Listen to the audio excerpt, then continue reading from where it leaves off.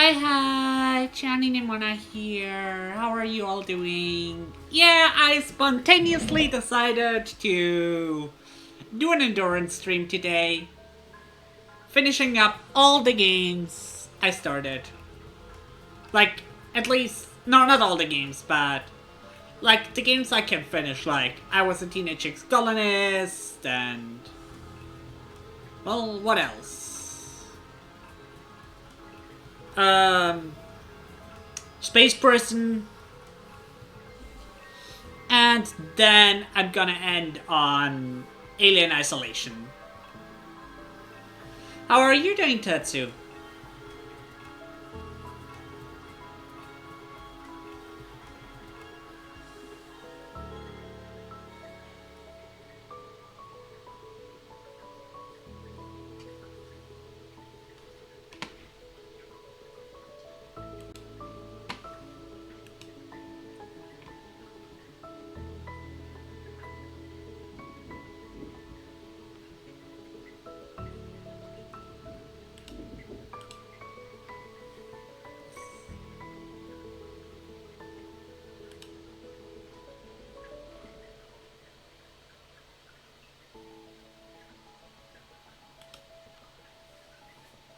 Anyway, I've been not doing so great lately. And that's kind of why I'm doing this. I guess I feel the need. I need to push myself right now. Especially because I'm not doing well. And, well, I hope everyone has fun.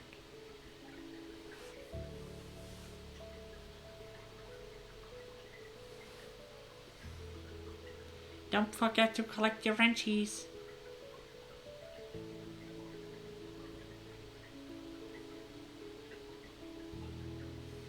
I'm gonna switch to the game now.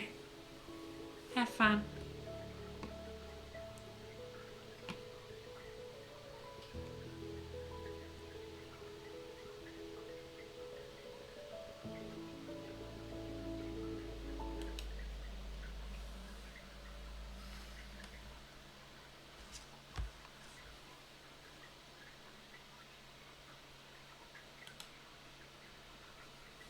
Alright, let's continue.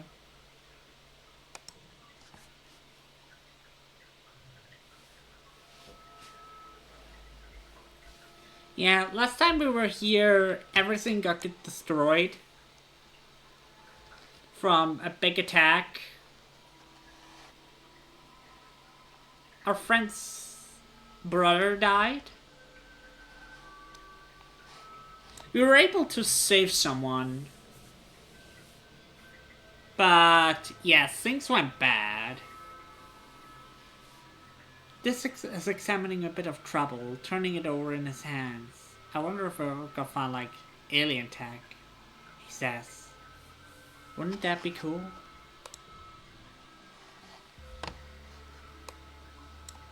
Yeah, let's talk to everyone.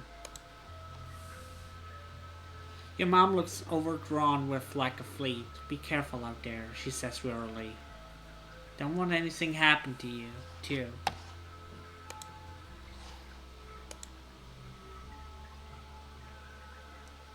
Cal puts on a brave face. We have a lot to be thankful for, he says. We're still alive. That has to count for something, right?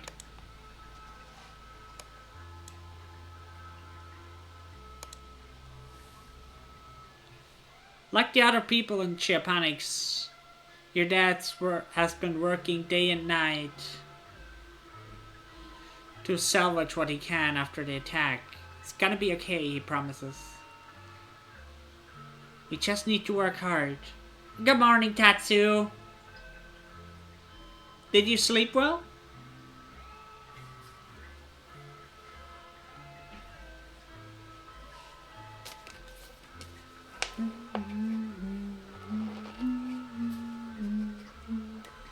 You still haven't slept? What time is it for you?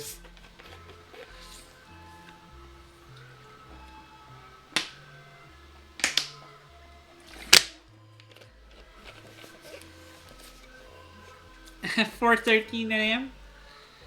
You know, fair.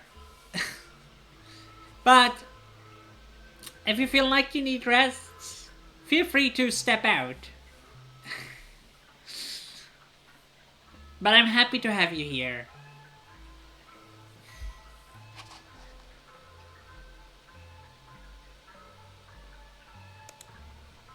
So, what have you been doing all night?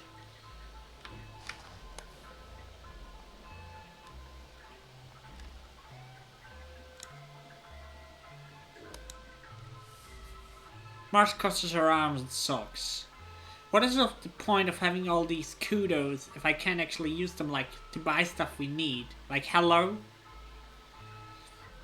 It's not like I can mail order more supplies through the wormhole. Nope, you can't. Computer builds.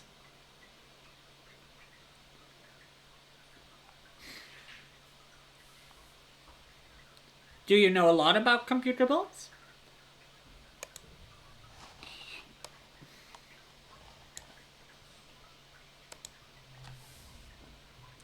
Tension frowns. I just don't understand, she says. Why now? Why does it keep getting worse? I don't know, Tension. I don't know.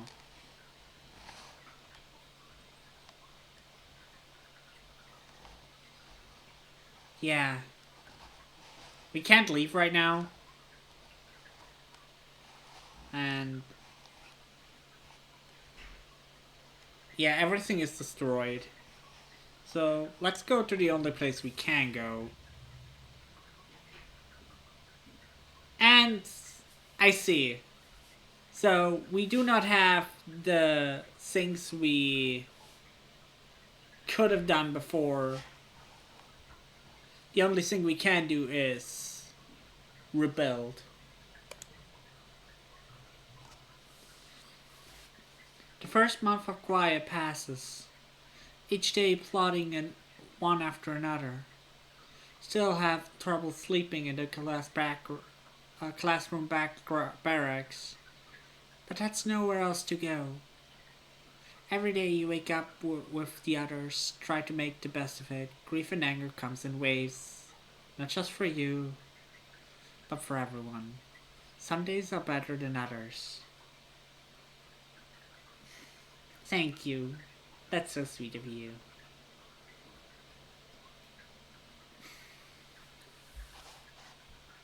Hope you enjoy. You're assigned to help rebuild the walls. The first part of the month is spent just dragging away the wreckage, sorting it into salvage or recycling. By the time that's done, crews disassembling parts of the stratospheric have built enough to salvage that what you can to begin patching the walls. A sense of urgency permeates the crew. After everything, people need to feel safe. This is on the work of a crew review. Something he does begrudgingly. Wells didn't help the first time, he grumbles whenever anyone asks for his opinion. You should just tear them all down and live like animals do. Someone planted a bunch of buildings on my land? I'd be pissed off too. We're working hard. By the end of the month, you made noticeable progress. There are other priorities, and not a lot of construction material. But when last year's mushwood harvest is done drying out, you'll be able to do more. Even if this is right, that it didn't help the first time, it's better than nothing.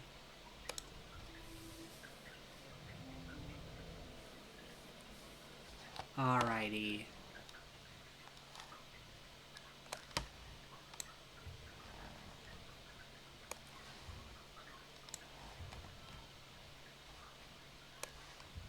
Two.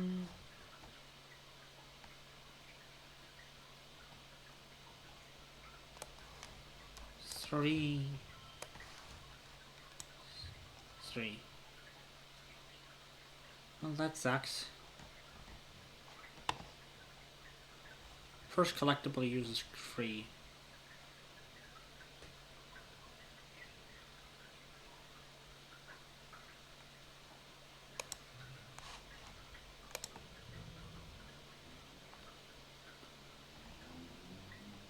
Ah, that's everything. Let's find out.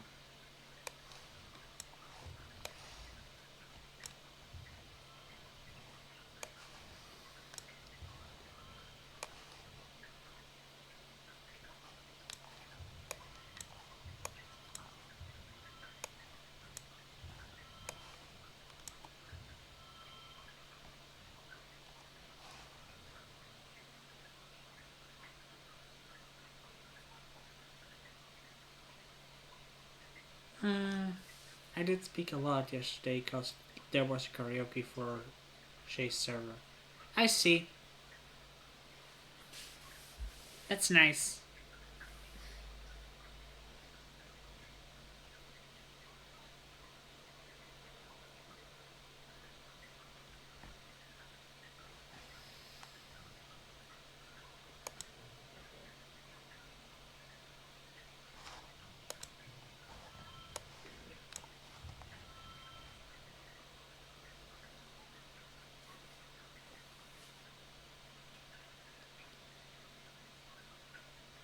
Hmm.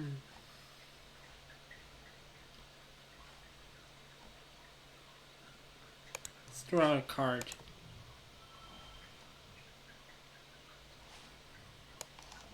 Yeah, that kind of helps.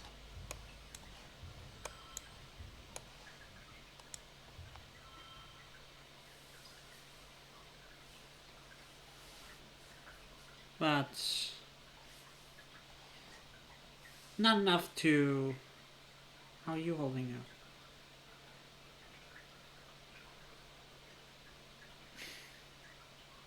That's sweet. I'm alright, I guess. No, I'm not really alright, but I'll be fine. Well, you're gonna have a lot of me today because I'm gonna finish 3 games today. And I'm not gonna stop until I do.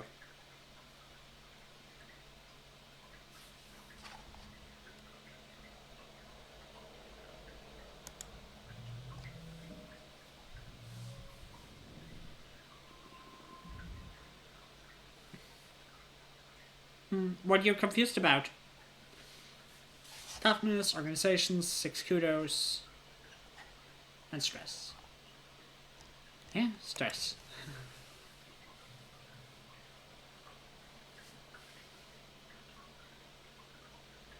Um, I'm also gonna finish up um, Space Person and probably Wolfstride or Alien Isolation.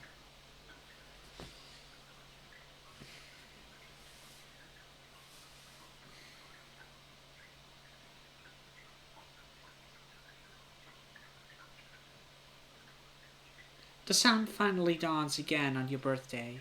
You wake early and climb to the top of engineering to watch the first sun rotary rays break the horizon as the wormhole recedes across the sky.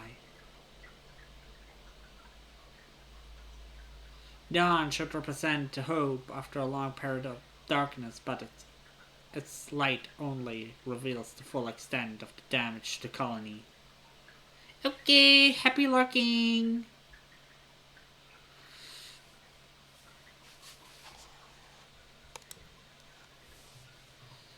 You've been having trouble sleeping, like most people. It's hard to find rest, crammed into the classroom with all the other kids and their families. Good night! And every time you close your eyes, you shake your head to clear the moment. You pull your blanket more tightly around your shoulders. Not your blanket, that one's gone. And stare out as the sun rises on the horizon, meager and sickly. Thank you for the hat, Pat. Hey, kiddo, you hear. Then your mom comes and sits down beside you. Thought I'd find you here. You both sit in silence for a while, watching the sunrise pick out all the broken glass glittering the field, glimmering like field of stars. After a few minutes, your mom nudges you with her elbow. So, she says, your first apocalypse, huh? She has smiling, how do you say this? Practically. First one always the hardest, she says. When the first colony was attacked back on Earth, I thought that was it. Everything my parents told me about, the power of community, all that. Thought they were full of shit too. She turns and gives you a serious look. It's okay to be sad right now. I'm mad too. I'm mad as hell. I want to get out there and rip every goddamn mushroom out of the ground. And that keeps me going for now. Hi, Blaze! Hi. How are you doing? But that's not going to be forever, Solana. She continues. Eventually that sadness and rage is going to cool. And you have to figure out how to feel after that. I'm glad you're doing good. What are you doing today? She points at your chest. Hope lives here, she says. It's the human condition. We just don't know when to give up. Well, I'm happy you stopped by. And good luck at work.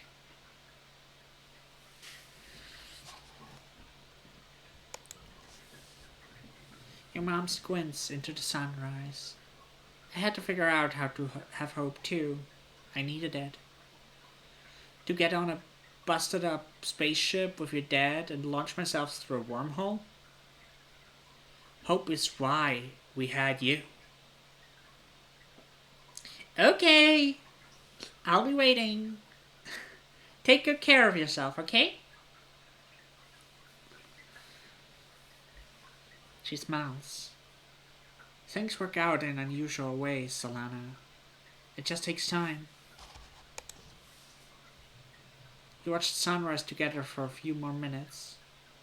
After it, your mom pulls out a little box tied with a piece of gardening twine. From your father and I, she says. Happy birthday, kiddo.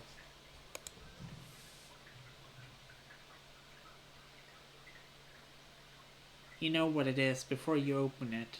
The old medallion. The one your dad made. With the sun on it to represent Earth. Was broken during the attack. And all the chaos you didn't even notice. But your parents did. And made you a new one. It's just like you remembered. A similar design. With a wormhole this time. To represent Vertumna. Sun medallion. +5 to challenges. You thank her and squint out swirling wormhole, still barely visible in the brightening sky. It's so massive and awe-inspiring this time of year, but it always seemed to herald disaster. You're happy to watch it fade away into the daylight. Your mom lets out a dark chuckle and slaps you on the back. What a birthday. Here's to another one, right? You both head back downstairs to the wreckage of the canteen. Ready to put up a temporary roofing with whatever tarps and scraps they could be found. The colony, Neoprinter, the few that still run, have been working day and night to replace the necessities of life. But larger construction projects are going to take time. Aunt Anne has coaxed the kitchen and apprentice into making soy gruel and pressed bars. Life-sustaining but depressing. You and the other colonists eat your breakfasts in stony silence as you mentally prepare for the day. Governor Uticott looks more frail than you've ever seen her, but her eyes remain determined. Last week they held a mass funeral for everyone who died.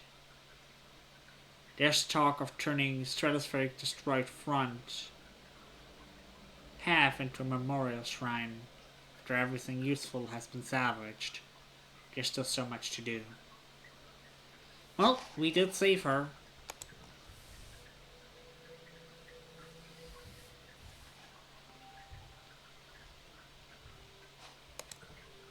Alright, let's see. Let's talk to everyone again.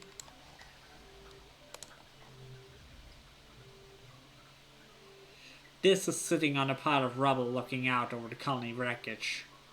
He doesn't look particularly sad. What do you want?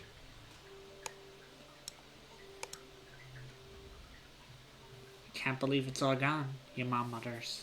All the work, gone in one night.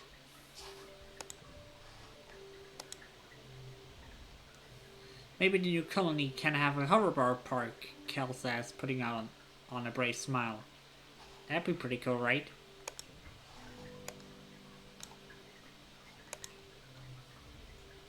It's going to be okay, your dad says. You'll see. Get out. Papa can fix this. Can he? Can Papa fix this?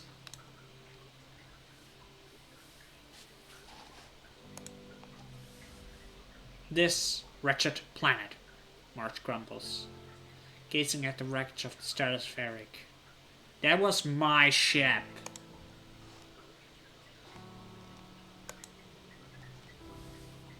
Tangent paces outside the engineering ring, the only building still standing. For everyone living in here, there's barely enough room to sink.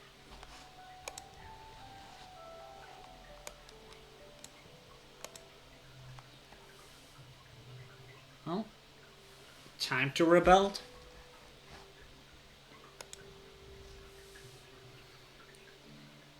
You're assigned to help out in geoponics. The agriculturists have been hard at work trying to salvage what they can, the ruined fields and destroyed greenhouses. There's still a lot of work to be done. Your mom is fine in her role as chief cultivator. She'd never admit it, but managing a crisis is what you're made for.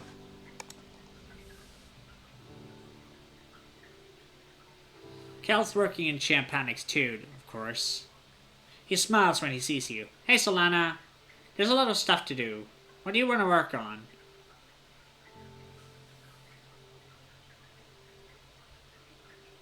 Let's prepare the greenhouses. The geodesic domes. Miraculous prefab modular structures your parents brought from Earth are in shambles.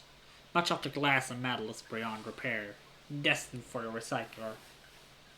You and Cal help clear away debris. When that's done, you help drape drapes or what's still standing so the drifting spark snow doesn't pile up inside and affect us all acidly.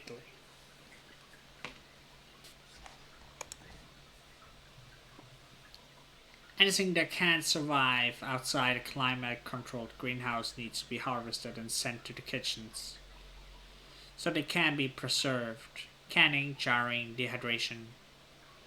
Ancient techniques you learned about in school, but didn't think you have to put it into practice soon. Everyone is worried that this will be the final nail in the coffin for your food supply after the famine last year. You try not to think about it too hard. Instead, focusing on just doing what you can to help rebuild.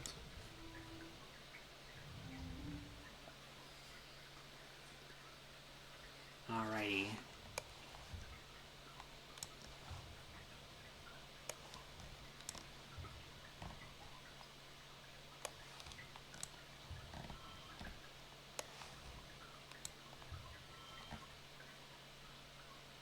Well,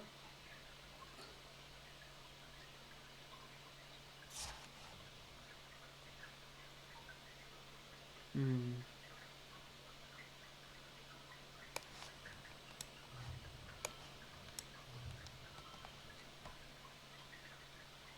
doesn't work that way now.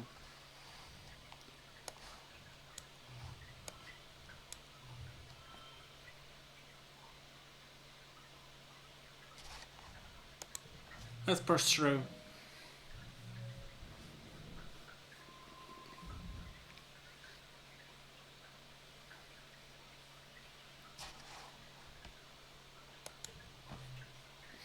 You're eating in the mess tents when you hear something rumbling.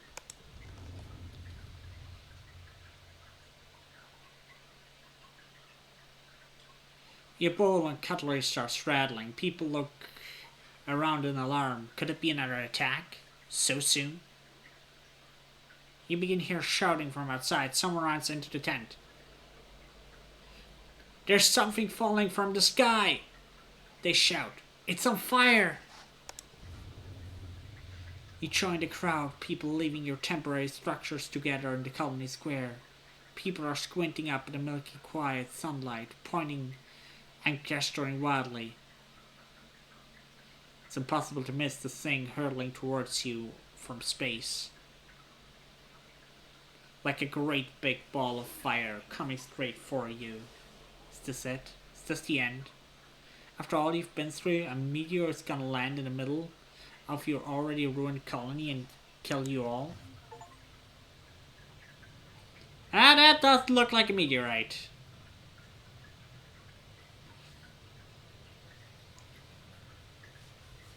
It's another ship, she exclaims. Look! It's another spaceship from Earth. Excitement ripples through the crowd. Could it be? You stare unbelievingly at the rapid approaching ship. The flames of its entity into the atmosphere dissipates, but the thick column of greasy black smoke trails behind. Soon you can hear whistling of ripping through the atmosphere at terminal velocity. That is not a controlled descent. It's an enormous ship coming at you way too fast. The ship reverses thrusters, trying to slow down so it doesn't smash into a billion pieces when it hits the planet. Everyone scatters to take cover. You crouch behind some rocks, throw your arms over your head, squeeze your eyes shut. You hear the massive spaceship touch down in Geoponics, plowing through the fields, grounding over what has been left of the greenhouse. You're thrown to the ground from the force of the impact as shrapnel and small rocks sing past your head. It grinds along like some roaring monster, cutting a great scar through the colony, kicking up enormous clouds of dust. Finally, the ship comes to a creaking, shuddering halt. You and the colonists carefully crawl out your hiding places, coughing and rubbing your eyes. The new ship is half buried and obscured by dust, but you can't tell it's from Earth. You squint to make out its stencil letters, Heliopause. A hatch opened on its side, and silhouettes began to emerge. Silhouettes with guns. Soldiers march out to dust and quickly surround all the remaining colonists. More soldiers form two parallel lines from the ship to the square, their guns in parade rest. And a lone figure strides down the center towards you. Greetings, fugitives of Earth, the man says, spreading his hands wide.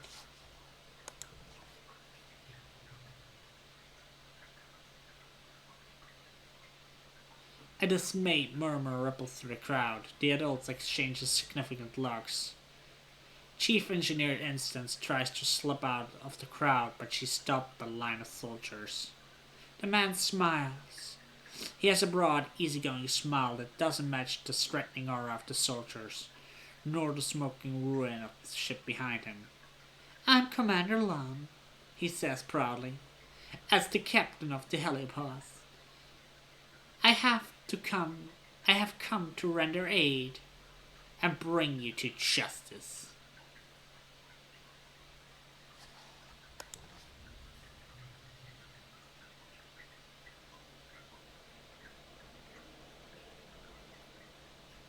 Unicott steps forward to the crowd. "You're not the commander of the Heliopause," she says firmly. "Where is the person I was speaking to? Commander Morikawa?" Everyone is surprised.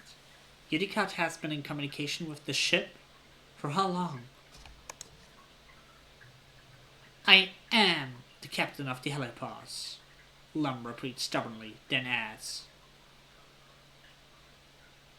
"According to the chain of commands, we sustained significant loss of personnel when we went through the wormhole."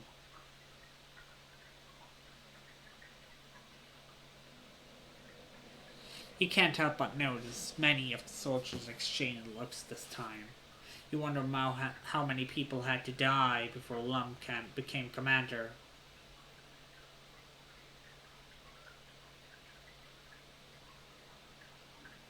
"As the commanding officer," Lum continues, "I declare this colony under our protection. As such, you are all now subject to the laws of Earth. To be quite blunt, young man, it appears you need us as much as we need you," Utica replies promptly.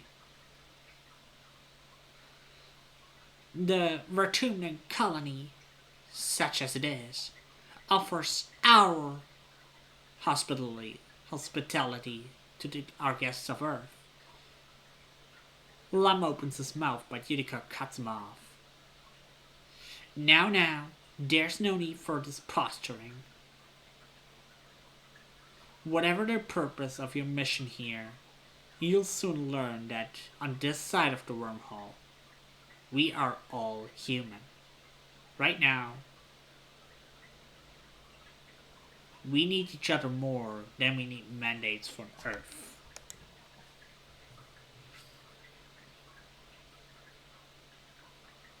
Utica turns to the assembled colonists.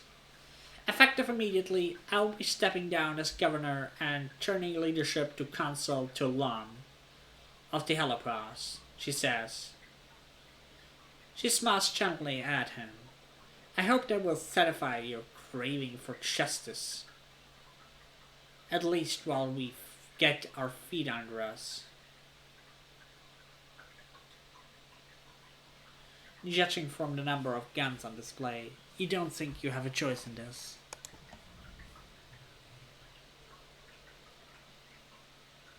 "It's a good thing the colony is in such pathetic shape right now," Yama mutters under her breath. "They thought we were a threat. They probably just have shot us." Your dad squeezes your shoulders and tells her to be quiet. No one knows how to react. A new governor from Earth?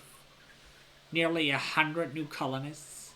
Most of them trained soldiers? What does this mean for the colony? The crowd disperses slowly. The council members follow Lum back into the Heliopause, presumably to talk about the future of the colony, you hope. You track down your friends. "So what do you think about these new people?" Martz asks.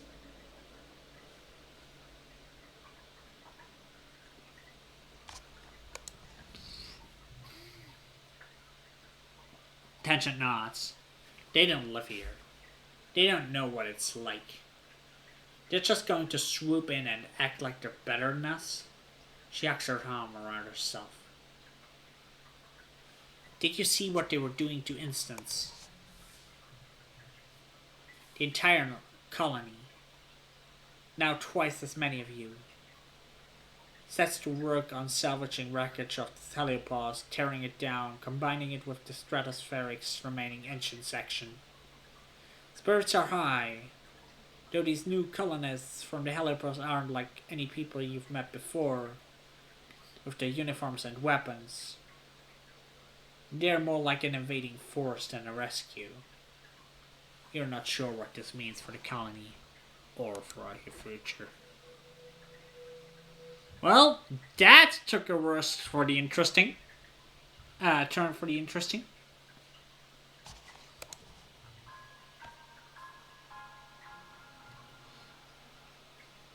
As dust settles, you rebuild your colony around this new ship, the Heliopause. The new arrivals, soldiers, many are aloof at first, many see you as fugitives. Together, you build new walls, living quarters, greenhouses, a massive bunk garrison.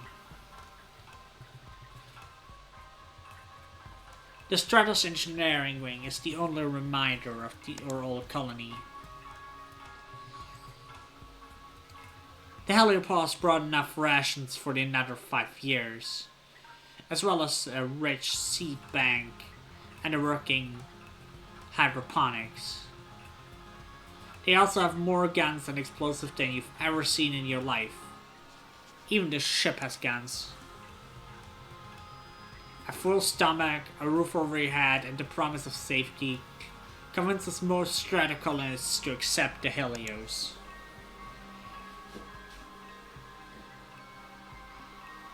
In turn, the Helios decide that you criminals pose little threat.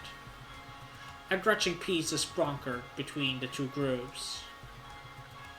You decide they aren't so different really. There are even Helio children, born among the stars just like you.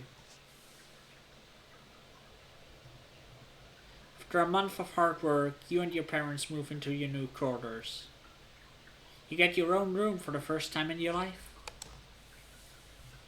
You step onto your own balcony to watch the new colony. Its grounds bustling with so many strangers and strange new ideas. You feel something rising in your chest you haven't felt in some time. Hope? Excitement? What will the new day bring? You better get out there and find out. Rush to greet the day.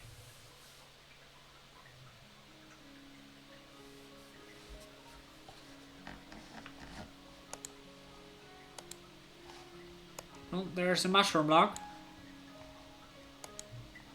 Now there's exciting new stuff to explore. Well, yes, this ship has guns. And they aimed it pretty well. I think. No. Wait.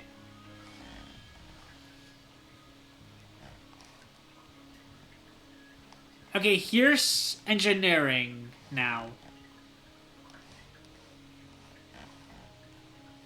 I think the colony is a lot bigger now. Mushroom lock?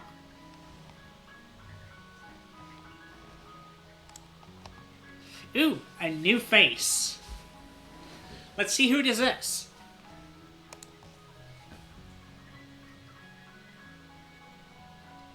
This new boy of the Heliospheric is a couple of years older than you. He's very handsome, and the missing arm gives him a heroic battle-scarred wide. Oh, he looks very cool. He stands tall and ready for action, even though it's a normal boring day. The other recruits smiling around the garrison give him a wide, respectful berth. He sees you staring and gives you a curt look. My name is Wace, Lieutenant Orlis. He says, considering you with a challenge in his eyes. And you are?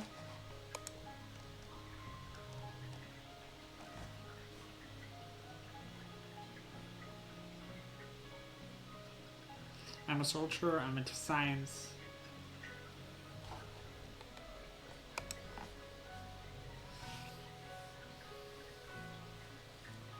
Dead right, he says, with an air of a boy who It's hard to impress. Nice to meet you, Solana. I hear it's been a rough couple of years for the colony. Lucky thing our heliopause came along just in time, he continues. Don't worry, we have some of the best soldiers. The very best. We'll keep the colony safe. I kinda like him.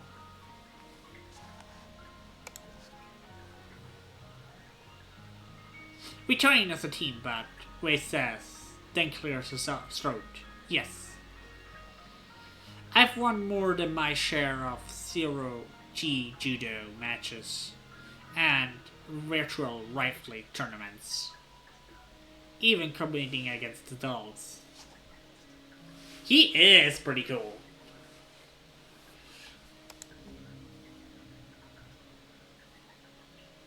You act impressed and make some more embarrassing clear signals that you find him attractive.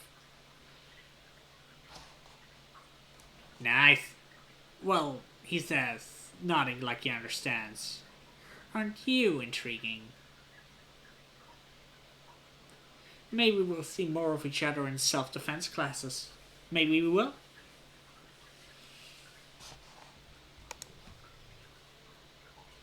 Girl, unless we want to go organizing, we are pretty much done with brain stuff. So combat is actually not the worst idea.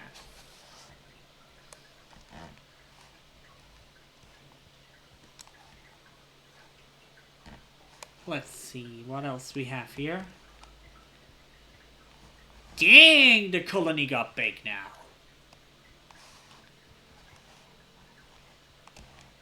Oh, wait. That's not even the outside wall. Or is it? No, it is the outside wall. Dang.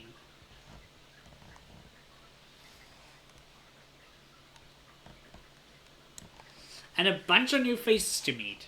Also, let's talk to our old friends, too.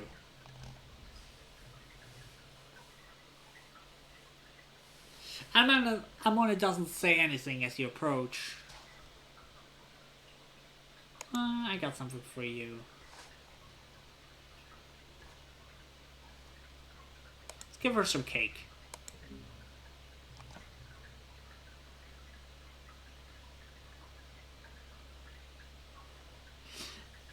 Thanks, and Amona says, any excuse to eat the whole cake?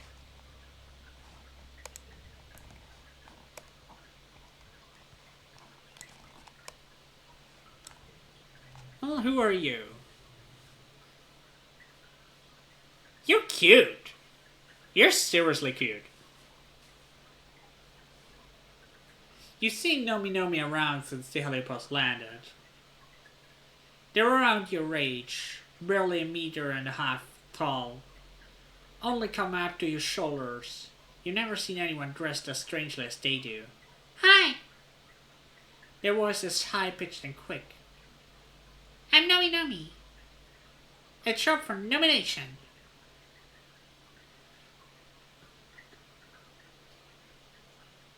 They do a little twirl and bow. You introduce yourself.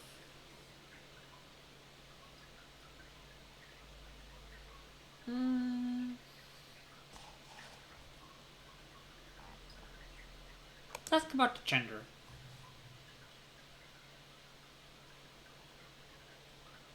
What? Oh yeah, I was so happy when we landed and I found out that you colonists have not boy, not girl people too.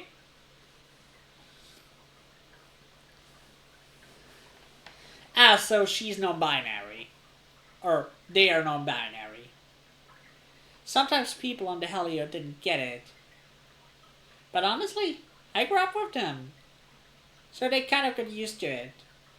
I was always told growing up that your colony was kind of backwards and weird and we'd probably find you all banging rocks together and grunting like cavemen. Well, thank you. Imagine my surprise when I got here and you have like actual adult people who are like me? Wow!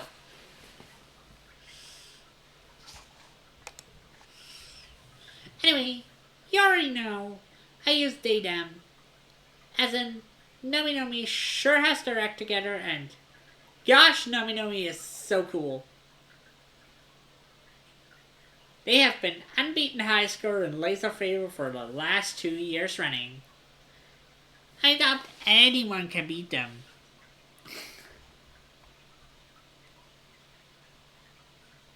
Well, why not challenge them? You're on! Oh, it's a combat challenge. Nomi Nomi helps you install it on your holopalm and explains the rules. Laser Fable is an augmented reality game where you bounce holograms laser off real objects nearby. It's speed-based, so you're running around and bumping into each other. And there are extended house rules about when it's legal to block each other's lasers. Well, let's go! Ooh, that's gonna be tough. It's gonna be tough.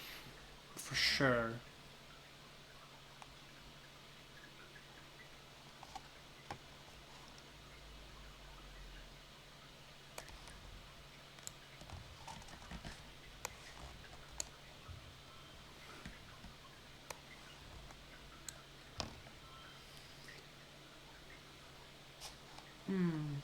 Should I do that?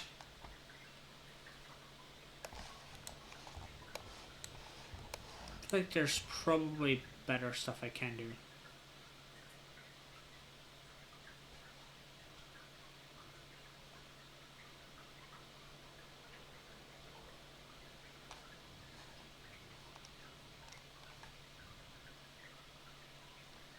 Especially because there's also this. So yeah.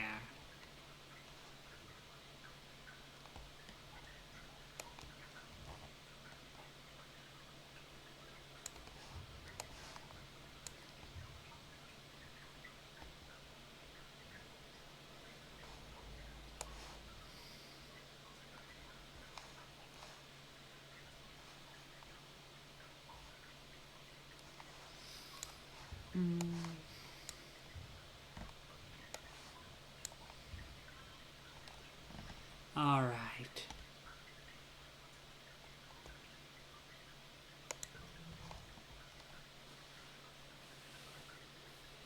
Okay. Let's see. 2, 3.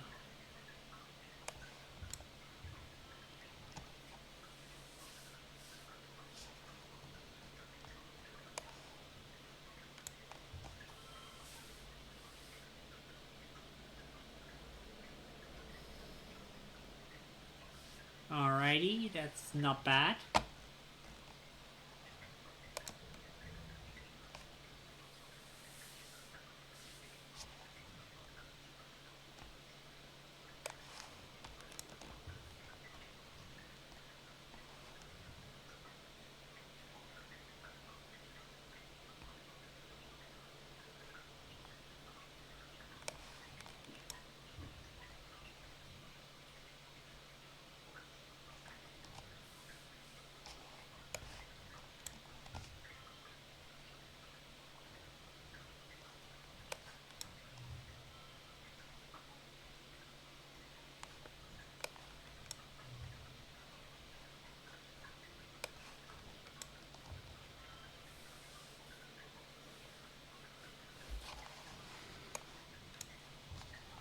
Okay.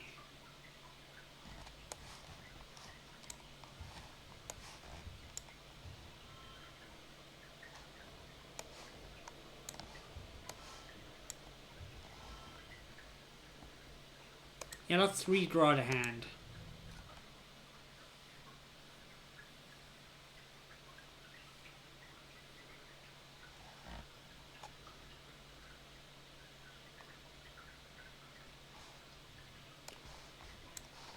Five, 5,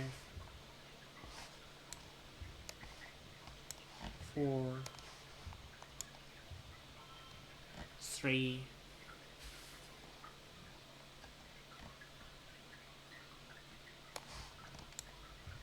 3. Well, we can push through. So let's do it. That way we actually do win still.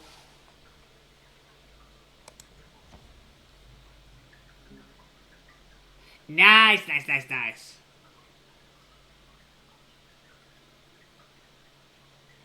Right on, sister. Nice. Nobody gives you a high five, then a couple quick flicks on the gauntlet gives you kudos for winning. They explain they always play Laser Fable with the kids from Heliosphere. Except they mostly don't play anymore.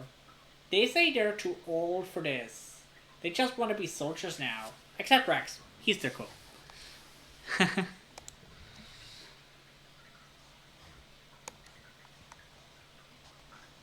We're definitely making new friends here. Let's see. Kels looks like he's something being run ragged. Hey, Solana, he says, leaning against the pallet of building supplies scavenged from the helipads. What's up? I don't have a lot of time. I gotta get these over to geoponics. Then we gotta get plants into the ground. Wanna hear a nature fact?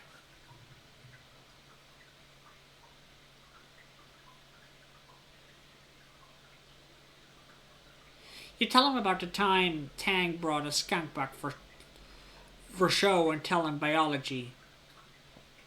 It got scared and made the most smelling, grossest stink you ever had smelled, and everyone saw it. Tang had farted. Oh no. Then Professor Hal had to clear the whole room, and it took weeks to get the smell out of the beanbags. It was so gross. But also kind of neat. How such a tiny bag could make a whole room of kids run away.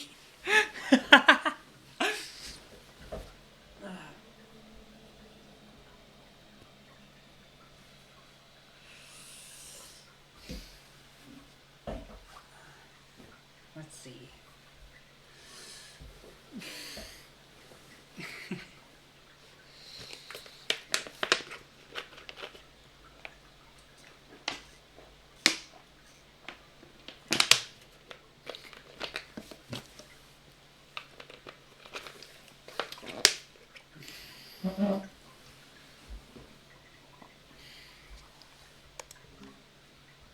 Kellas.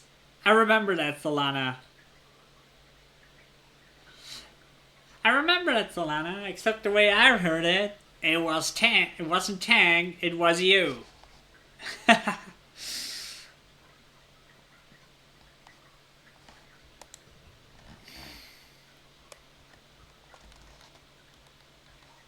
It's always better to put it on someone else. How could we be the bad people? Right? Nah, we don't make mistakes.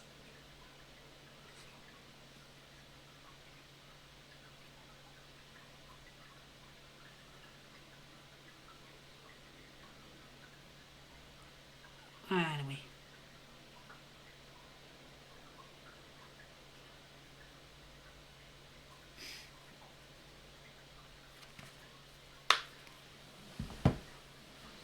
Alrighty. Let's see.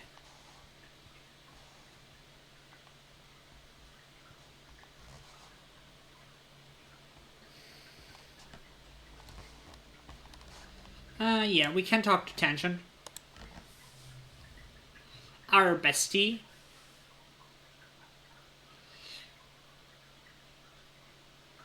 It's good to see the rest of the colony finally appreciate the work we do here, Tang says. Certainly, agriculture and infrastructure were necessary for our initial survival.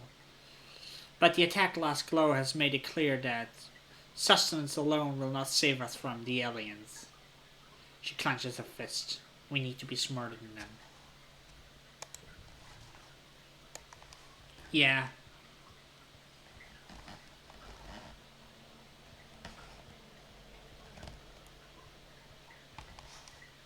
Let's see, who else haven't we talked to? The colony is so big now, I'm afraid to overlook someone. The garrison looks so cool now. Apply for lookout duty.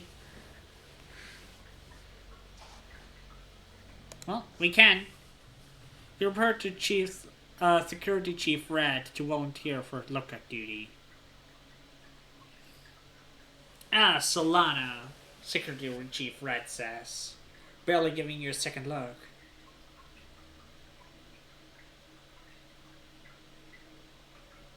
You should probably try something more suited for your talents. Forget that. A stupid sign is not the boss of you, and neither is Red. You could read the sign if you wanted to.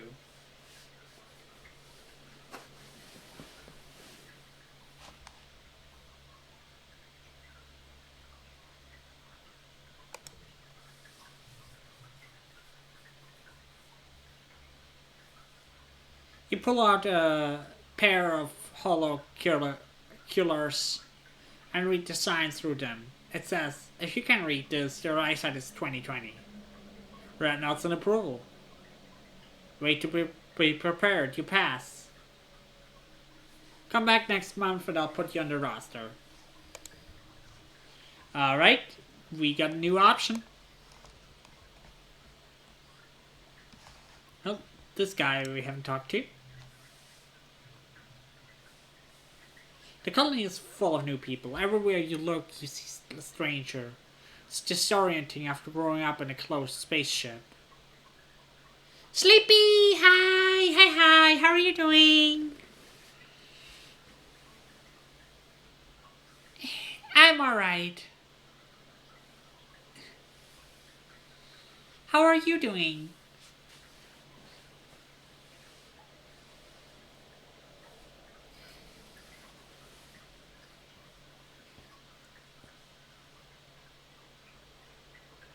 The colonies are full of new people. Everywhere you look, you see a stranger. It's disorienting after growing up in a closed spaceship. You were never expected to meet any other humans that weren't made here on Ratumna.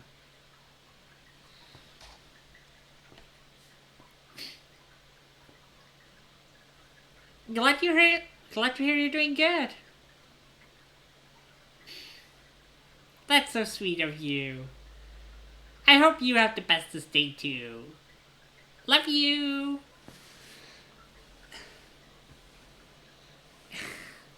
And good luck at work!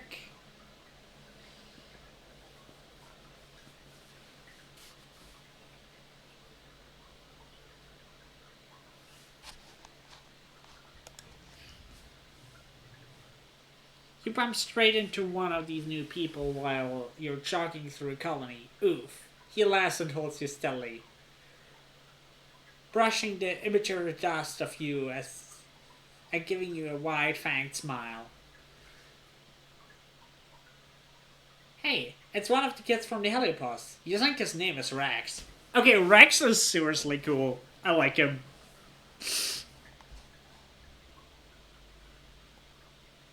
Hey, what's up? You play cool. Give him a little nod. You notice his ears wiggling. You notice he's wiggling his dog ears. They can't really move independently. Pleased to meet you. I'm Rex. Okay, I love this dude already.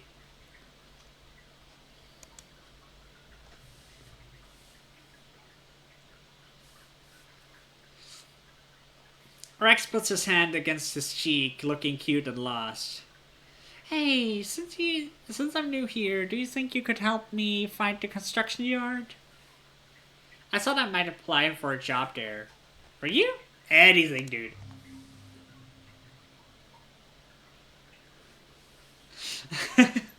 I already like him. His eyes wide as you wink suggestively and he grins, wiggling his ears and lolling his tongue out like a dog. So adorable. He is adorable. I love him. I might just take you up on it, he says. You tell him everything is a bit changed since the helipods landed, but you think the construction yard is still near command. He thanks you for the directions. Nice, nice. Okay, I love Rex. Rex is cool. Martz is poring over a real book with real paper. You crowd around to take a look at it. This belongs to the new kid, Numi Numi? Martz says, letting her voice like a question. I told them I was looking for someone to draw designs for my new fashion line, and they just handed me this. The book is filled with character designs, giant robots, pictures of characters kissing. It's so good, Marsh says, turning the pages. That's what we need here. People with talent. Oh yeah, I like Nomi Nomi. Nomi Nomi is cool. But yeah. Let's still look around. What is this? This is command. Does the supply depot now have new stuff? Not really. But we can still buy stuff.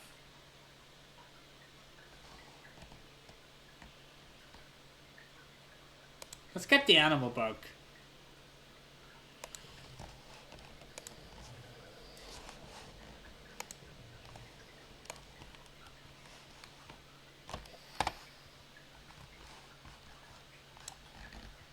Ah, this is over here. Hi, Des. Maybe we deserved it, the smugglers. The new ship didn't save us. It just delayed the inevitable. When their food and weapons run out, we'll be back where we started. Didn't they learn anything? Ah, he's not a cherry guy. Which is fine. Not everyone needs to be cherry.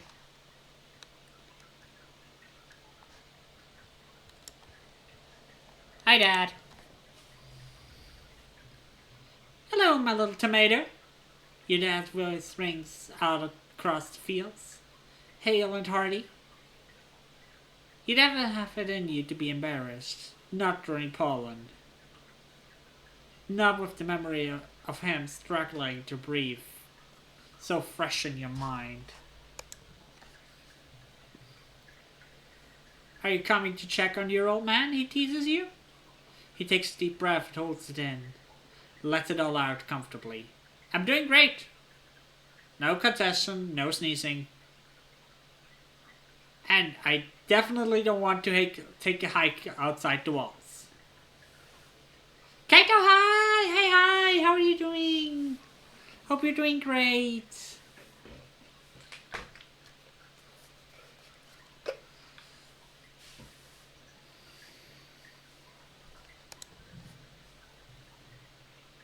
Your dad pulls you into the big hug, ruffling your hair. He smells like sunshine and dirt and sweat, and you've never been happier to breathe it all in. He's alive. I'm proud of you, he says. You can pull off miracles, kiddo.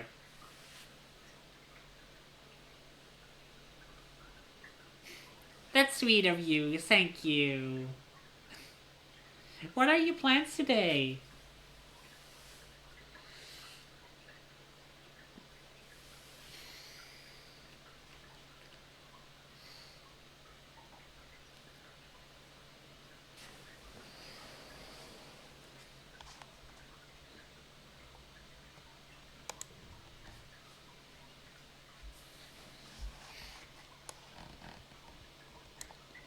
Nothing much, I'm just I wish you good luck with that. So, are you drawing your emotes yourself?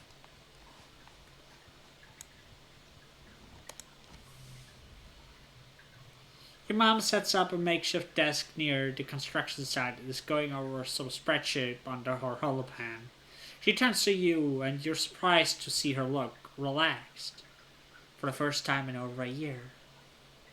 Sure, everything is a mess right now, she says. But these guys showed up just the right time. They have working hydroponics, good soil, plenty of food reserves. We shouldn't run into trouble again. Tell her what you learned today. You've been so busy lately, the only way you're able to get your work done is multitask. Studying while you're eating, brushing your teeth in the shower, listening to horror novels while you're about to fall asleep. You have to develop everything. Yep, every asset I've been using were made by me. Ah, don't say that. Don't say that. I'm sure your assets are lovely. I haven't been able to catch a stream of you, but I hope I can stop by soon.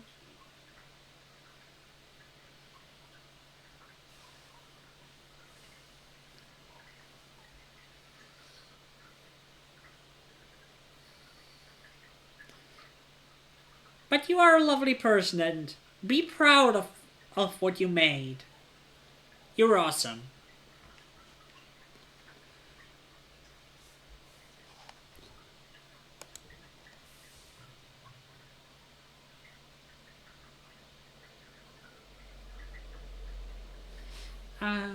What time is it for you? I think we're about 6 hours apart or something.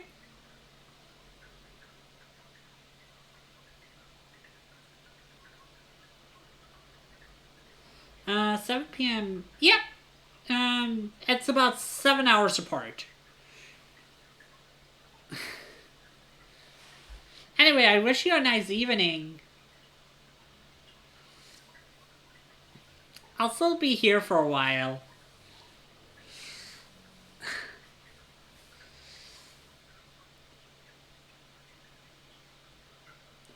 You kind of expect your mom to tell you to take it easy, but she just laughs and claps you on the back. You're my daughter, alright, she says. Just too much damn work, not enough hours in the day. I know how you feel. And you'll sit around lurking most of the time while I finish up somewhere.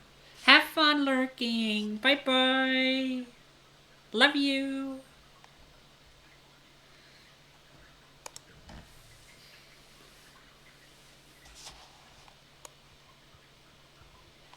Alright, we talked to mom about multitasking. That's awesome. Let's see, what else is there?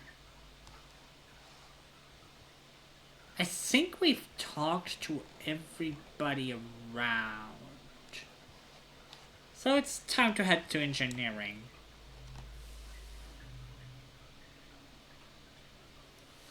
Alright.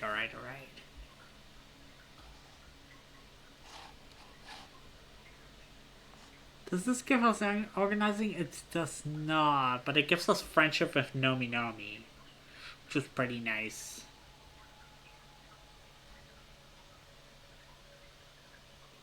And studying with engineering is now friendship with Nomi Nomi and... But we don't really need it. Anyway, Nomi Nomi will also be a good friend of ours, I think.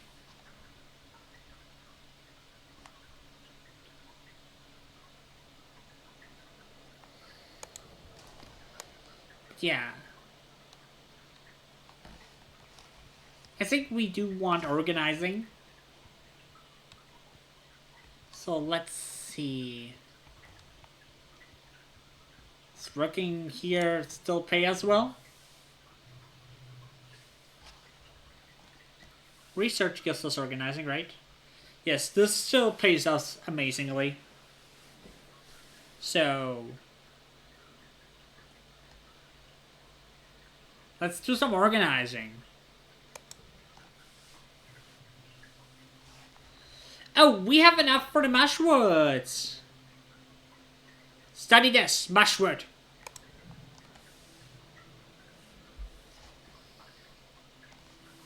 Examine the mushwood under a microscope and take notes on its cellular structure.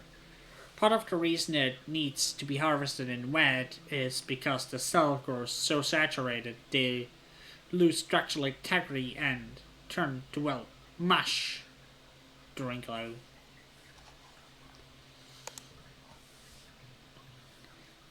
Studying the exact progress which the cell takes in water leads to the breakthrough. It might be possible to hack the process and stop mushroot trees from taking on too much water during wet. They don't take on so much water, they won't take as long to dry.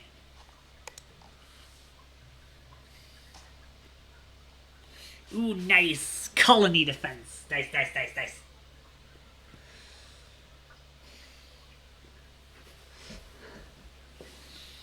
I'll be right back. I'm gonna grab a little snack.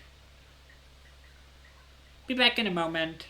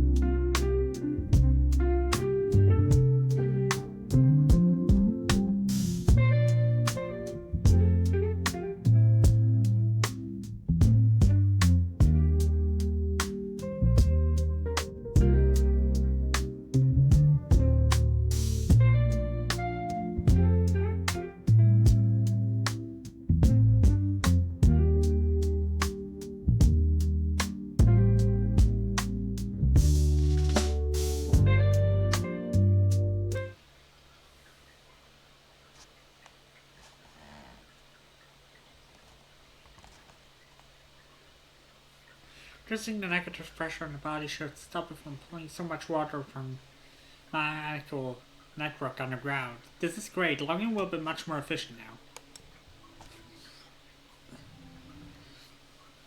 Nice, nice, nice.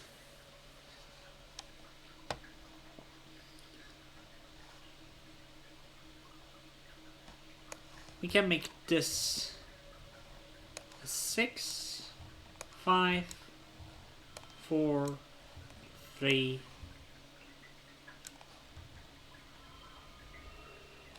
And nice!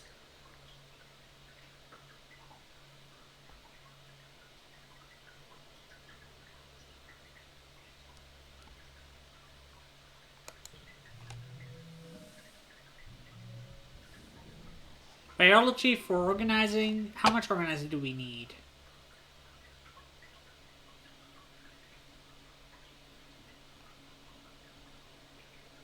Hard to say. I think it's at 66 that we get another perk. 16 kudos. That's pretty nice.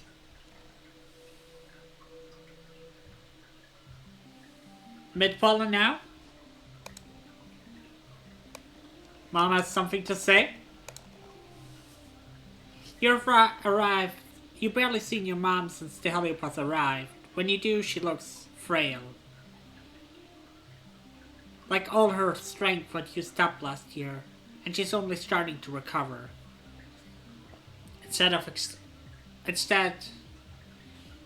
relaxing, she's hard at work rebuilding the geopanic domes. It must be hard for her to shake the fear it might happen again. Being able to load your tray full of food and the canteen is still a luxury you don't take for granted. Sometimes you make up a tiffin for your mom so she doesn't miss lunch. Hey Solana, he says, smiling as you approach. Is that lunch? I've been smelling the caramelized onions all morning. Can't wait. You deliver the tiffin into her grateful hands and she cracks the lid. Takes a big inhale. She smells. You know, people used to get thanks before meals back on Earth. I think I can understand why.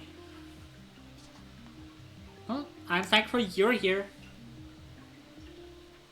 She reaches over you and ruffles your hair.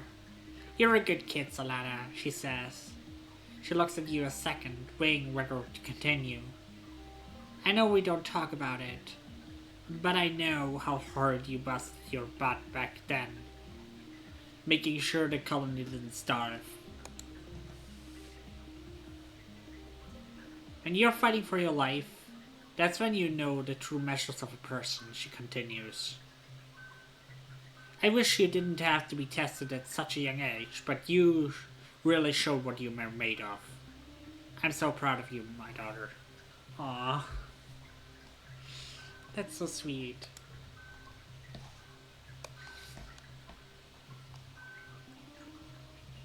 I'm glad we were able to keep her alive.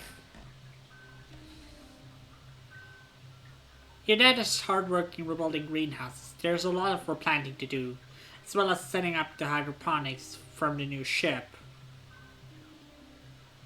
It's almost like how it was in the first year after you landed.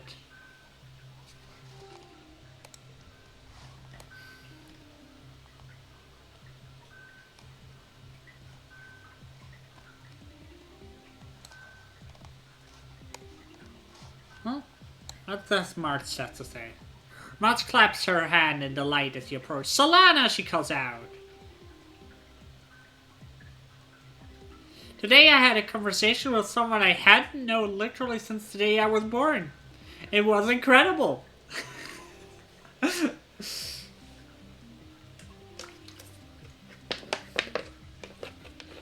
She claps her hands to her chest.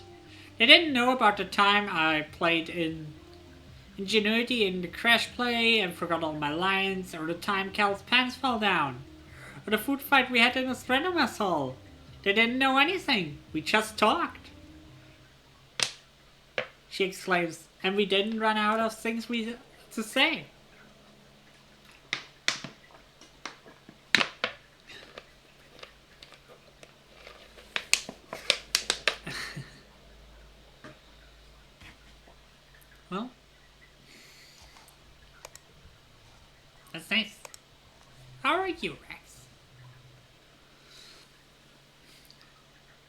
Rex hasn't gotten used to the life on the surface yet. You remember your first year.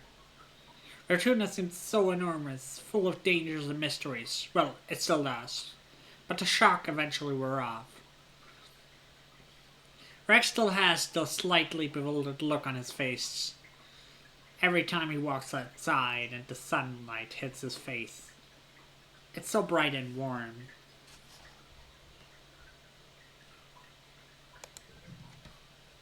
Actually, I'm working something right now, Rex says, producing a holoprojector. It looks so familiar. Wait. It's the holoprojector you used to watch Wits in the crash. It's been broken ever since the crash was destroyed. I was hoping you could fix this up. I want to have outdoor movie nights. Oh, outdoor movie nights sounds so fun.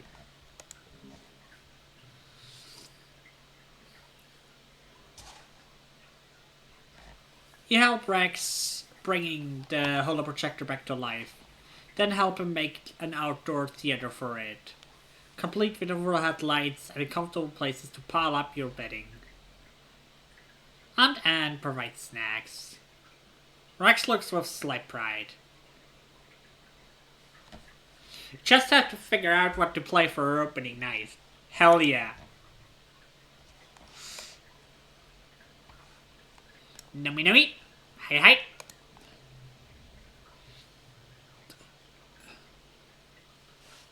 Nomi is running around making pew pew noises that things like shooting imaginary lasers, which is fitting because that's exactly what they're doing. Ah, hey, Solana!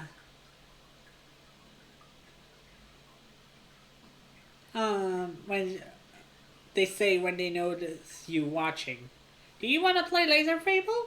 It's so fun. You're so fun. But unfortunately, no.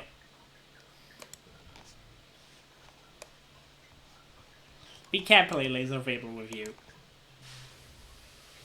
You pass a group of soldiers from the heliopods leaving the garden. One of them eyes you with disdain, the rest ignores you. Inside, Cal is scowling as he rakes up a planning bed. His expression softens as he sees you, but not by much. Hey Solana, he says, did you see those sharks? They're always sniffing around here trying to start a fight with me. I think their leader is that mouthy kid Face. He leans one arm on his rake. Whatever, joke's on them. I ain't gonna play their little soldier game. Well, we can't get another memory. Cal looks a little sickly. Well, I found this really pretty flower growing in the garden. I've never seen it before. Oh no. You look at it and soon you can feel sick yourself. Wait, is this plant radioactive?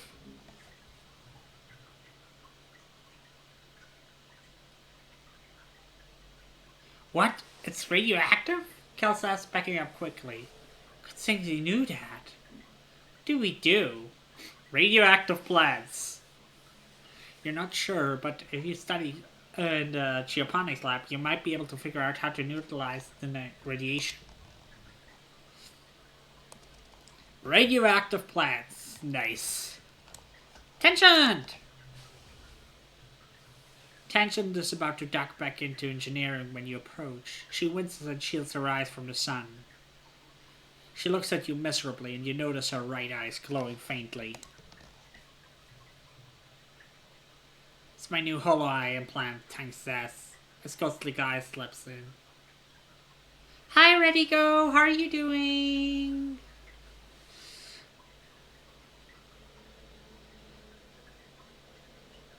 His ghostly glow snaps in and out of existence as she blinks. I seem to be experiencing some unpleasant side effects from it, similar to the ocular migraine, Tang confesses. Instance warned me that this level of visual information can be difficult to the human brain to comprehend at first. He agreed to follow her engineering to get out of the sun. It's similar to a holopalm, she explains, still holding her forehead and squinting, and with infinitely large screen because it projects directly into the oculus. It used to belong to Dr. Instance, but she passed it down to me to help me with my work. What's that about Canon? Thank you! You have a good rest, okay?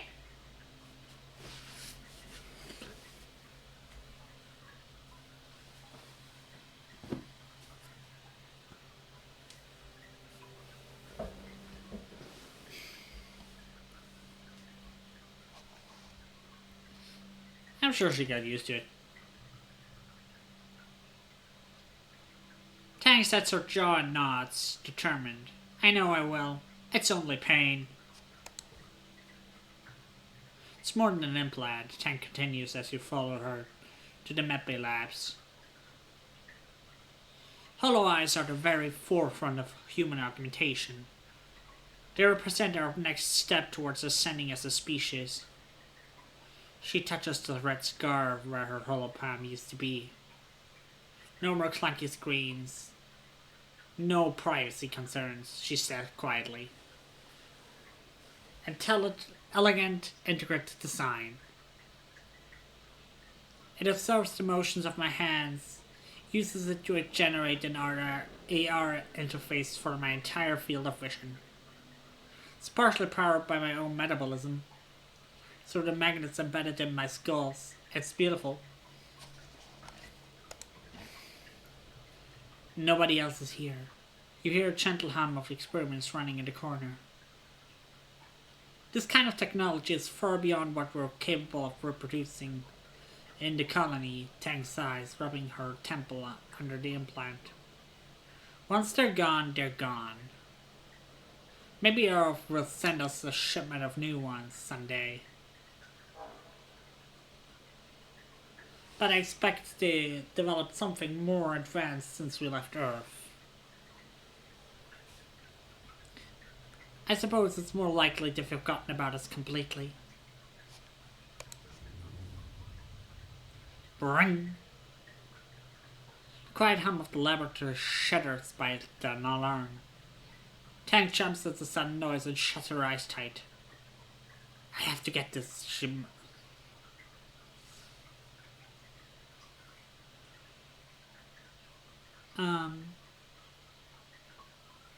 She mutters, gesturing at the silence and ringing. The simulation I'm running is time sensitive, she explains. The specimen requires minute changes to the environment every 2 hours, temperature, humidity level, light levels. She grimaces. If I had better automation, this wouldn't be a problem. I can do it. Tension considers this. Yes, you have proven yourself trustworthy in the lab, she says. It's experiment 2A on the wall there. She slumps down on the floor beside you, rests her hand on her arms. Go tell me what you see, and I'll walk you through it.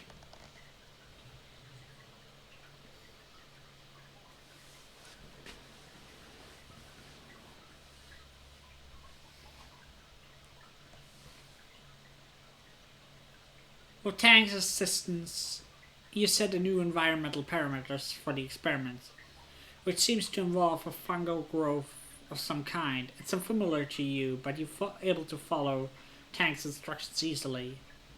While you're looking over some specimens, you realize that you could make improvements to Tang's modeling. I don't know if we should. You know what? Yes, let's do it.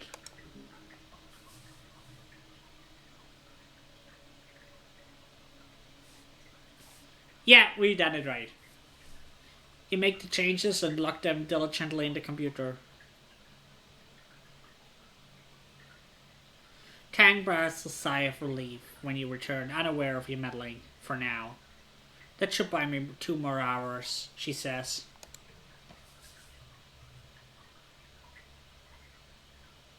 Tang shifts over, wordlessly inviting you to sit down beside her. Her arm is cool and touches as it rests against you. Tang turns to you. Tang, let me take care of you.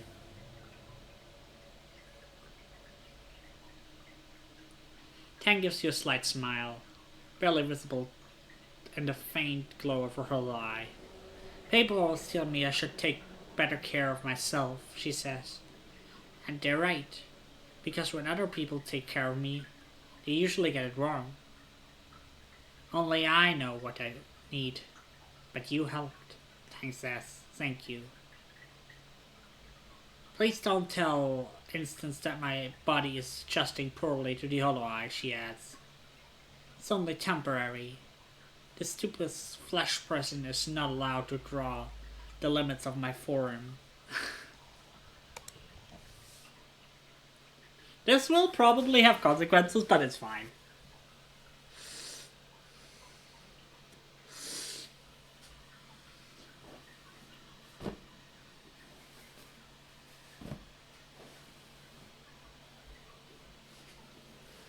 Alrighty. Let's see. We could also talk to Vrace, who should be somewhere around here. There he is. And also Anemone. Vrace is standing by the downed Heliopause, hands on his hips as he surveys the colony. Damn, he says, smirking. You all used to live like this? It's a good thing we're here now. Why, thank you.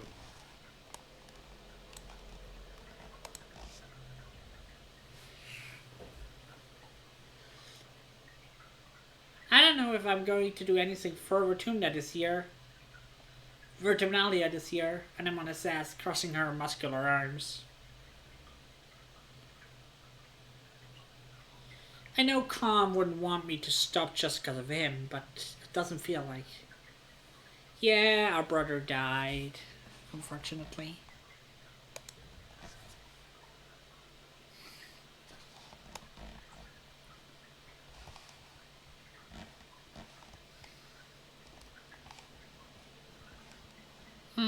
I think that's pretty much everyone. We do have research stuff.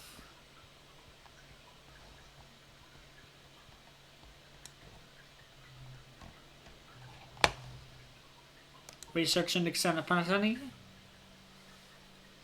Back in the lab, you have all the right equipment to properly examine the radioactive plant you found.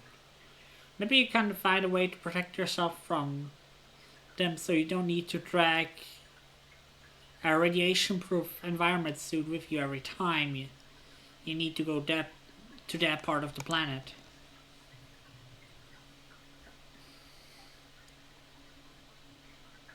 Radiation poisoning isn't the killer it used to be on Earth. With medbeds, you can flush out deadly doses of radiation in a few hours. It could still make you really sick though. And high enough doses could kill you before you're even able to reach a medbed. How confident are you that you know how to protect yourself? We can do this. Yeah, you totally got the handle on this. You're an engineering wonderkind. You take all the correct precautions. You clear the area of anything that might be contaminated. You wear a radiation-proof hazmat. You regularly check the radiation levels of the lab. You have comrades on standby to call if you need help. Everything goes smoothly. You discover that the radioactive part of the plant is confined in the carbonel of the flower as reproductive organs, and the petals act as radioactive shields to protect the rest of the plant. Ooh, an interesting plan. If you press the center of the flower, the petals close and block the radiation enough that a person can pass by without feeling sick. Neat. You should be able to protect yourself next time you encounter this plant in the wild. Let's get to work.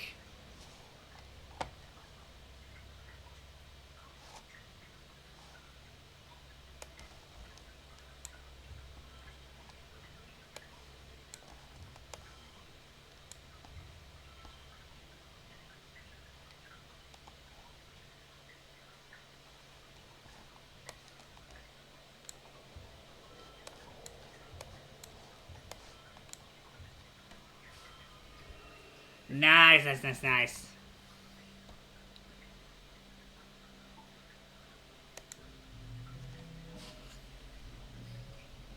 Biology, kudos, nice.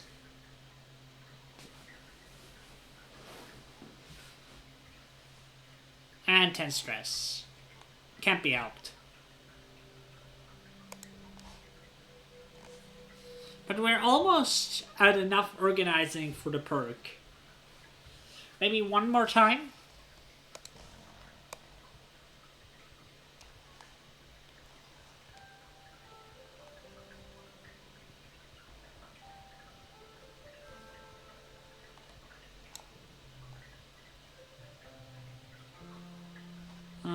It's not here, it's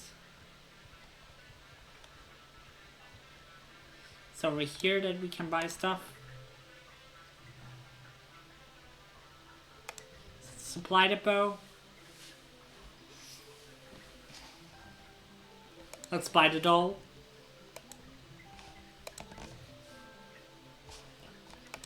Next thing, we need 100.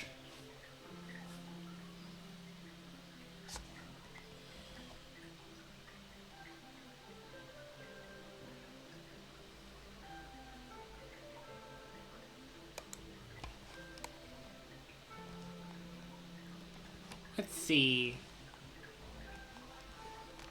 Can talk to everyone again. See if they have anything new to say.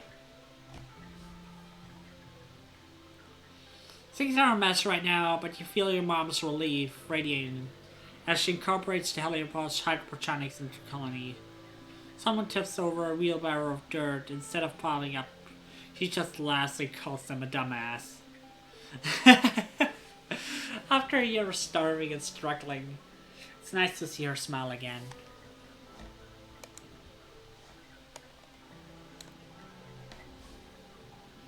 Your dad is hard at work rebuilding the greenhouses. There was a lot of replanting to do, as well as setting up the hydroponics of them. Somewhat like them.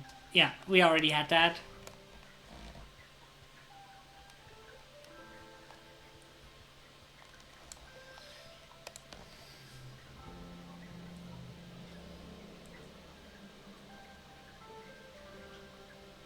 Alright, we already had that.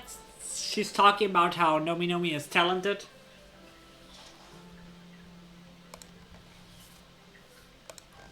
What about Rex? Ooh, nice, nice, nice. We can help him again. Rex hasn't got used to life on the surface yet. You remember your first year? Returna seemed so enormous, so full of dangers and mysteries. Well, it still does, but the shock eventually wore off. Phil has a bewildered look. Yeah.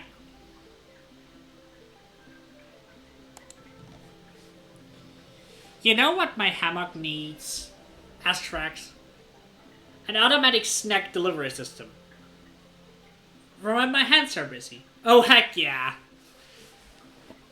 That'd be nice. Just get snacks whenever you want. I need that too. I'll be right back.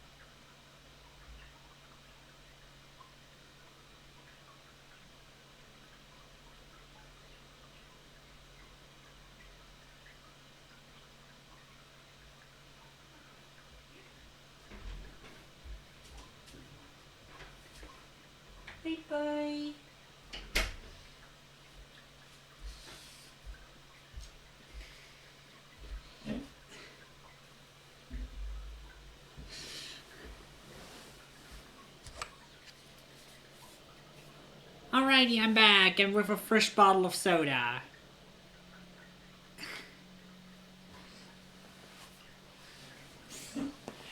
Also went checking on my cats, and Tuna almost didn't want to let me go. He's so cute. He's so loving.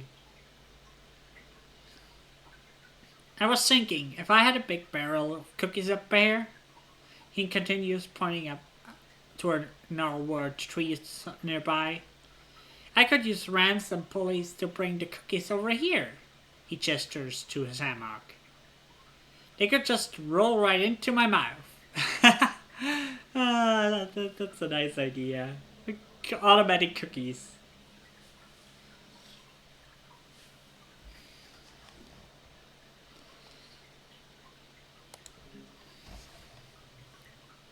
It's a bold plan, and it involves a lot of twisty turn ramps, gears, levers, swinging arms, and more. It's probably a lot more complicated than it needs to be, but it's hilarious to watch. Rex press a button and send a cookie rocketing down a chute, eventually into his mouth.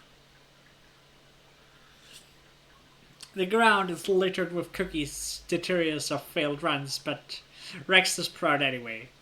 It works perfect, he says, with his mouth full. Thanks for the help. God, I love this dude. He's so wholesome.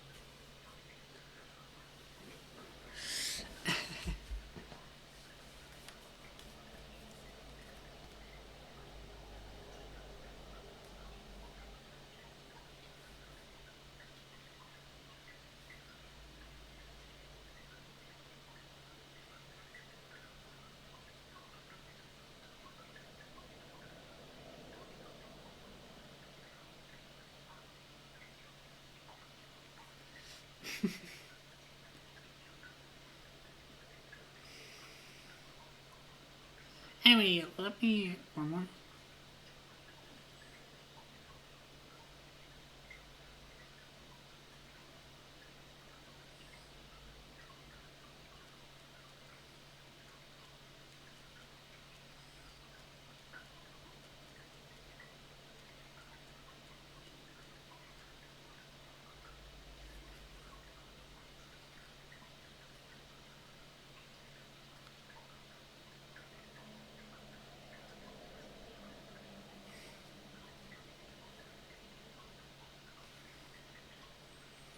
Alrighty.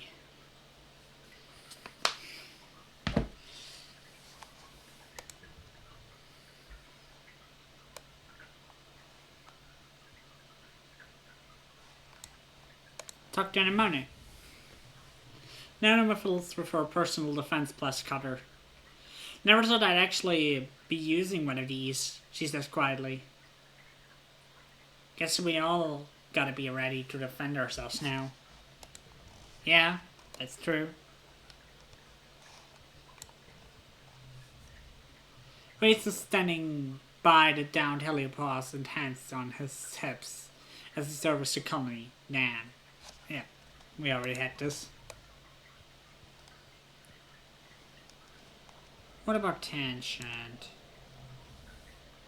Vertumnalia? Oh no. Thanks, Sass, shaking her hand. I'm far too busy at something so childish as the science fair.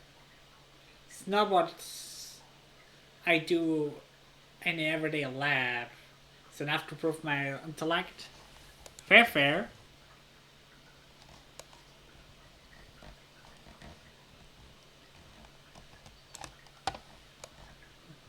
Can we still chill on the walls? Yes, we can still relax on the walls. And I think we should do that.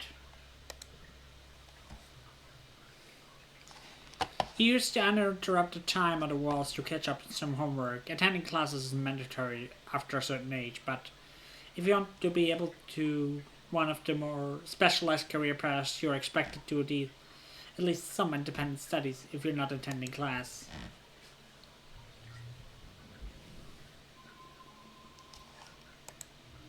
Let's forget this one. Yeah, forget for looking a test.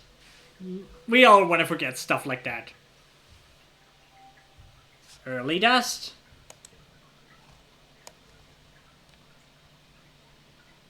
Let's see.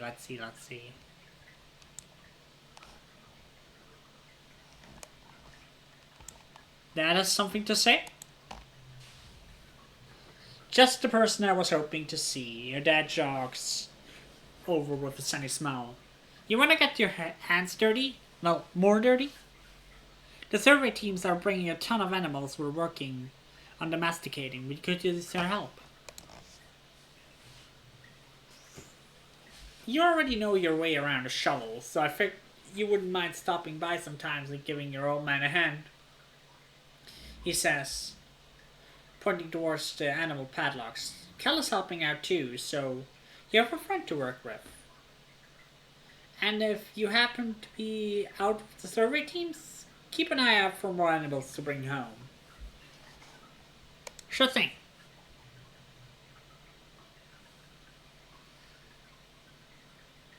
Your dad smiles. Great, see you there.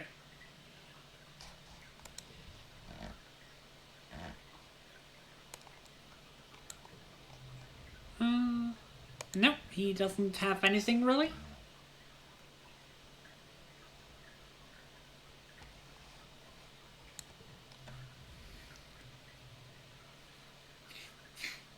Hack's gotten used to this process.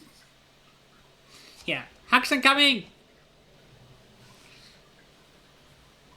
Hax folds you into his arms, bending his whole body to you. He smells warm and a little spicy, like a sweet... like clean sweat and sunshine. Aw. It's a good hack. The kind that just makes you a little more relaxed instantly. Heck yeah!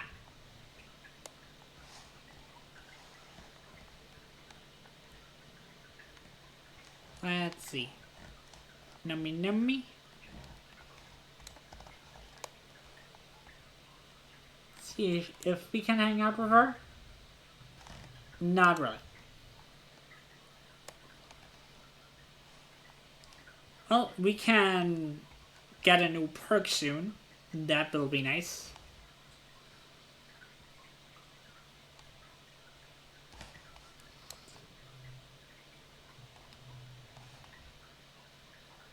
Ten animals, but we want to research.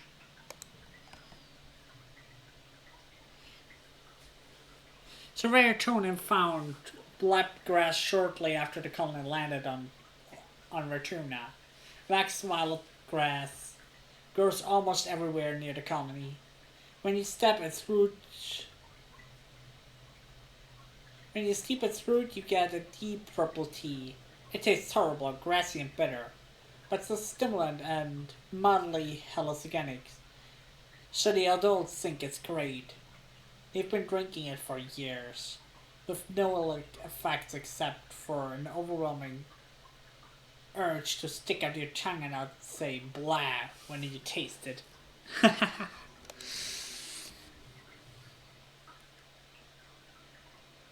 You've been trying to cultivate new variants that don't taste as awful or have more potent stimulant or hallucinogenic properties. Maybe you will find some entirely new medical usage. You're ready to test a new strain. Tension would probably appreciate a better stimulant. Tension would appreciate a nicer trip.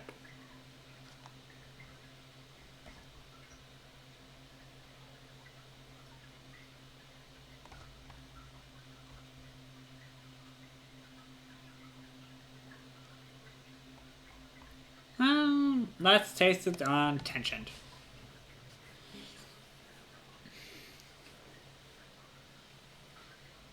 You bring Tension a cup of freshly brewed tea 2.0 and ask her to give it a try. She swallowed it down, no problem. She pounds back cups black tea all day. It's not like she needs the assistance to stay awake, but she says the stimulant helps her focus. After a while, you ask her to report on how she feels. To friendship, help tension, gain memory. I got an extraordinary amount of work done, she says, blinking rapidly. But I feel, do you know, the voice, like my own internal voice feels much stronger, like as if it were another person entirely sitting here beside me. She tilts her head to the side. Yes, I know, she says to Sanair. I will tell her about the tremors, thank you. Oh boy!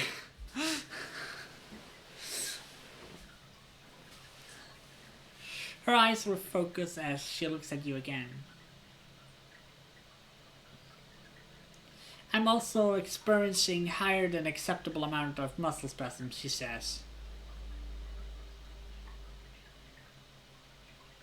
I suggest crossbreeding the blackgrass with something that will act as a anticonvulsant. Heck yeah.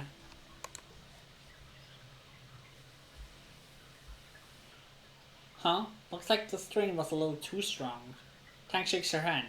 No, she exclaims. No, no, it's perfect. Don't destroy the strain. You should give the rest to me. Yes. Should we give it to her? Ah, heck yes.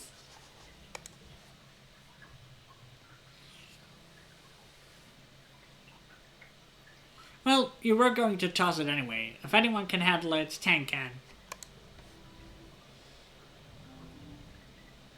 Yes, gift rocks to our friend.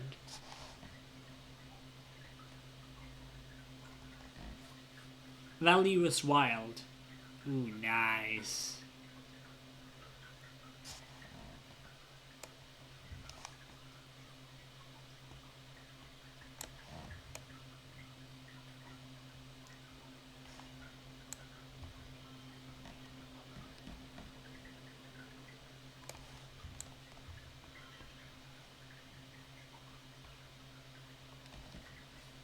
Let's see.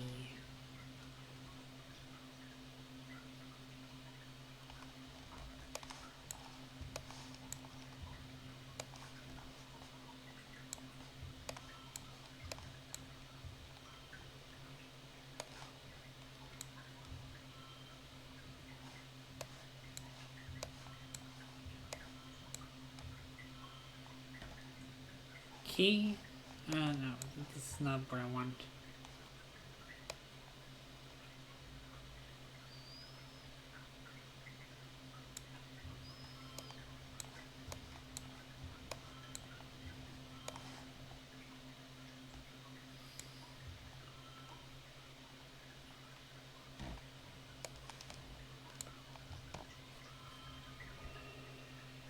Nice, nice, nice, nice.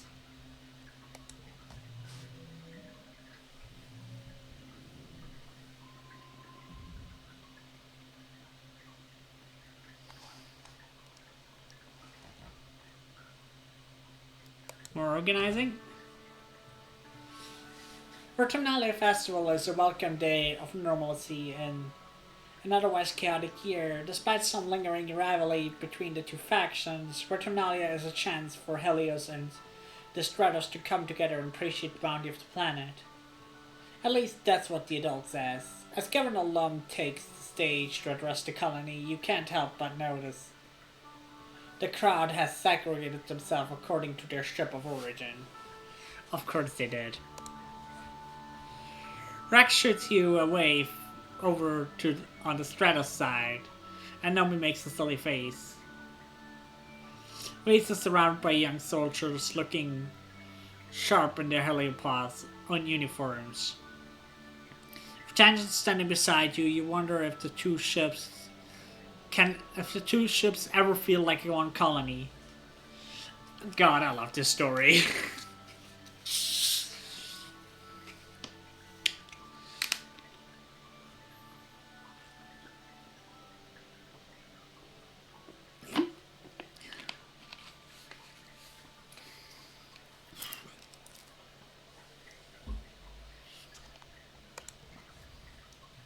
A land fair plays over the square's announcement system. Lum honors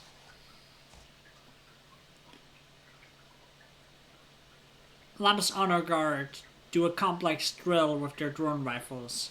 Greetings, people of Vertum now, Lam says, his voice ringing over the square.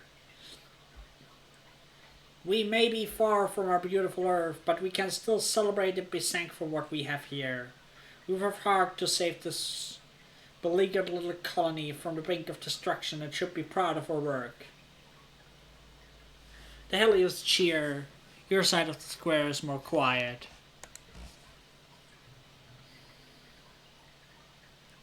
I know some of you have been asking, how are you going to do it all by yourself? How are you going to run the colony, solve everyone's problem, turn this place into a paradise, and look this good?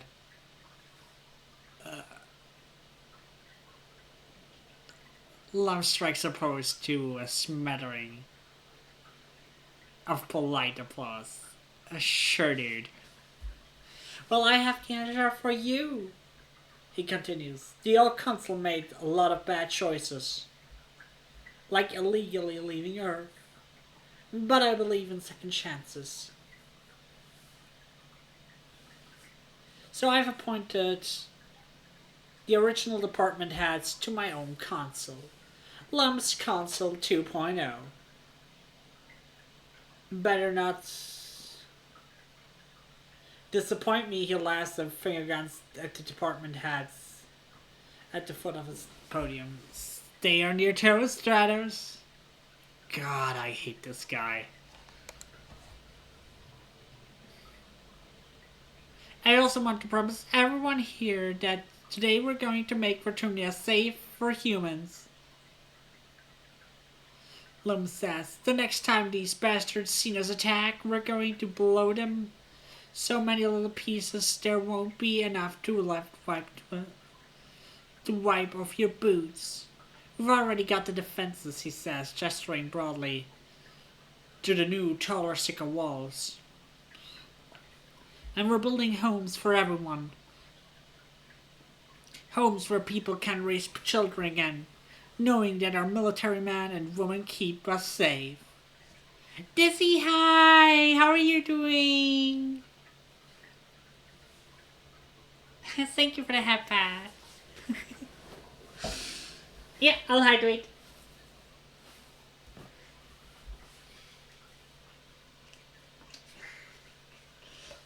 Are you having a nice morning?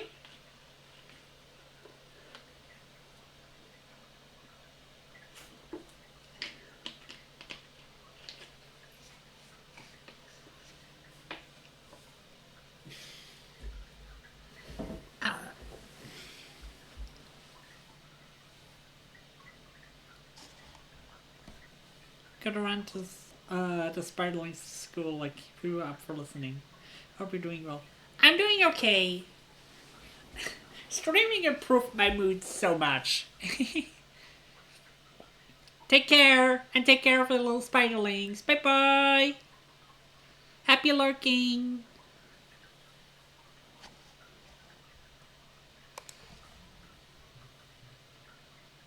Big cheers from both sides this time.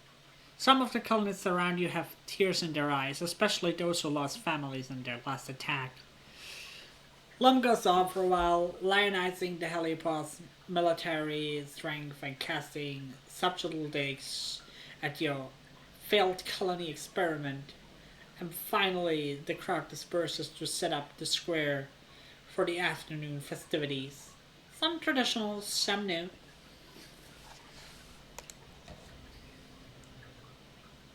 At the tables, Aunt Anne and the kids are setting out the spread for dinner. There's an unimaginable amount of food, thanks to the Heliopod's huge ration surplus, and the piles upon piles of centipede from the hunting parties, for those who can stomach it.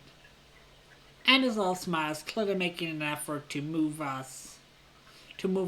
as Lo mandated, despite still mourning the loss of her son Cam.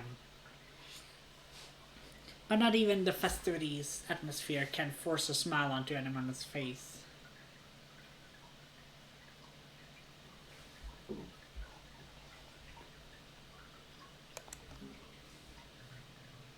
Anemone nods. We should have skipped Virtunalia this year, she says quietly. We can't celebrate being alive when people died.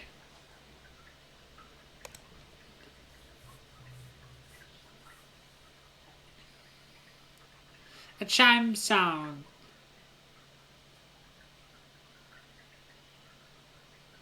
A chime sounds to announce the square is set up for the annual competitions. What do you choose this year?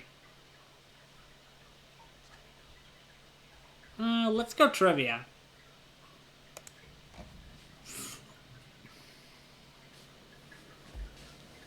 Instance is too busy organizing the science fair, so you do a Helio tradition instead. Trivia night, hosted by Congruence.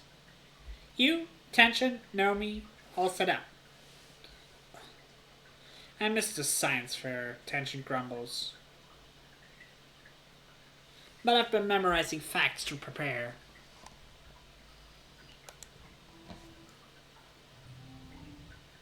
We should be doing pretty good.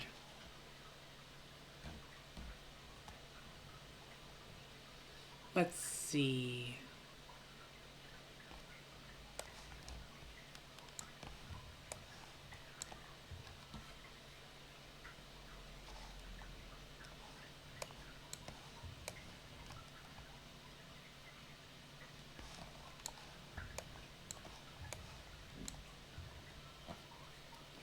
Okay, that's pretty good start.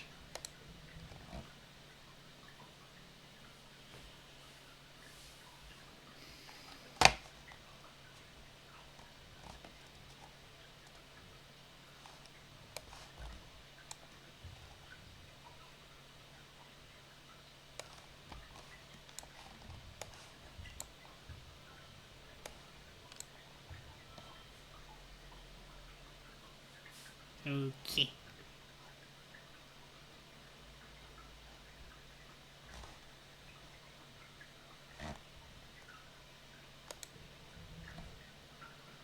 Okay, final round.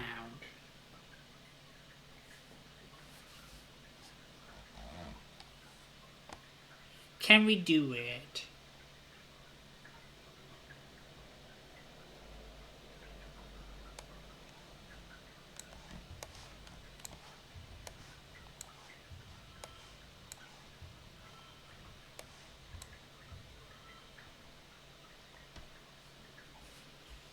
And push through. Nice.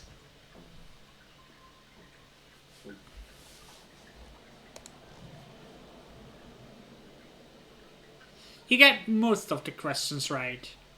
All the studying and watching holovids definitely paid off. Naomi shrugs off the loss. Tank tries to, but you can tell she's actually kind of ticked off she didn't win. Nice.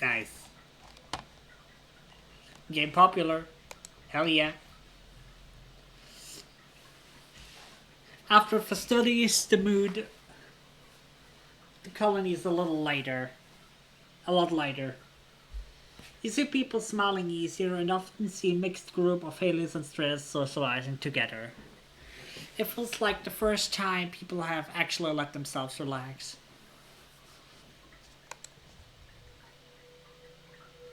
Nice, we won. As it should be. I think there's one more time organizing before we get the next perk. So let's do some research. Before we do, we should still look around.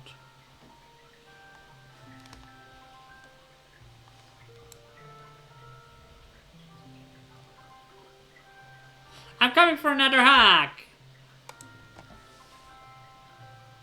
Rex meets your hack with just as much enthusiasm as before, lifting you off your feet. Ah, he's lovely.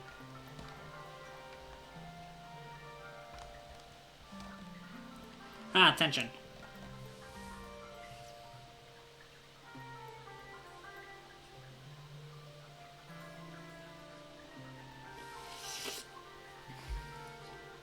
You'll find Tang puzzling over a holoscreen, making notes on her eye, frowning over them.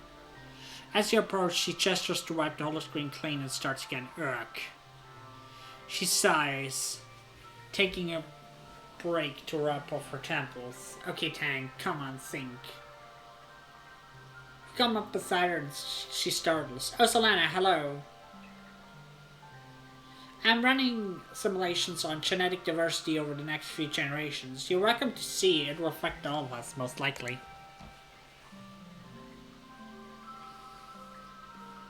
Tang pulls up the next genogram simulations. A family encompassing all the people in the commonly, their family relationship and genetic conditions. She scrutinizes with a frown. We have an unusual high amount of error rate disease, no matter how you slice it. She mutters, luck of the draw? We've lost quite a bit more genetic diversity than the original genetics of the Tumna project anticipated. And that's not even counting those unwilling to or unable to reproduce. She crosses her arms. It's possible to steer the ship out of it, so to speak, but it will take purposeful breeding choices for the next 5 to 6 generations. Oh wow! Let's breed some humans, shall we?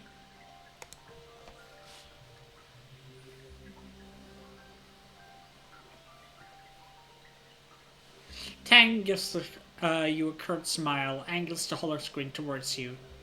It sounds crude, she admits. But the colony will need to accept a certain level of oversight in this matter if we intend to survive, genetically speaking. Artificial insemination of material from Earth donors, even in love matches, for example.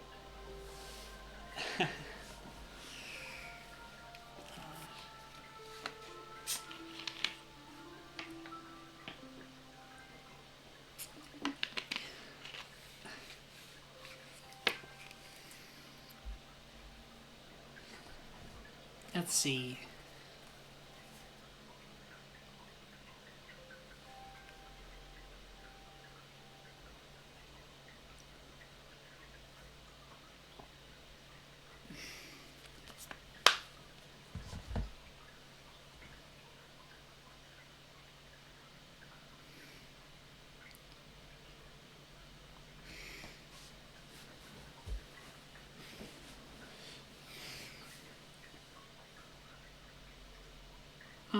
Yeah.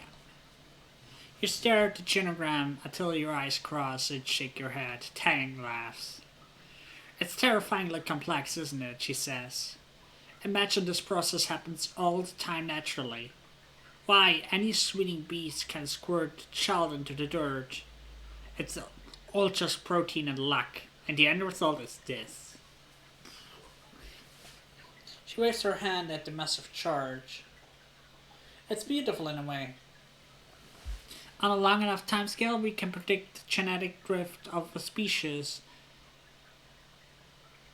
In the face of that, what do family bonds matter? Tang laughs bitterly. It's not as if sharing cheers with someone guarantees you'll be a strong family bond. Does anyone really like their parents? I do.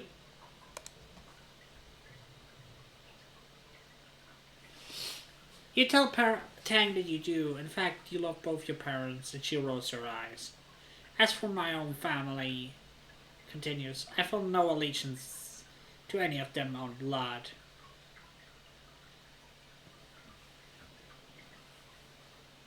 If I had no family at all, that would be acceptable. What about this? Oops. What about this? Ugh, Tang says. I'm ashamed we're even related.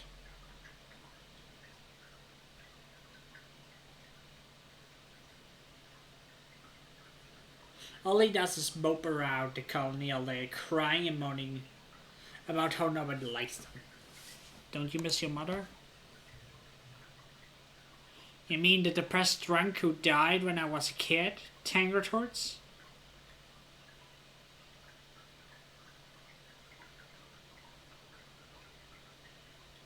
No, not at all. If it wasn't for Chief Stewart Tan, I probably wouldn't even be still alive.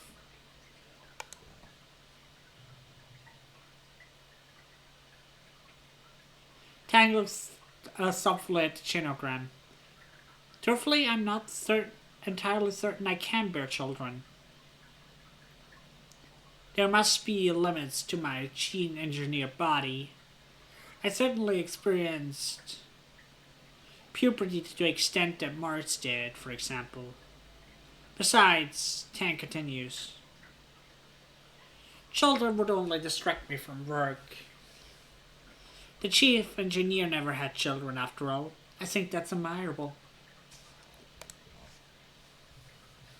Tang gaze flakes over where chief engineer is talking to another lab assistant. In some ways, I'm the child she never had. She's the mother I wish I did have, she says quietly. We became close when we started my gender affirmation process, she continues. It was so obvious that we were kindred spirits. As I would come in for checkups and observations, we talked about the science behind the process. Of course, I showed an interest in it, and instead of fostered that in me, she supported me. Tang looks down to the ground, unlike my own mother, who by that point had ceased to find any joy in almost anything. What would I be without Instance, Tang says. The only things in life are what she gave me. Not just this body, but my passion, my hard work, my achievements. Without her, I would be nothing. I owe her everything.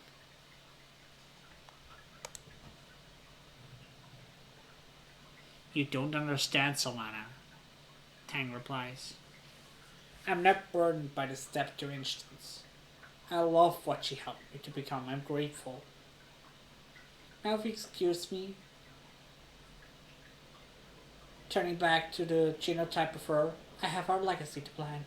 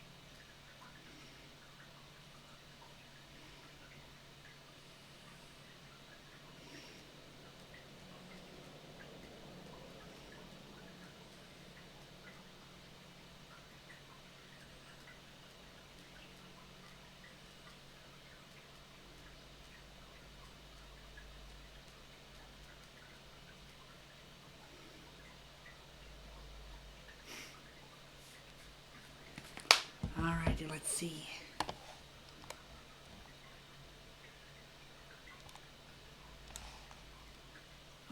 Kudos are doubled. That's good, that's good, that's good. They look so cool. Why didn't we act more like these guys in the first place? I don't know if military force is just the answer. Though it can help. So what do you do for fun here, Ray says. Around. It looks a little backward, isn't it? I poke a little colony on the ass of the wormhole. I don't expect much. Do you play cards? Darts? No? Huh. Yeah, with double money, this will be lucrative.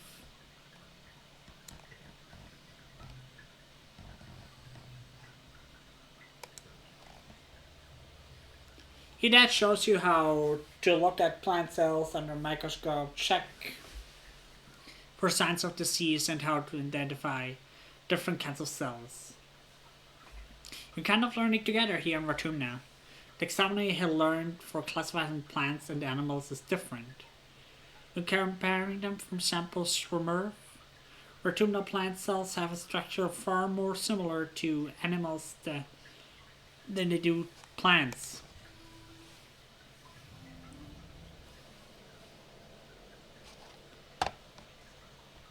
Let's see.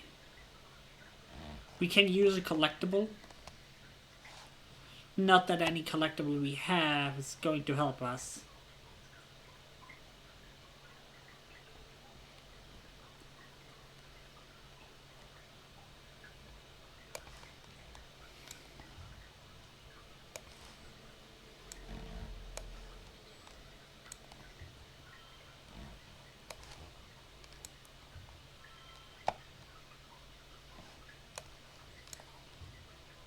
Alright, we succeeded.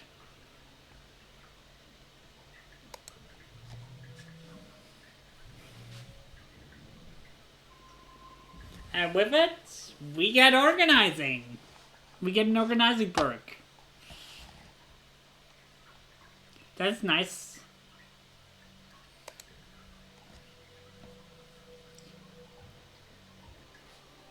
Late dust.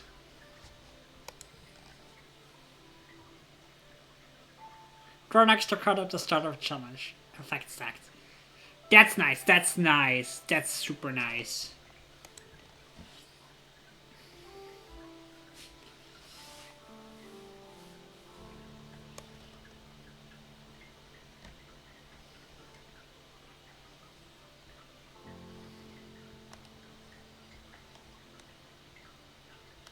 Let's see.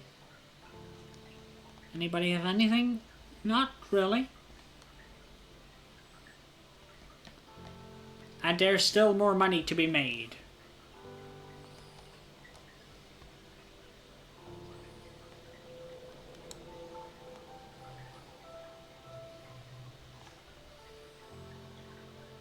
Let's do some research.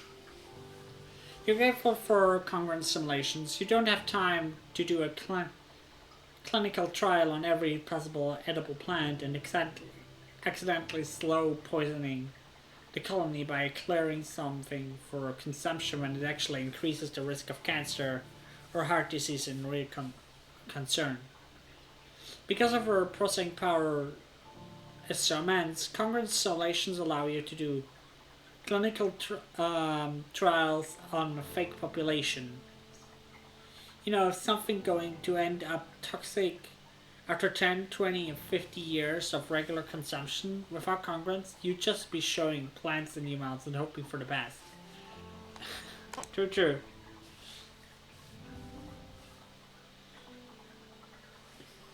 A random card locked into place. We definitely like this.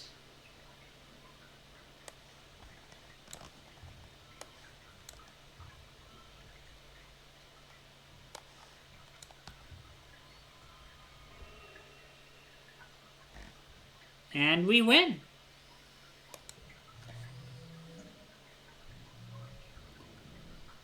$30 kudos.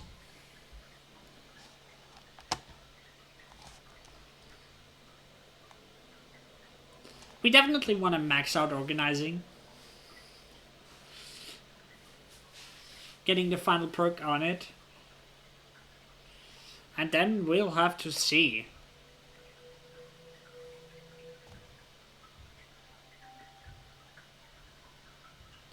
Early wet. Now we have that to talk to, but we're gonna buy something from the store real quick.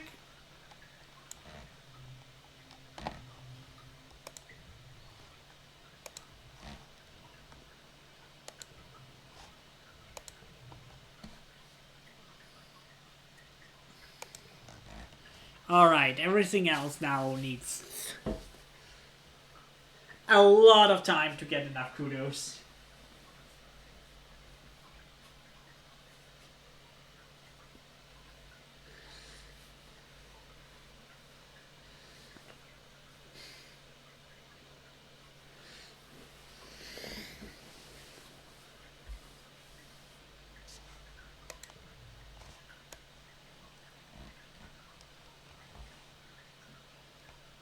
Let's talk to Dad. You catch your parents muttering about the new governor and people from Helios. Your mom seems to be upset. The word fascist catches your ear. These might be your chance to ask some burning questions you've had.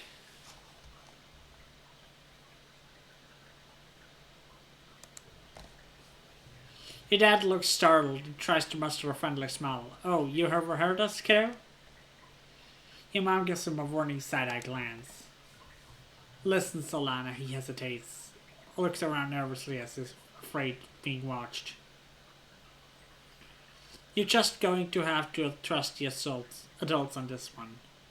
There are still things you're still too young to understand. I'm not too young. Your mom stiffens. That motions her to calm down. I thought the same thing myself once, he says gravely. I was wrong. The Helios came here just like us, looking for a better life, he tells you. Some of them had other reasons too. Now they're here. We have to learn to work together. When your mom and I were young on Earth, we learned a lot of hard lessons. He gives a grim smile. We learned a lot of hard lessons.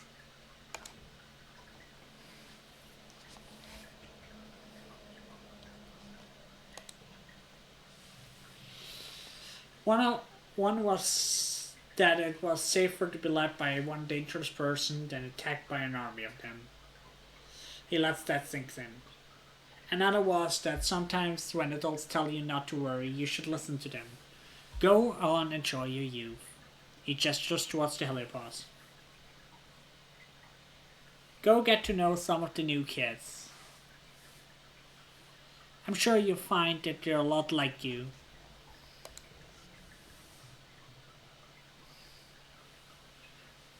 Before you can say another word, they're back on work. There's still so much done to rebuild the farms and geoponic greenhouses. You can see people from Heliopod helping your people. Maybe they aren't all that bad.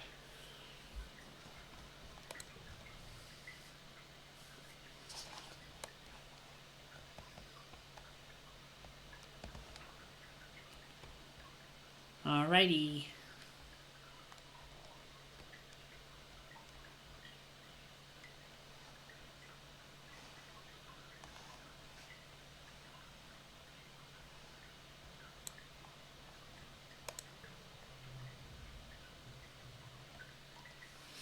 Rex takes a lungful of air followed by a bunch of shortness. It smells so good here. Well, okay, not good, but it's interesting for someone with a good sense of smell like me. How's it going? Ah, yeah! Rex exclaims, wrapping you in a strong bear hug. He even lifts you off the ground a little. It's a good hug. The kind that makes you instantly just a little more relaxed.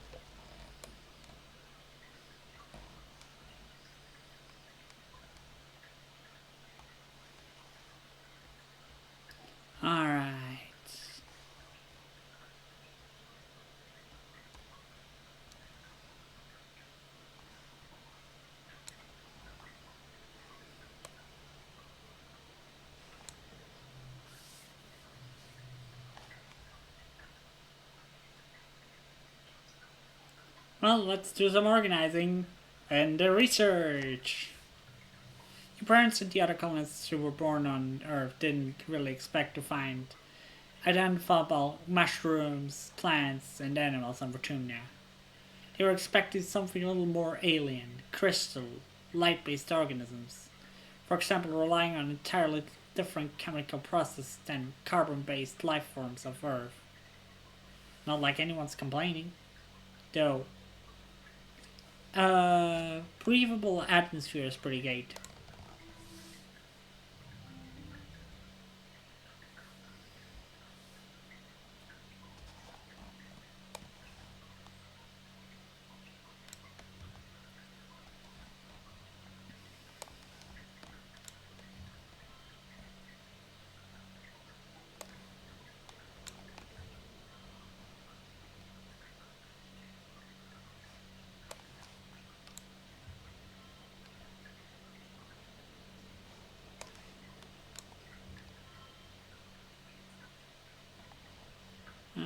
Not great, not great.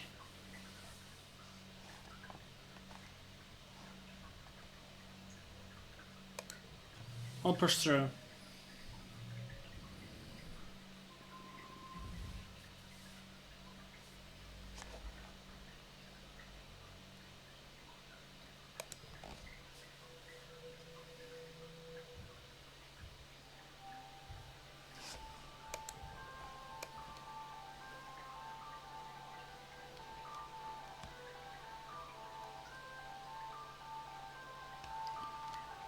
I like the music of this game, and it's also very pretty.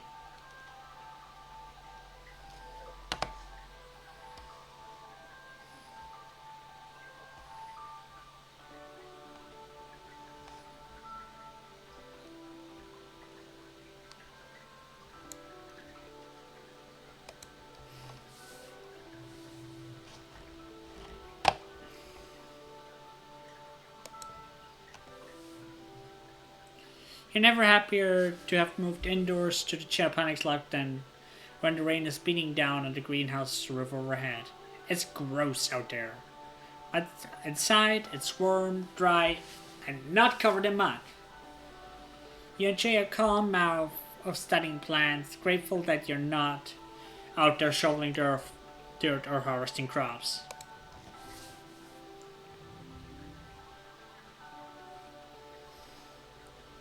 Oof, that's a pretty big. Oof.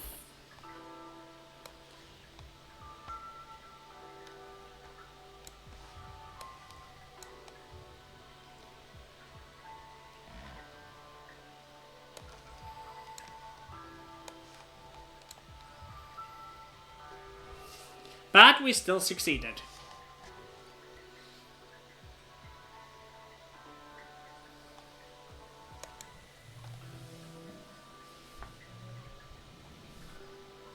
Yeah, our money boost is over.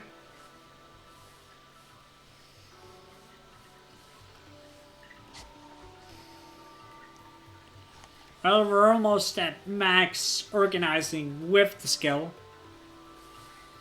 Though without the skill, we still need more.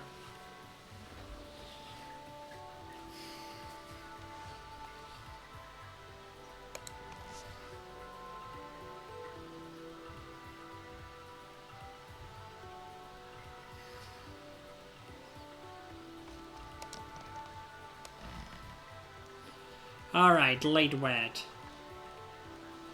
We'll take another round, see if anyone needs something. Not really. Let's see what gear we have.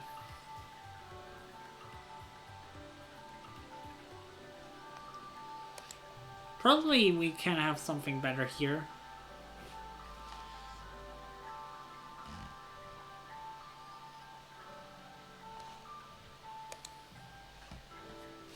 +5 to challenges.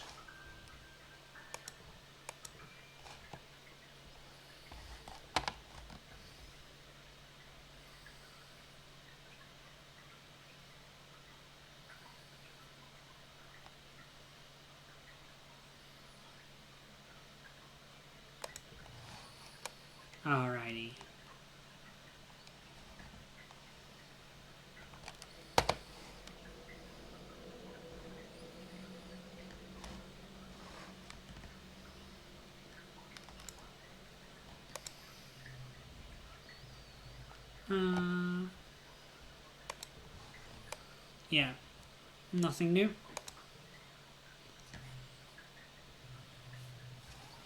Some research. You compare samples of spores. They all look the same, even when you look at them under the microscope, but some are toxic and some aren't. It takes a lot of sensitive chemical analysis to determine if something is safe enough to eat.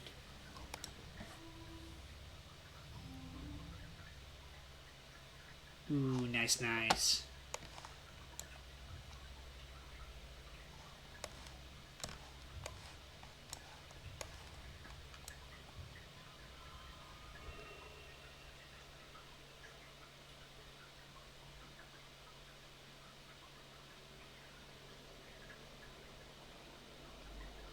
Ooh, that's nice.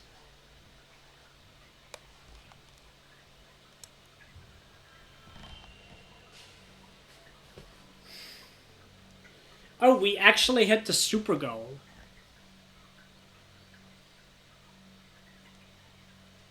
That's neat.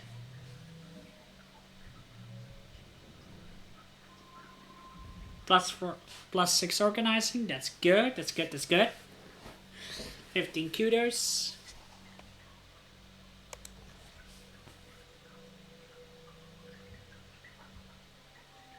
And it's glow. The scary time of the year.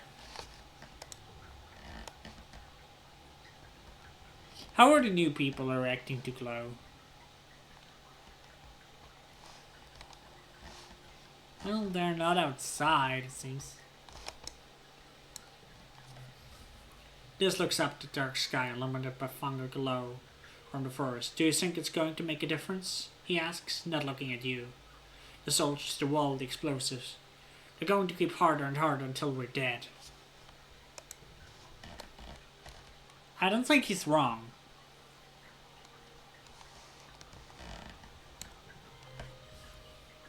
He frowns.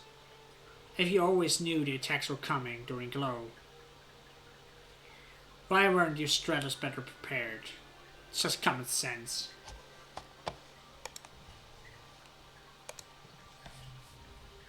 Anyone is kicking a sports ball around lustily. After a while, she picks it up and just stares into the distance of the colony walls. Yeah. It stands to reason there will be some sort of attack this glow, as there have been in the other years. Tang looking out towards the wall. It's my hypothesis that each attack will grow in intensity until we are routed from the planet or become a dominant species. If how difficult this year was on our food supplies, we're certainly entering this season with a disadvantage. True, true.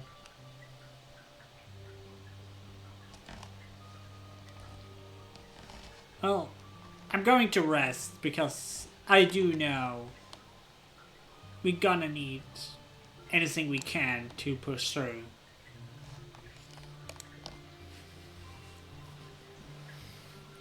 The view of the wall during glow is absolutely breathtaking. The wormhole seems to smoother the sky, like swirling jewel, toned bowl pressing down gloom.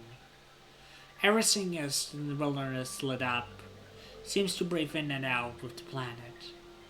Like one living creature made of stars, it's beautiful. You could almost forget how dangerous it is.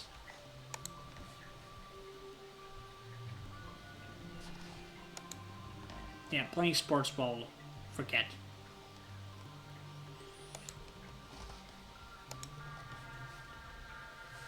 You're relaxing in your quarters with your dad when you hear the colony sirens. The enemy is here. Your dad looks up from his novels.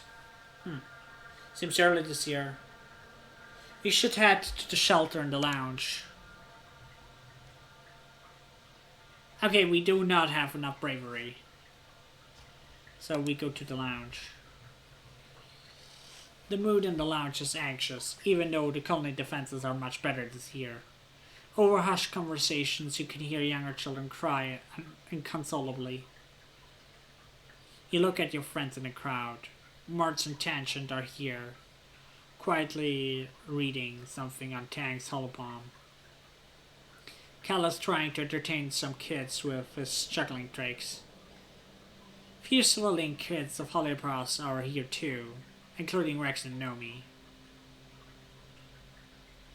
Vase and Anemone are absent, probably serving guard duty. You settle in to pass the time.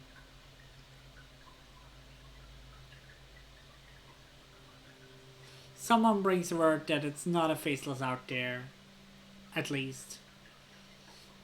You hear a few loud booms from outside, so strong you can feel the shockwaves on the floor.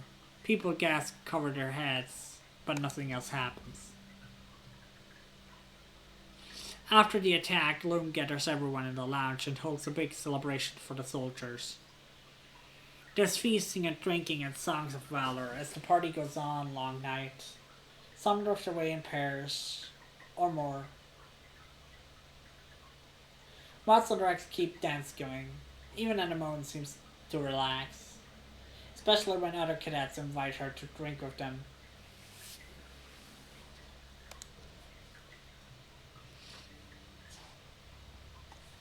Tonight, everyone seems convinced that this victory means the colony will be safe forever. Maybe it will be. You sure want to believe it too. Huh?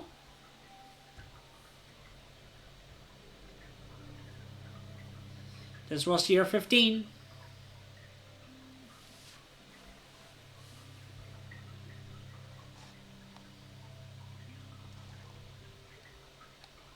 Four more years.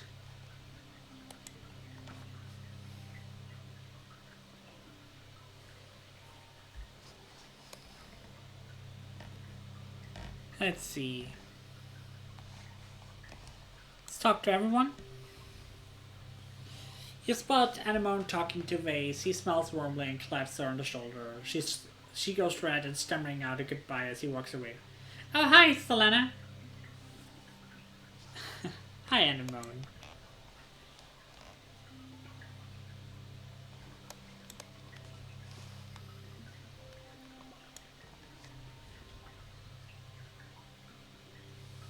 Tang is deep in conversation with someone from the Helipause, making notes on her holopad.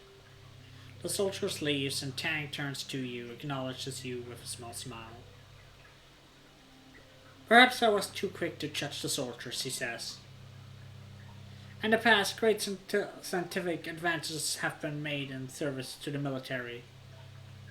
Ultrasounds, the microwave oven, blood transfusions, even the internet, which was a precursor to the holopalm connectivity.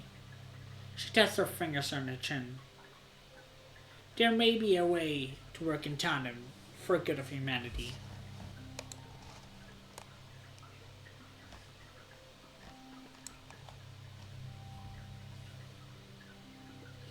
Rex holds his hand out, letting flakes of spark snow melt on his hand.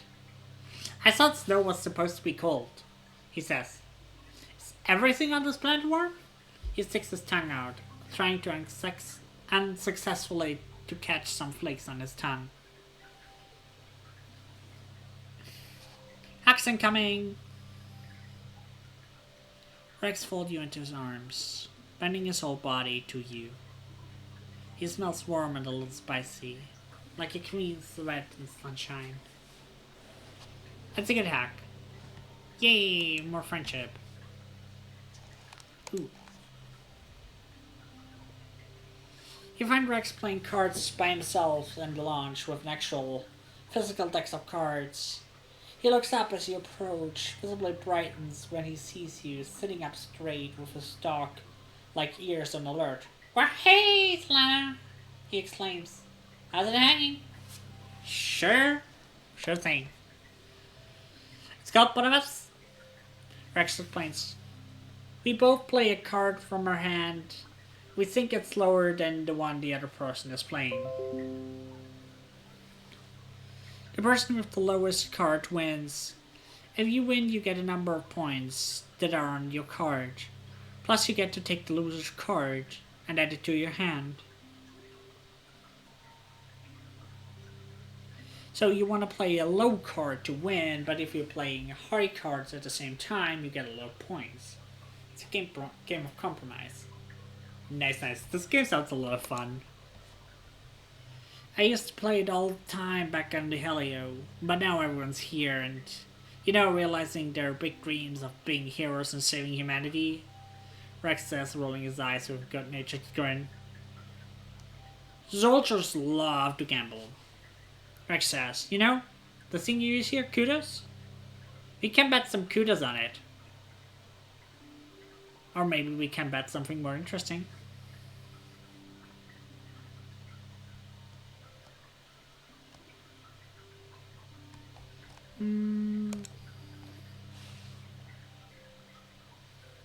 Well, Rex says, his smile turning a little wolfish. Have you ever kissed before? Not yet. Really? Wow, but you're so pretty and cool. Thank you. He puts his hands on yours and leans in, looking at you with sincere expression. I'd love to be your first kiss.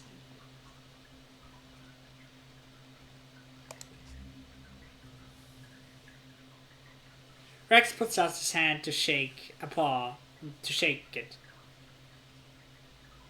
Deal, he laughs. The anticipation is the best part.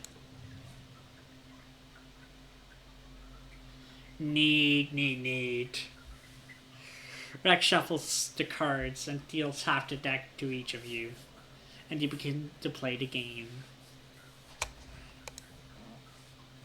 The best thing about this game is that it's not very hard to play, Rex says, scoping up his winning cards. It's all about how well you know the other person, and well, we don't know each other very well, so what do you want to know about me? What do you like to do for fun? Talk to people mostly, Rex says, puts down a low card to win the hand. I like to see what everyone's doing. Help them with stuff I can. I just really like being around other people. I like doing whatever they're doing. I can feel that. Oh, and cuddling, of course. I love cuddling. And running. Chasing stuff? He's such a doggo. He's such a good doggo. He rubs the soft inner part of his ear and smiles sheepishly.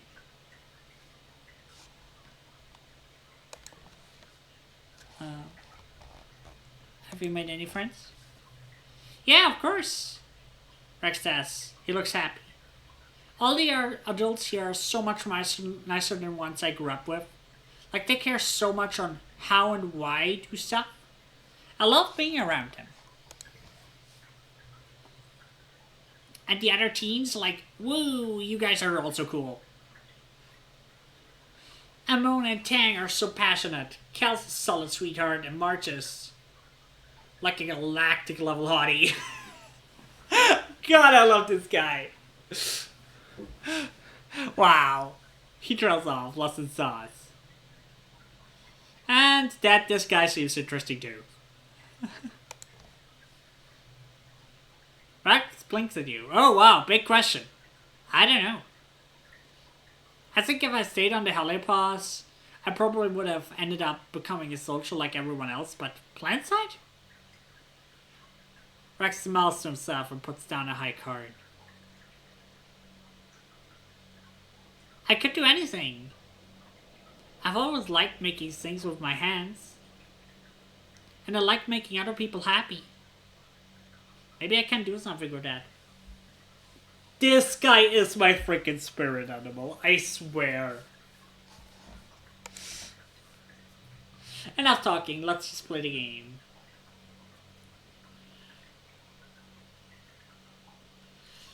You play out the rest of the cards, staying fairly even in points until Rex is left with only one card and you have two. You're trailing, not by much. If you play your low card for an easy win, you gain enough points to make it a draw.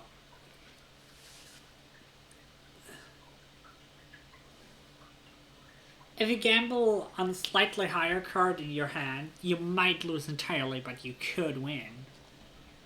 No risk, no fun.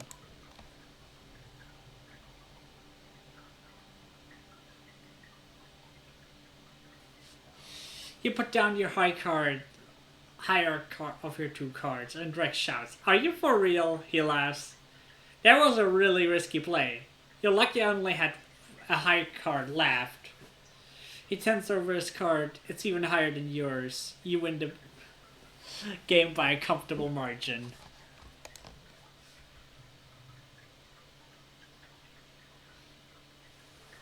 Rex tightens up the cards, biting his lips, one little fang as he darts to you with a coy look. Wanna cash in that bet? Yes, please. Give me that kissy. Rex giggles and leans in, cupping your cheeks and placing softful kiss on your lips. It doesn't last long, but you can tell he's a great kisser. He smiles warmly as you pull away. Thanks for playing with Solana, he murmurs. Maybe we could do it sometime? Again sometime. Heck yeah.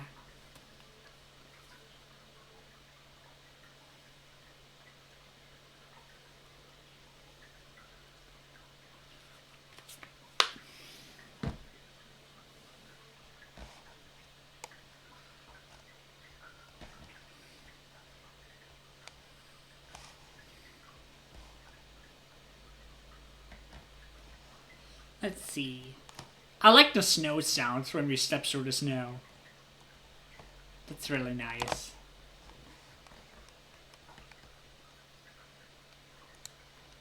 But yeah, bravery is something we kind of want. Oh, a mushroom lock. We also want that.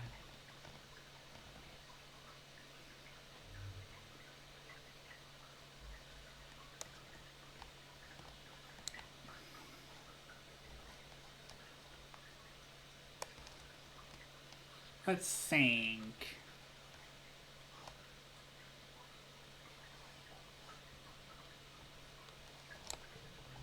What do we have here?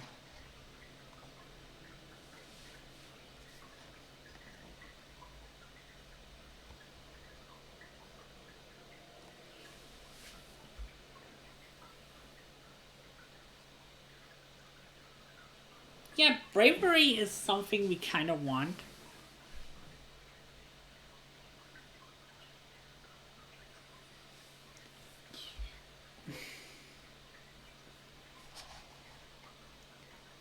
At least a little bit more. Or we max out organizing. Which honestly, I kind of am in favor of.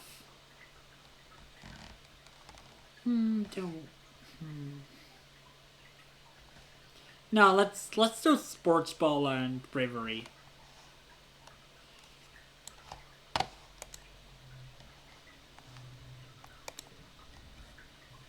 Security chief interrupts your afternoon training to address the group. Anemone perks up.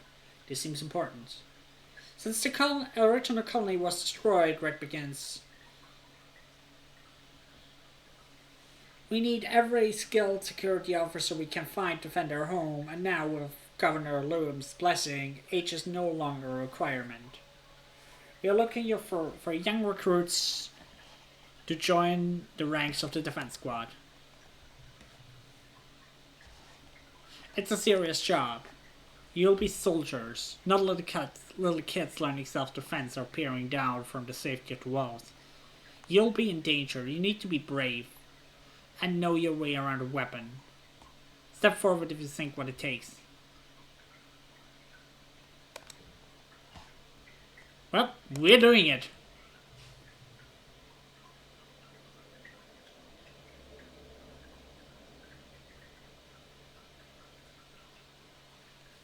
When Red smiles, it's not a happy smile. Do you have what it takes? Define what it takes.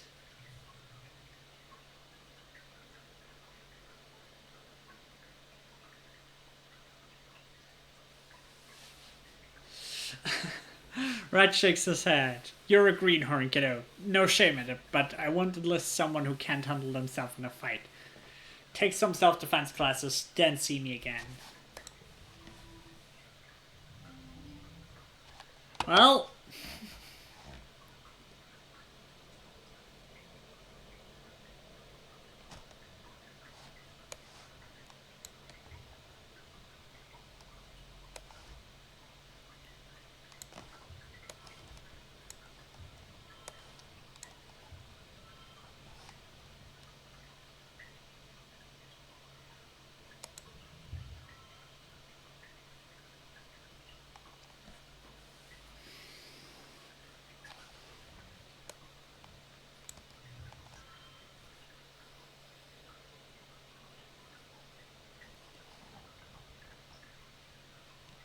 we're pushing through. 3 bravery. Just enough to give me 30. The sun rises again afterglow, heralding a new year. It's your 16th birthday. You wake up in your new quarters, blinking into the watery sunlight. Dust motes float through the air. You take a moment to enjoy the perfection of your bed while you listen to the sounds of the colony waking up outside. So much has happened in 1 year. Just a few short months ago, you thought your life was over. Now it's better than ever. There's plenty of food and the colony is safe. You even have your own bedroom. You consider snoozing until your parents wake up when your reverie is interrupted by blinking home message. It's a message from Tang.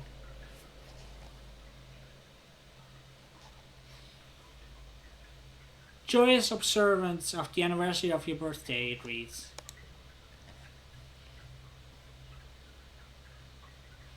Another one comes in. That means happy birthday, of course. And then, in case you didn't know. Wow, it's 3 messages in a row from Tangent. That's pretty gushy from her. Nice. Your parents wake up shortly after that. You order up your traditional birthday cake feast. Your dad gives you a big squeezy hug and tells you he's proud of you.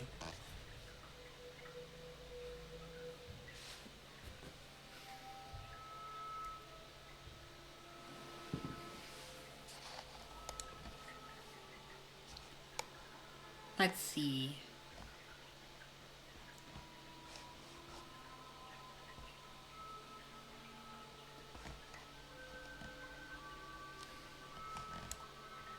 Nummy. What do we need for her? Creativity. Rex and Nomi are curled up together, his head in their lap as they watch something on Nomi's hollow palm. Nomi pauses the show and Rex grumbles sheepishly. He must have almost dozed off. Hi! Nomi says, scratching behind Rex's ears. Do you want to watch Turbo Girl Hyperjet Transform with us? We're almost ready to start the OFAS. God, I want to be friends with you, girl.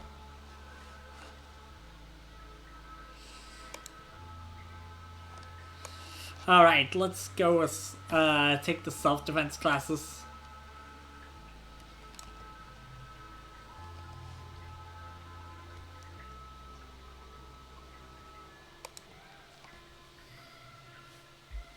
There's so many people training self-defense today that you have to break out in stations. What do you want to work on today? Smash things with your fists. You're a simple woman with simple pleasures. You want to get absolutely shredded. Luckily there are a ton of things to smash: board breaks, training dummies, weapon racks. Weapon racks? Whoops. Red is not too pleased with you, but hanging the weapons back up does count as doing reps. Da, da, da, da.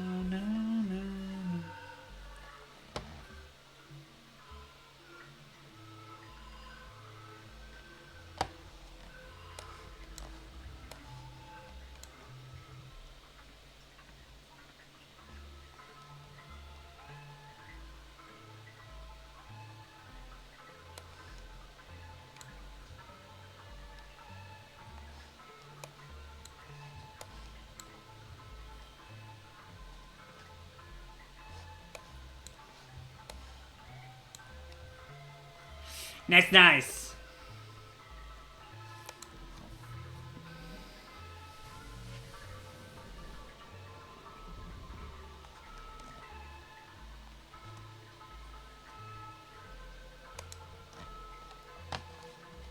How much do we... I think we needed 30.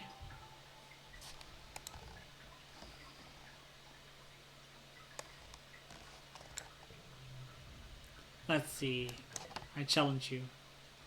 40 combat. Yeah, we're not going to challenge this guy. I'm coming for another hack. Reg is perched on a fence, his lunch forgotten in his lap as he hollers compliments as people passing by. That color looks great, and he yells to someone. Have you been working out? He yells to another. God, I love this guy. I love this guy so much. He's such a sweetheart. He catches you and shoots you a goofy grin. Back on Earth, they used to call this back catcalling. He says, shrugging. My way's better, I think.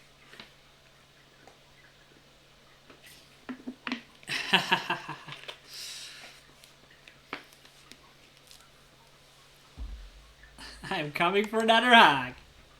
Again? Rex laughs. Hey, you're a great hugger.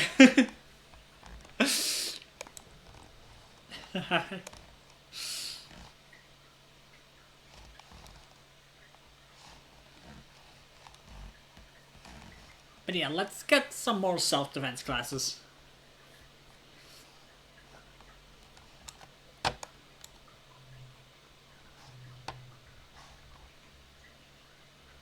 Yeah, we need combat 30.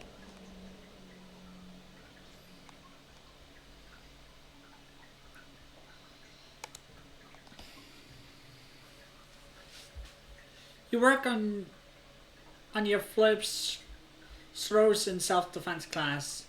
How to use someone else's momentum against them. Most of the people you're practicing are adults, so it's a little intimidating at first, but soon you realize that being smaller is actually an advantage. Use your advantages, Red says. Well, having a lower center of balance works in your favor.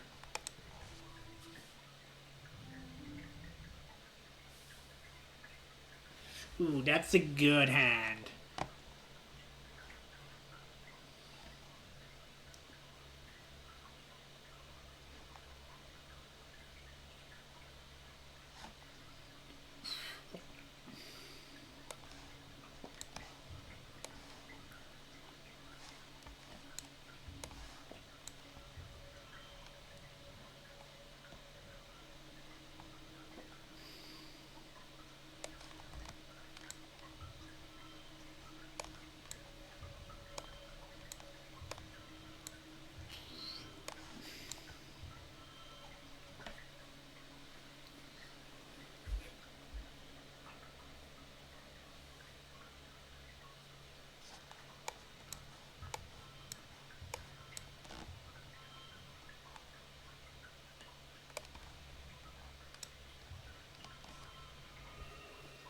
Nice.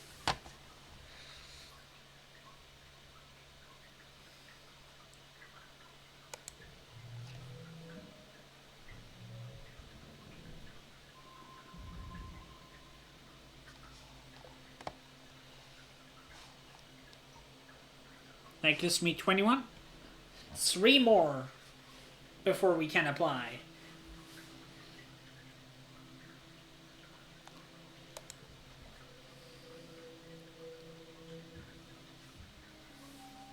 Early palm. Nice, nice.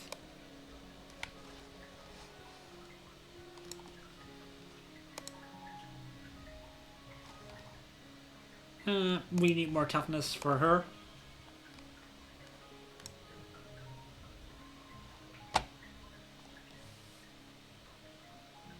Rex is playing a game where he throws the ball up in the air as high as he can and tries to catch it without using his hands. You narrowly miss him running right into you, and the ball bounces out. Shucks! Rex exclaims, twiddling his big furry ears. I was on a roll. Do you need something? Hacks! I need hugs. Yes, my man. Rex throws his arms wide. Coach, I'm open. He laughs, catching you as you throw yourself into his arms. She spins you around and growls into your neck, squeezing you tightly. It's a good hug. The one that makes you instantly more like. He's such a lovely guy. I love him.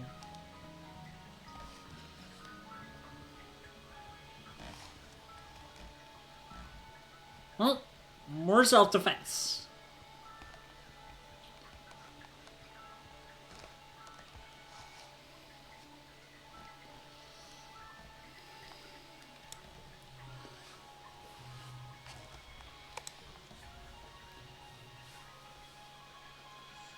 I like Anemone, but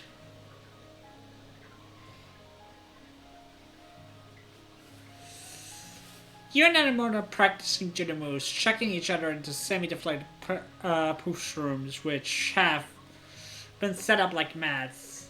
You're learning to throw, but also to fall properly without getting hurt. It seems pretty fun.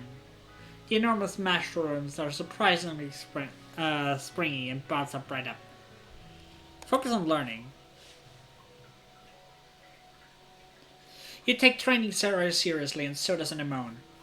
You're a good match for each other. She's focused, but she doesn't seem happy. Maybe she's throwing herself into this too hard, trying to live up to Com's memory.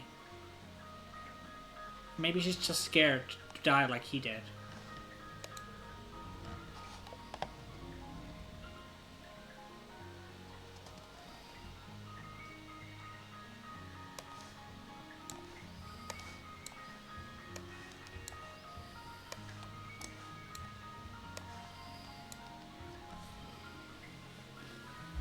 Alright.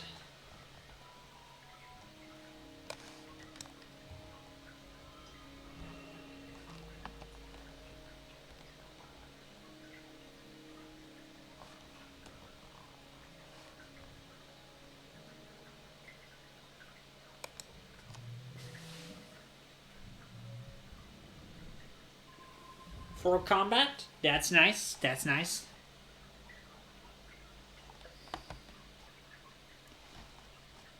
With that, we have 25. In best case, we get another chance like this and can apply next month. Otherwise, the month after.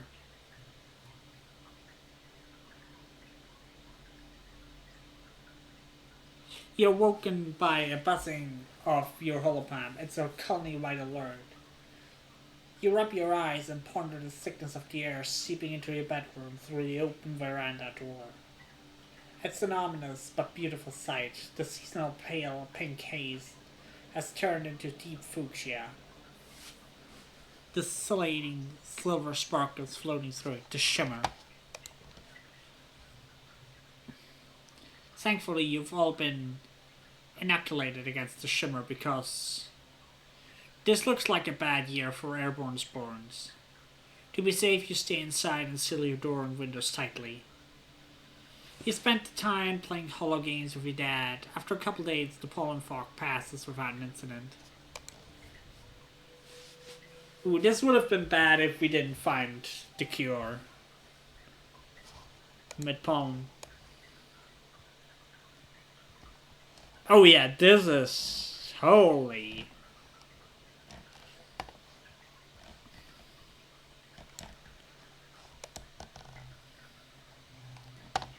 Defense training. Red organizes a physical fitness test complete with nano-printed patches you can put on your jacket for getting gold, silver, or red rank. It puts your run speed, grip test, and number of sit-ups, push-ups, pull-ups you can do. You do. Okay. Still in the middle of the road. Red isn't enthusiastic by performance, but he's disappointed either.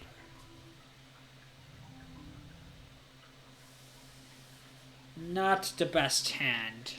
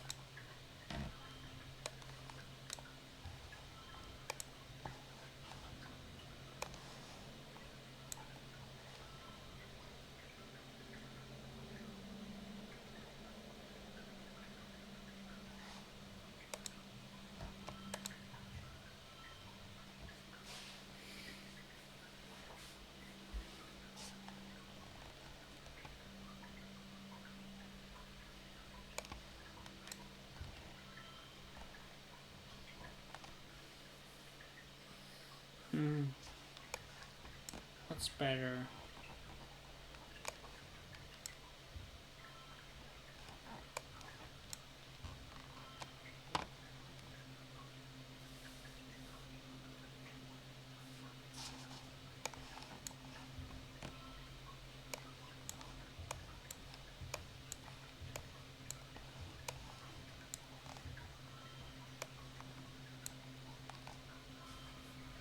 Nice, we succeeded.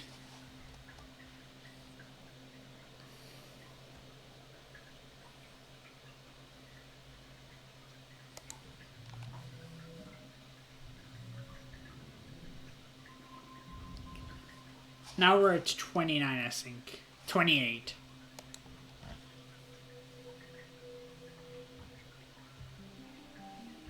So after Lake Pollen, we will be ready for combat.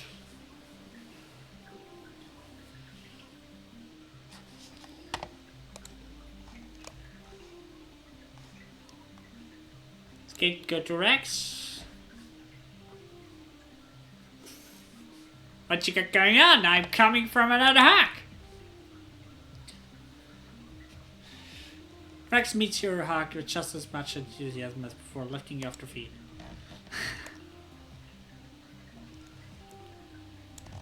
Oh yeah. We might actually want to take that break.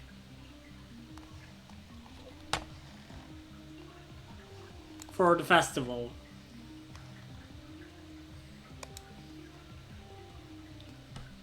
You sort of half-heartedly scouting by walking the walls when you come across what looks like a little memorial shrine tucked into an alcove. And in it are drawings and mementos of people who passed away, including Tammy.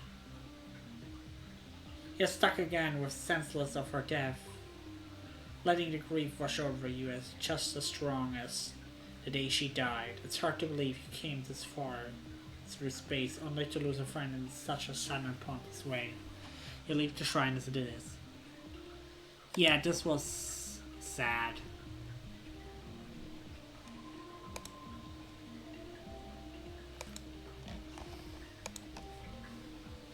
Forgetting low cards is actually pretty good. Early dust.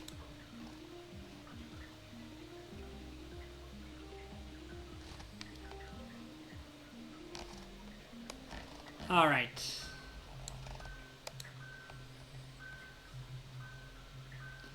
We could have actually done better, but this is fine.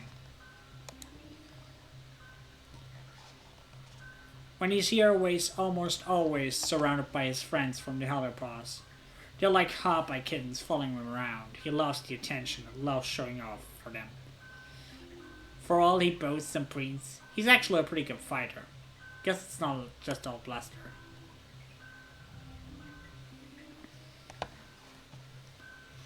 Ooh, that's not a good hand.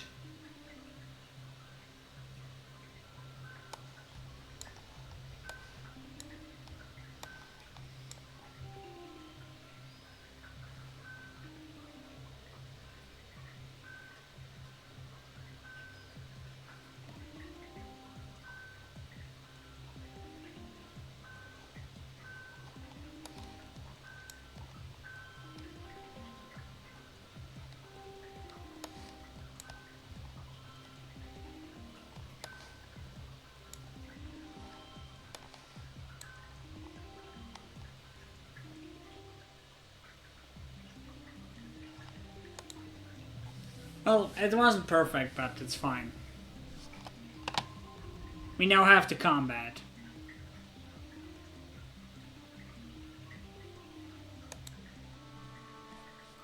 Saturnalia, everyone's in high spirits as you decorate the Cullington Square. The great tables are piled with food, groaning under the weight of the heaps of roasted steamed vegetables, barbecued meat, stews, cafes of malt cider, cakes dripping with foresting and sugar box syrup. You gather on the Cullington Square for the usual speeches. Lum takes stage to fanfare and applause. Hello, people of Vertumna, he explains over the din. Happy Vertumnalia. He takes a bite of rack of bread. Do you smell it? That's the smell of victory. We humans have secured our hold on this planet. And now it's time to celebrate. Oh, please. Lum gestures to the sagging feast tables. Eat, drink, and be merry.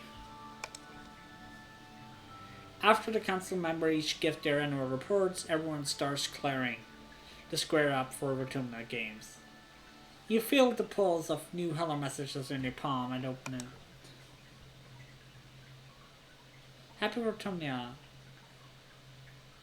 Here's a present for you on the table. Your secret admirer.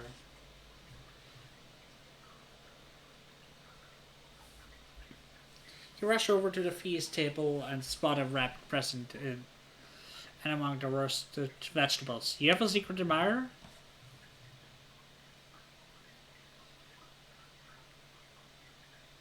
You unwrap your present and it's a Denaband.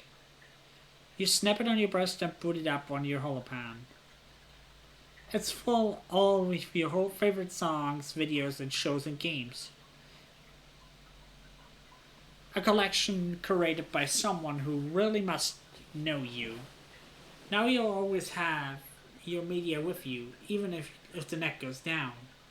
Including your favorite episodes of Rise and Fall of Sanctuary Moon. Nice!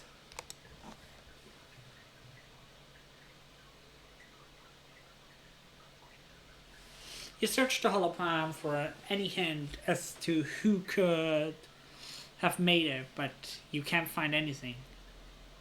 You'll have to ask around, but later. The games are about to begin. Of course, we trivia. Though we could do soon Xeno wrangling, but we go trivia.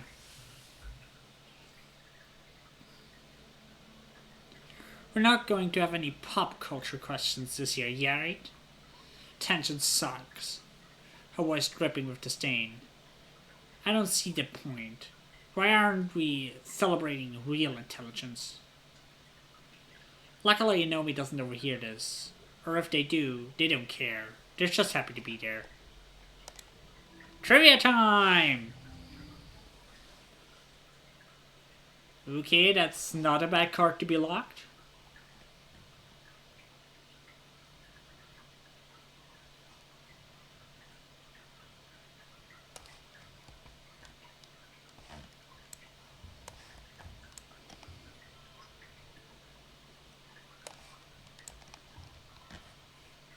Alright, that's a good start.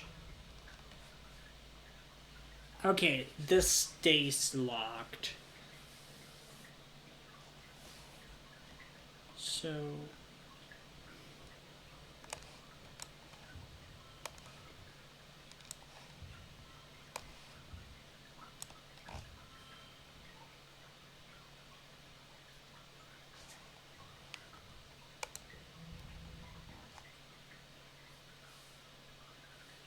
okay.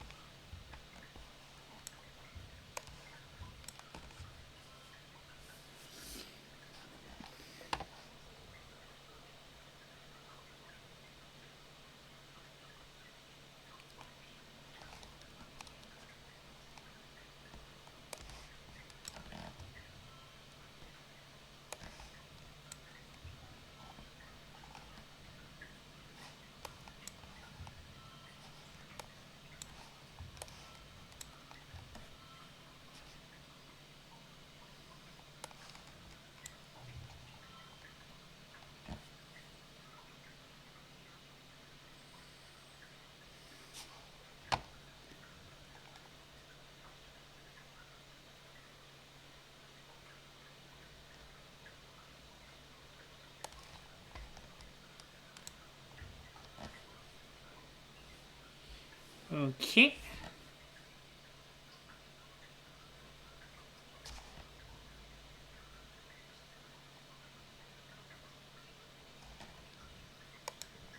And we can push through. Nice. No skill changes.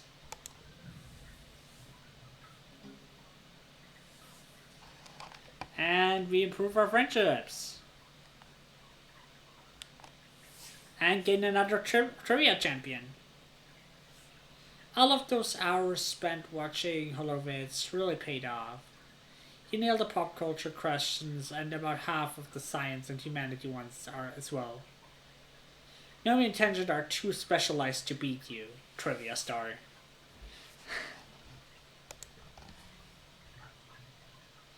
After the festivities, everyone descends on the feast. You heap your plate with more food than you could eat in 3 sittings. When all of the food is gone and the sunset has broken the heat of the day, people break out with their instruments. Everyone dances well into the night.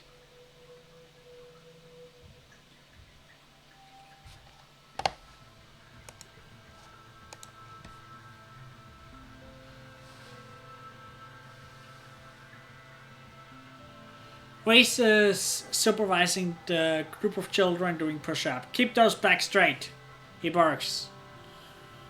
Though he looks proud of them. He sees you coming and jogs over to meet you. Hey Solana, getting some training in? Even for a long. You excuse yourself, you can ask him again later, if you have to guess. I don't think it's him.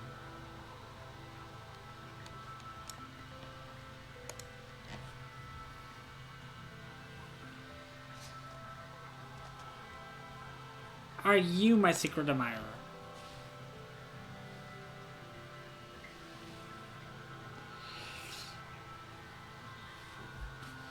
Tangent continues scrutinizing her works. The tips of her ear goes pink. What? No, of course not, she says. I would never. The whole idea of simply too busy to.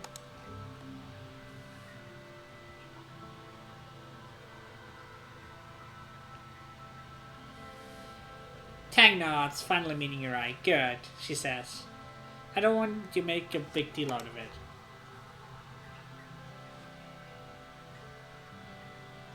Aw, no. She didn't want to. You lean for a kiss, but Tension takes a step back. I have to get back to work. But yeah, I knew it was Tension.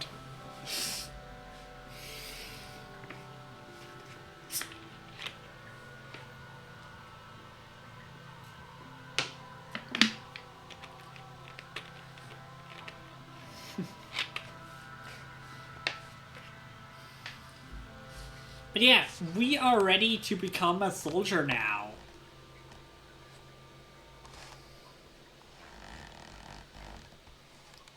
Hopefully trains our bravery and combat. Apply for guard duty. You report to Security Chief Red about guard duty with Defense Squad. Ah, you're back, Red says. He walks over to face you. Not many original colonists want to step up for defense duty, not like those Helio soldiers, he says. I've been trying. The rest of the council might not agree it's necessary to recruit children, but they haven't seen the things I have. So did you find the courage?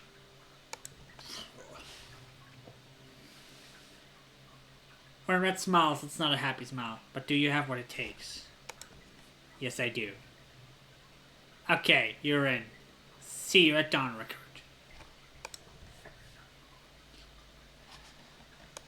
Well, guard duty. Bravery in combat. And it pays well. It actually pays really well, but it gives a lot of stress. Which isn't necessarily a bad thing.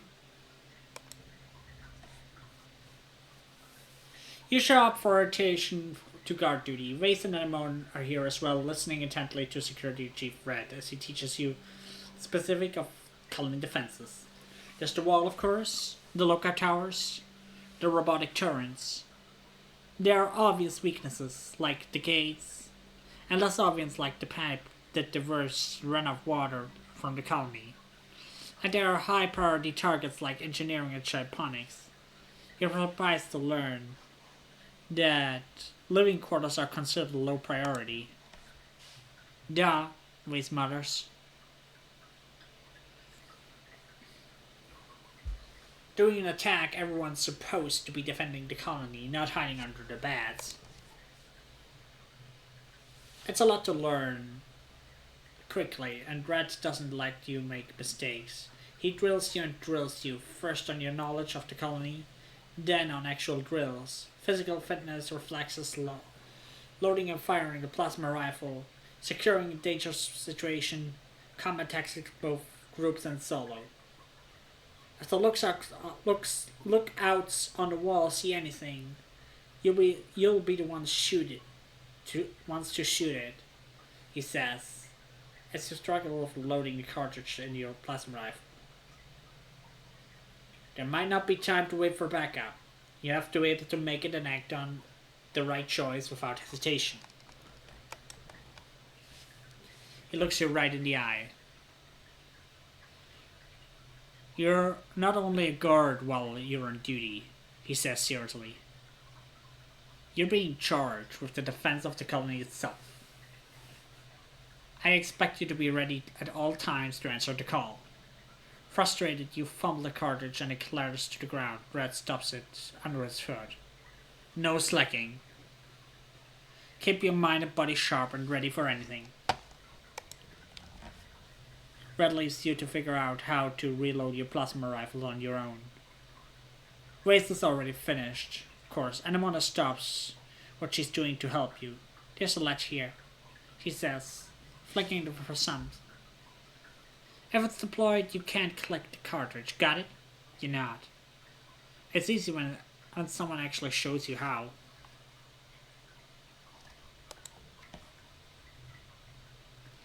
Waste gas. You deserve it. If you're just using exclusive, slack off. If I'm hurting your feeling is what it takes to make you colonists realize what that defense is in the hobby. I hope the Chiefs chews you up and shits you out in the other end. Wade sleeps with disgust. Enemy shoots you a sorry look and follows him, shouldering her rifle as she goes. Dude! You're harsh.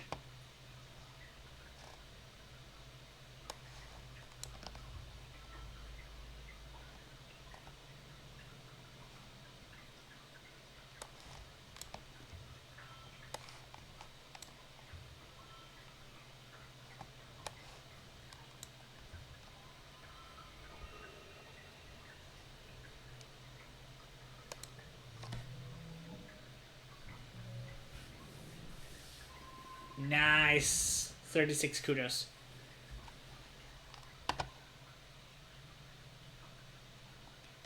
We should soon be able to get combat and bravery perk, which will be very nice.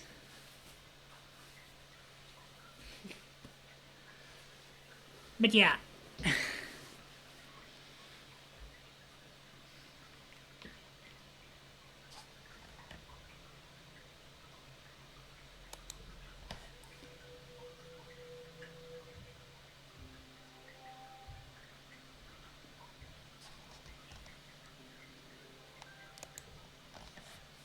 Late dust. Well. Time for some more guard duty.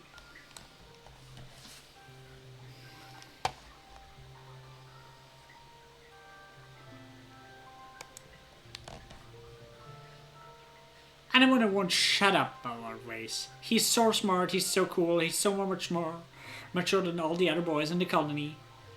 If she weren't your friend, you'd stuff her into the recycler. You're not sure how much more Hiroshima can take. But you are her friend, so you just smile and bear it. It's nice that she cares so much about someone after gone.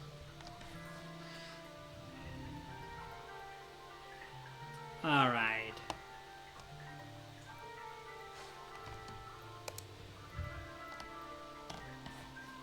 So that's seriously the best we can do here.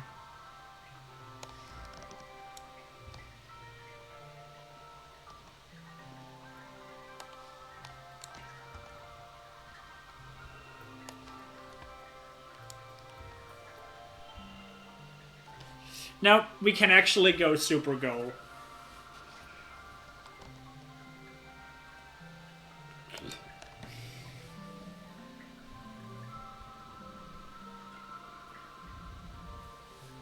That is nice. Of course, yes, this gives 20 stress. But it is well worth it.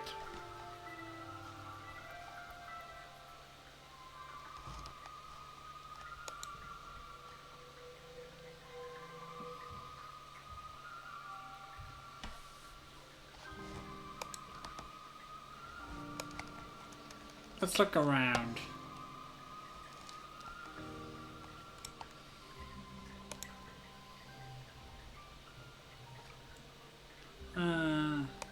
Yeah, we already had that. Yeah, I know we need a break soon.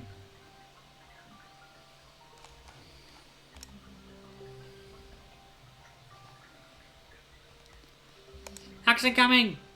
Ah, yeah!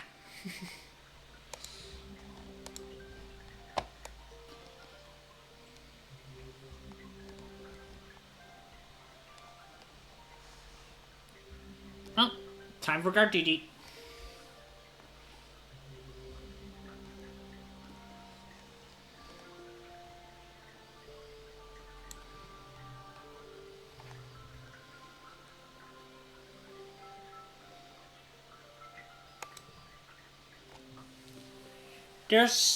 There are parts of the new garrison you're not supposed to visit. Deep underground, where the colonists keep dangerous animals they have been captured by the hunting parties and brought back to be studied.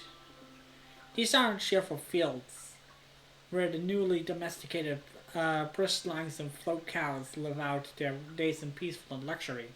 It's a grim place filled with wild, furious creatures pacing in circles, lashing at the reinforced glass and shooting acid from their whatevers. You know this because Chief Security Red brought you here today. That's many secure doors, so he can show you what you're up against. You should assume that everything outside the colony is trying to kill you, he says gravely. Even if it doesn't look like it wants to sting or bite you, that doesn't mean it can't spray acid. Release poisonous spore, liquefy your insides with sonic blasts, or release deadly neurotoxin. Lovely! Lovely, lovely. He points at you. If you don't know what it is, expect it's deadly. If you do know what it is, you should know how to kill it before it kills you. He teaches you about various xenofauna, their habitat, natural defenses, and weaknesses. Like always, he throws a lot of info at you, and just expects you to be able to remember it flawlessly right away. Yes, there will be a test, he says, when you ask. It'll be when you meet these monsters in the wild, and if you fail the test, you're dead. In fact, Red says, studying you honestly, you should be tested pop quiz. Which animal sacks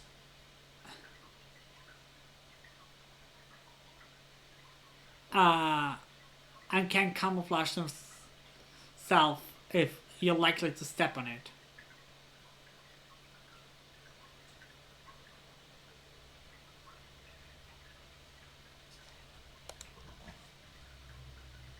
Correct, Red says, with a smile. They're like hold traps. They catch their prey by waiting for it to walk right on top of them, and then they snap shut and hold their prey until it gives in. Adult snappers can move slowly. It makes them orny. Hi, Yazan! Welcome, welcome. How are you doing? Thank you for the hat pad. The young ones are too small to hunt like this, but they have venom sacs. Not too dangerous to humans unless you fall into a whole nest of them. He raises his eyebrow. I don't suggest you do that. I'm doing good. I hope you get better soon. Get some tea or... Yeah, get some tea and just relax.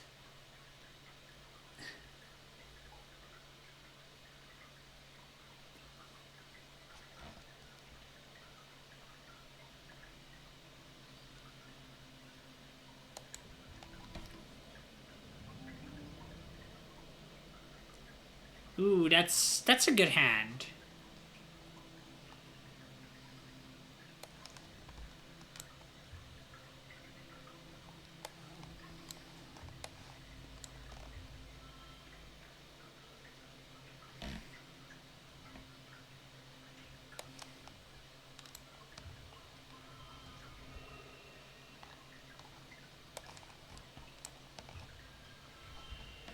Nice, super goal. Glad to hear you're doing that. You will take a good rest.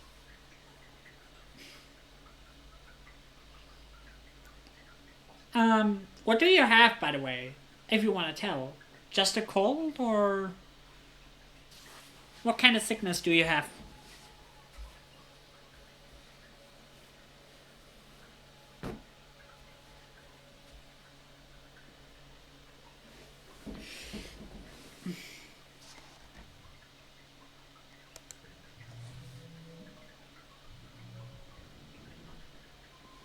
Nice, nice. We're almost about to get the combat perk. Just a fever. Ah, I see. Hope you get well soon.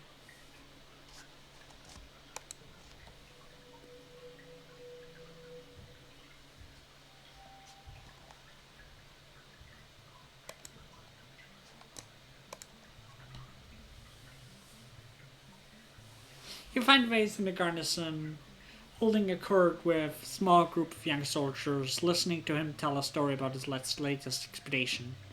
He gestured animatedly with his arms and snarling like a beast. And then I shut out like a sodding sky. Bam bam. Waze finishes as you approach. The gathered crowd hoots and hollers for him, which he accepts magnanimously. Looking around, you see that it's most like his Helio crew. You can tell from their uniform clothes, cropped hair, and perfect posture. But there are some faces you recognize from the colony, and the one is here, and she shoots you a little wave.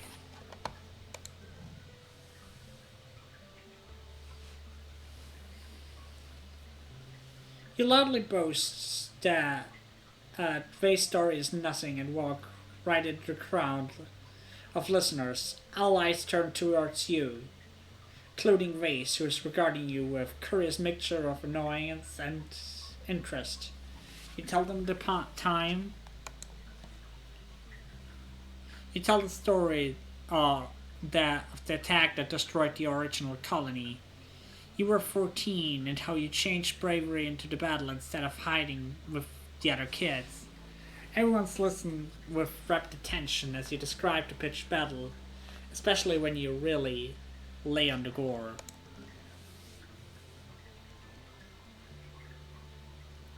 Damn, Vase says, clearly impressed. You must be the coolest person on this podunk planet.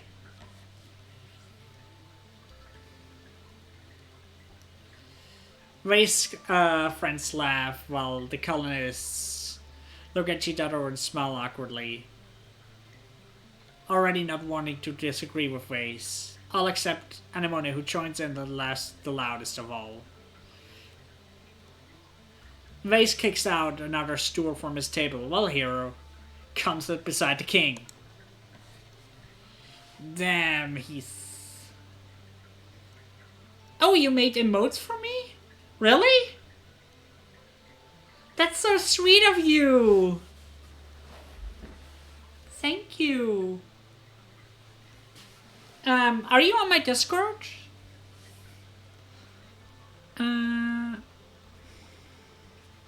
Give me more.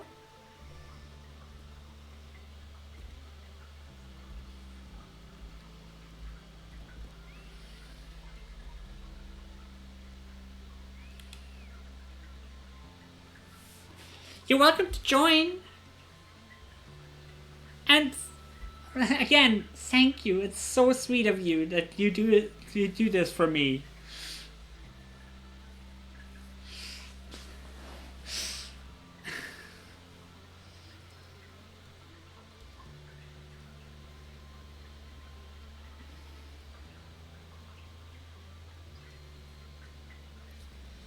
You take a seat beside Waze.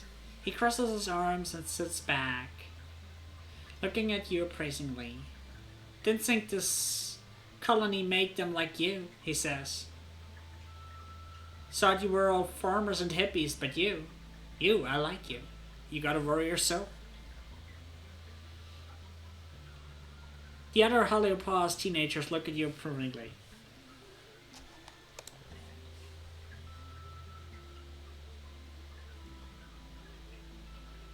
The only thing this colony is good for is sport. I can't wait to get out there and shoot some aliens, Riss says. He bangs on the table with his fist. These nullshits aren't gonna know what hit him.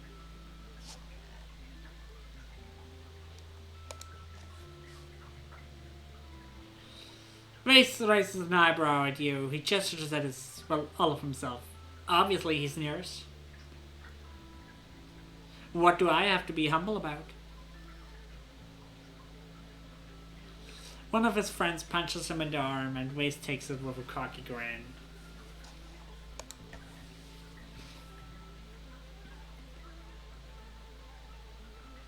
You and Waze talk a while longer. Well, mostly he talks while you and his friends listen. Eventually the little crowd breaks up as many people move on to their other duties. Waze says goodbye to all of the Heliopause soldiers by name, and some of the colony ones too.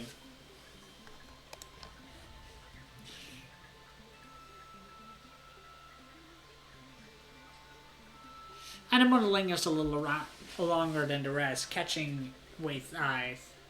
He reaches out to her and they grasp forearms. It's pretty good to have you around, Anemone, he says. For a colony brat, you're pretty legit. Thanks. Anemone replies, eyes wide. You're pretty cool too. Anemone skittles away quickly after that. Her face is red. Eventually, it's just the two of you left. Waze stands up and puts his hands on his hips, surveying the garrison, his kingdom. All we did on the Heliopause was train for this exact moment, he says. We were literally made for this. We're the best of the best. He leans into your space, fixes you with a wolfish smile. Which makes me the best thing that happened to this planet since it started shitting out oxygen. Don't you forget it. Okay. Yep. Time to take a break.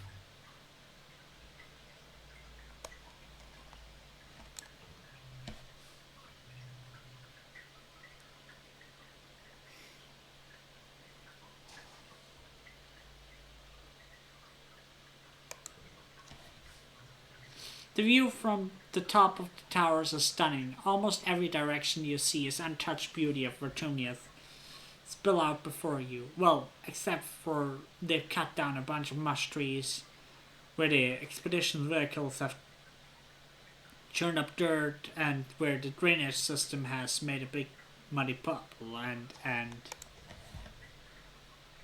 well, it's humans.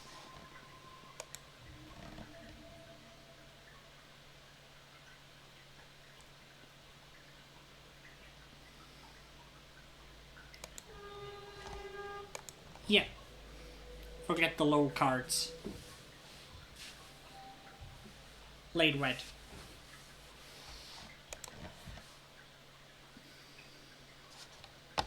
Well, we can get one more guard duty.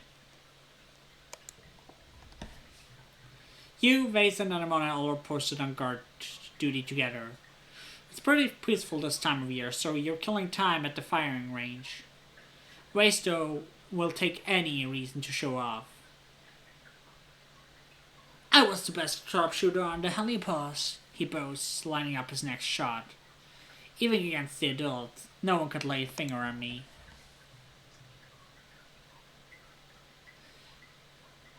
Anemone stares at him with open admiration. Wow, she says. How do you get good ways?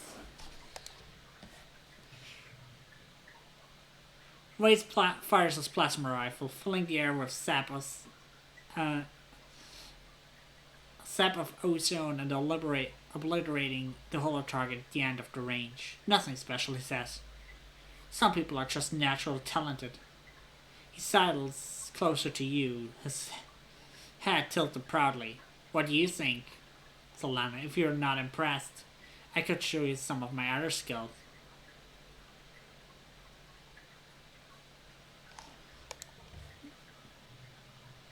Give it a rest, dude.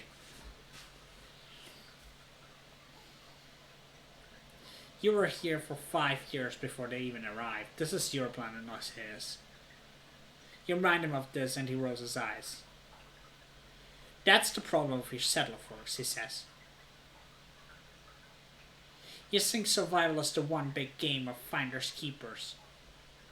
But it's actually survival of the fittest. He gestures to you three and your guns. What do you think we're in training for?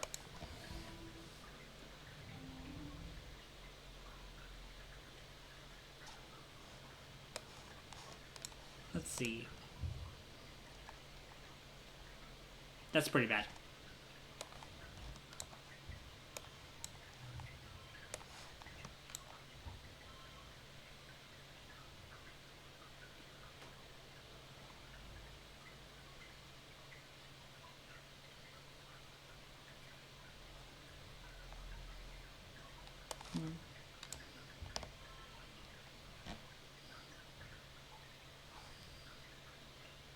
And we can push through.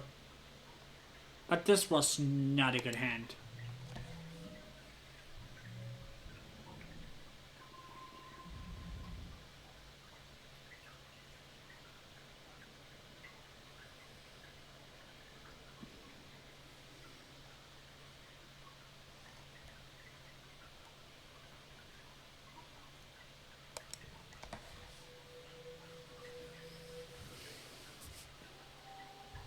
And it's glow time.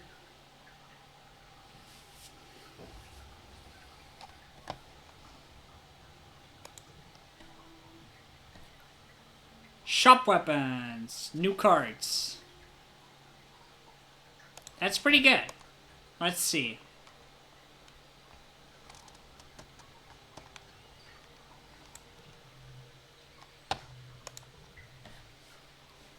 Oh yeah. That's definitely helpful.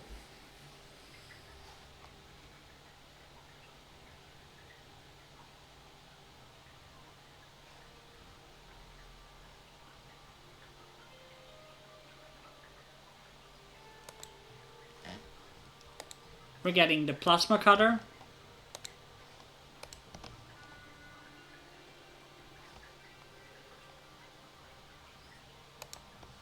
And we're getting this.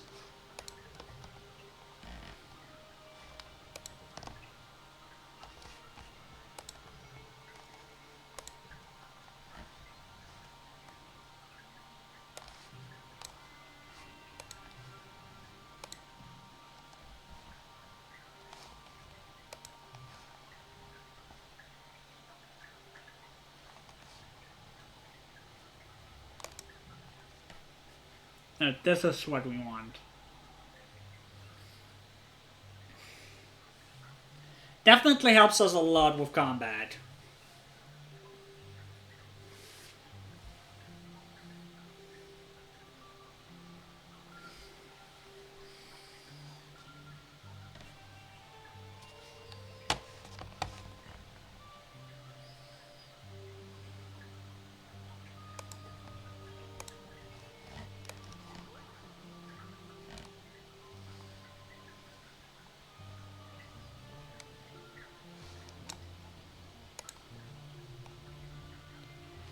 And now let's challenge him. Am I worried about an attack? No, we'll be fine. Governor got this. And more importantly, we've got explosive. I'd like to see those alien animals null ship beat that. Ray suggests a classic helio test of grit. Punching each other in the stomach until one of them gives up or presses out. It builds character, he says. Taping up his knuckles, his bicep glistening menacingly. Did any Hellier ever think of putting metal under their shirt, though? Clang. Face punch vibrates through the courtyard and he yells and cradles his fist. He's surprised at first, angry at his pain, but when you pull the sheet of metal from your shirt, he bursts out laughing.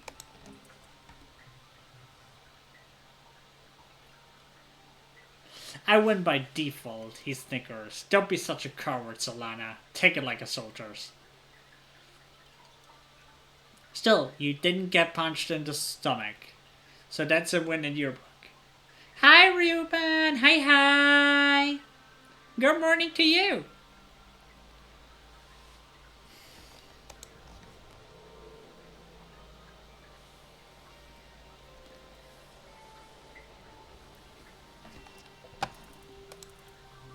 Let's see. We can challenge him again. Because we have now a pretty high combat.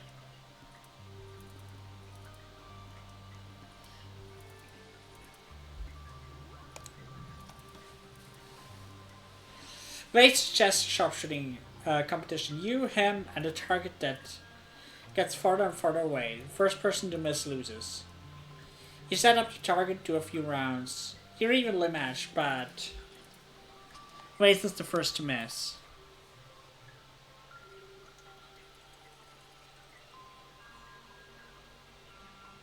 You turn around to shake his hand, but he just scowls. What are you doing? He says. It goes until one of us can spell horse. 5 missed shots.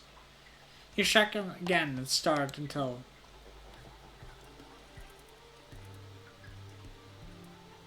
Did I say horse? I meant Hawkeye. Race grumbles as he misses his 5th shot. It doesn't matter how long the word gets, though. You win soundly. He's forced to concede that, at least today, you are the better sharpshooter. How are you doing? I'm feeling alright, thank you. How are you feeling?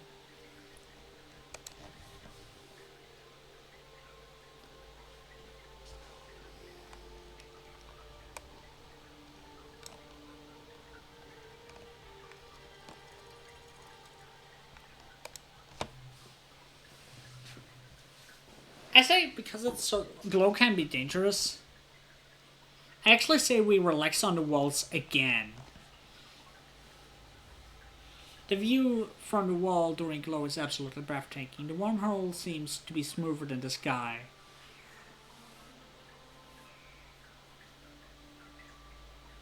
A swirling jewel toned ball pressing down on the gloom. Everything in the wilderness is lit up and seems to breathe in and out with the planet. Like one living creature made of stars, it's beautiful. You could almost forget how dangerous it is.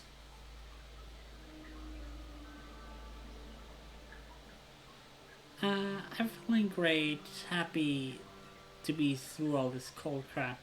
Was it this cold where you were? How cold was it? I'm curious.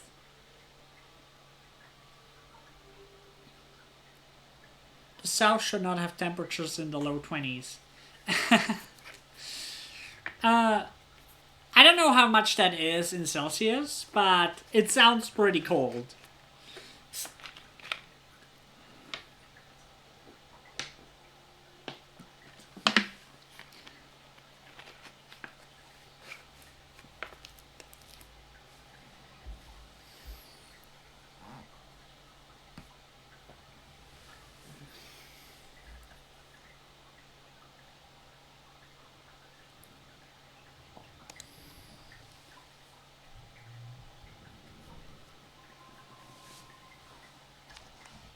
Yeah, let's forget this one.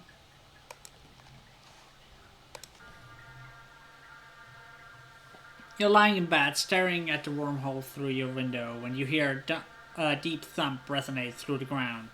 Then a second one, quieter. The woven roof over your room quivers, unleashing a sieving whirl of fine glowing dusts to sift through the air. Well, we are brave enough now. to join the fray. Jeez. You grab a plasma rifle and report to the front, where a line of soldiers has taken up arms and is waiting for orders. The colony is prepared to defend itself against two buildings scale faceless, as well as teeming swarm of smaller Xenos. -6 degrees. Well, that is pretty cold.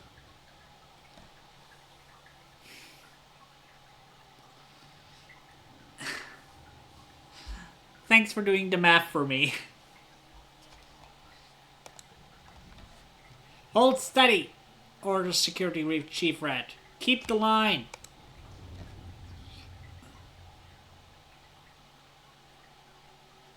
No, Governor yells. Lum yells, running from the front gates to the front of the defensive line. He elbows Red out of the way and waves his arms wildly. Bring them closer, draw them in. Red stops himself from shoving Loom back, but just barely, you can tell. Are you serious? He retorts. We can't let them get any further into the colony. We're going to fight them on our territory, Lum cries, raising his plasma rifle over his head with one. We have the walls, let's use them. We'll let them come inside and pick them off one by one. We can't pick off a faceless. Red sputters from the sidelines. Lum smiles maniacally. You can see the gleam of his teeth from here. I have a plan, he roars. Just follow my lead. I'm happy for you. Enjoy the warm temperatures. With that, he turns and begins to run towards the approaching animals, roaring taunts and firing wildly into the fray to draw them close.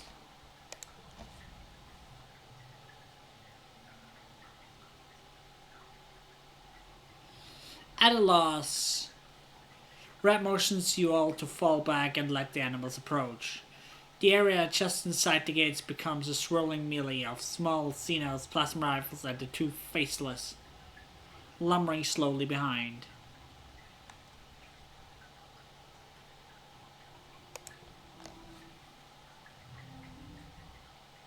Alright, let's do our best here.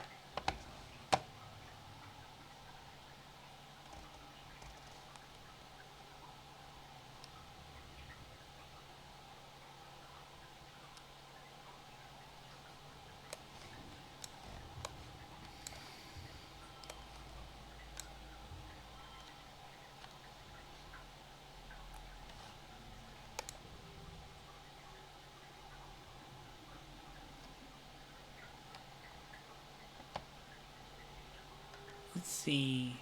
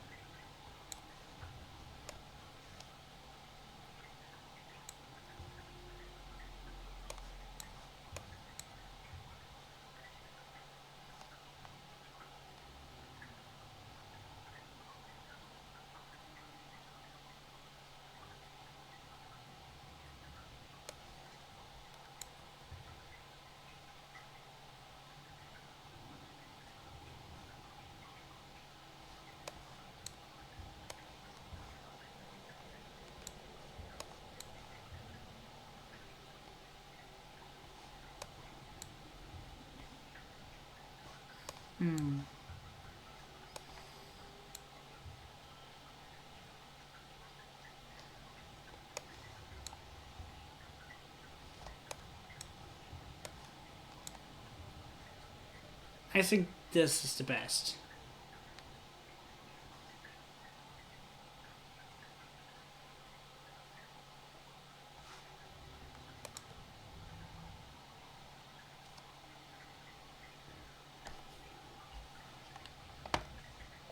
Okay, let's see.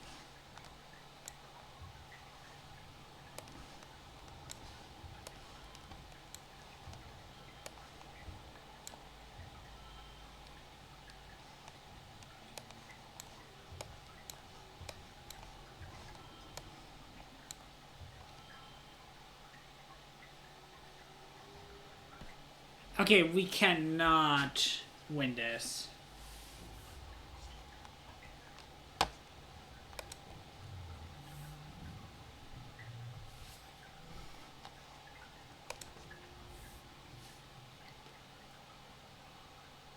In all this organization, you get confused. You fire the melee, screaming, rotating.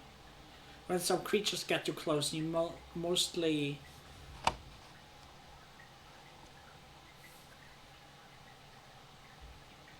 just makes things worse. Then an explosion goes off nearby, you freeze in shock as all of you hear a high-pitched whine.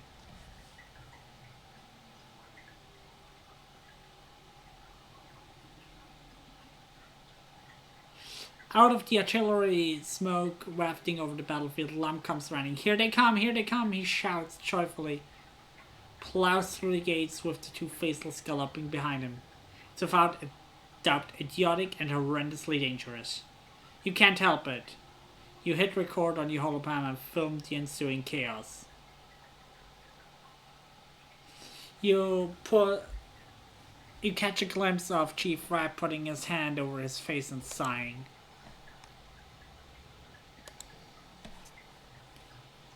A squad of Helios soldiers takes up the charge and helps to shepherd the Faceless into the open area in the middle of the colony.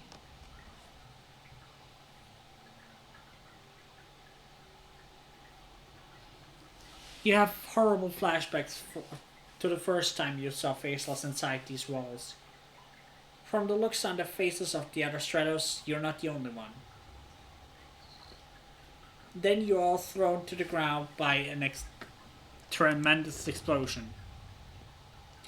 Fire engulfs the center square, roasting the two Faceless in an inferno that blasts the sweat from your pores. Rocks and chunks, dirt pattern all around you, with occasional thunk of burning mushwood. These soldiers the soldiers nearest the blaze all recoil in surprise. Clearly no one but Loom knew that the square was rigged with explosive. You don't think anyone was caught in the blast, but it was close.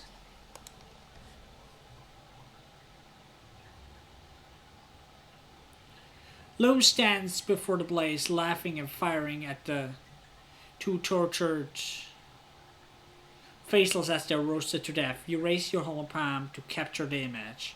His silhouette's dark against the column of flame and smoke. It was ridiculous, dangerous, and stupid. But it does look pretty cool on recorded footage. People filter out of their hiding places, shielding their faces from the heat coming off of the bonfire in the middle of the square. On the horizon, the first watery rays of quiet sunrise are struggling to make a dent in the hot, dark orange glare. The colony's fire suppression system is turned on to the square, revealing the charred corpses of the two Faceless.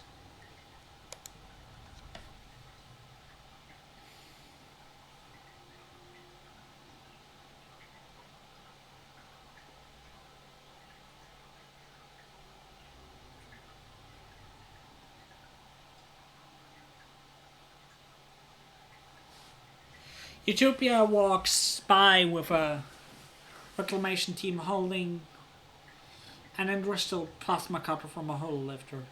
Did he use the mining explosive Utopia says now? Mighty bold of him. And those things will blow a hole in the mountain, or a creature, I suppose. She says, wish he could have saved him from mining. That must have been the last of him. We sure can't make him more. Then she and her crew out of earshot as they picked their way down the blast crater to crave up the Faceless.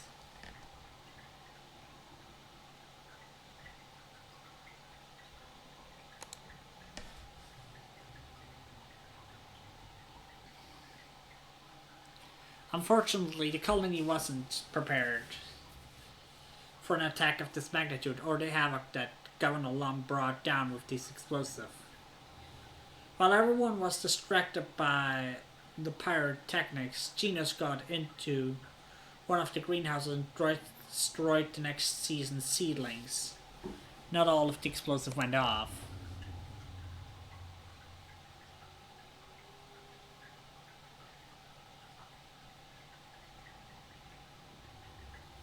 As Utopia, no, starts to clean up as a stray charge suddenly explodes across the field. Sharp missiles past you, and as everyone dives for cover, a piece hits you on the side. Shivering stars, ouch. Oh no. We lost more colony defense. As you gingerly check the nasty burn on your leg, you consider that Utopia is right. At least the garrison is out of explosives to play with. You can't just nanoprint more unstable molecules like this. But how will the colony defend itself against the next attack? Oh boy.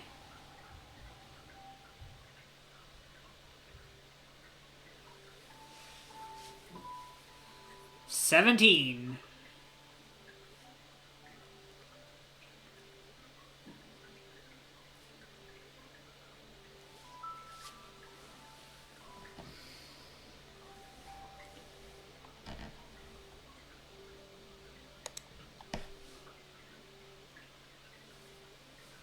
And we all grew older.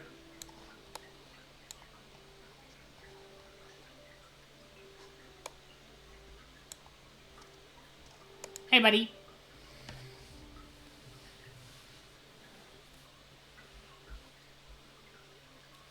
Over the years, a lot of the people have started wearing less clothes than you remember from when you were growing up in a climate-controlled stratospheric. Definitely a lot less than in the video holoids you brought from Earth. Rex, though. Rex has actually acclimated to Vertumia's hot, sultry weather. Nice, my boy.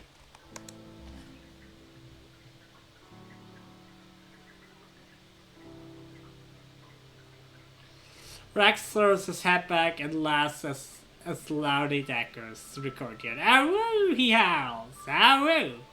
You both giggle and lock eyes for a second.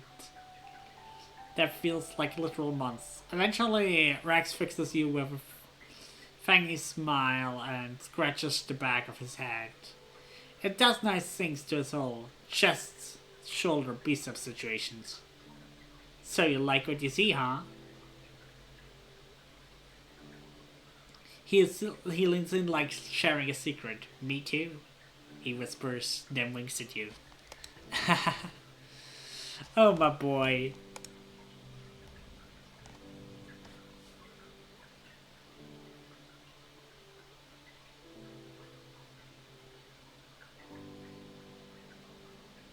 Rex is holding an ice pick to his eye. Oh, good. It's one of Waze's little birds, he says, too tired to scowl at you. What do you want? I want hugs.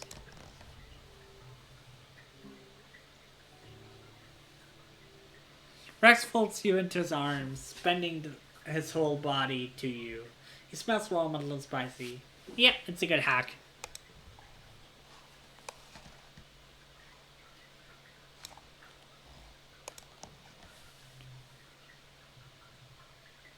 You spot Tang heading behind the engineering wing, follow, only to find she disappeared. Then you look up and see an access ladder leading to a maintenance platform by an engineering turbine.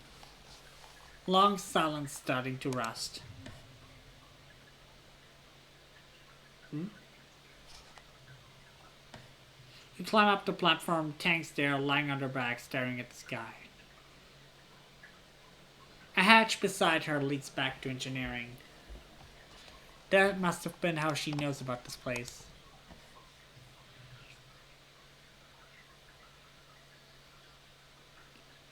She doesn't acknowledge you until you're almost standing over her, your shadowy figure fighting the overcast light.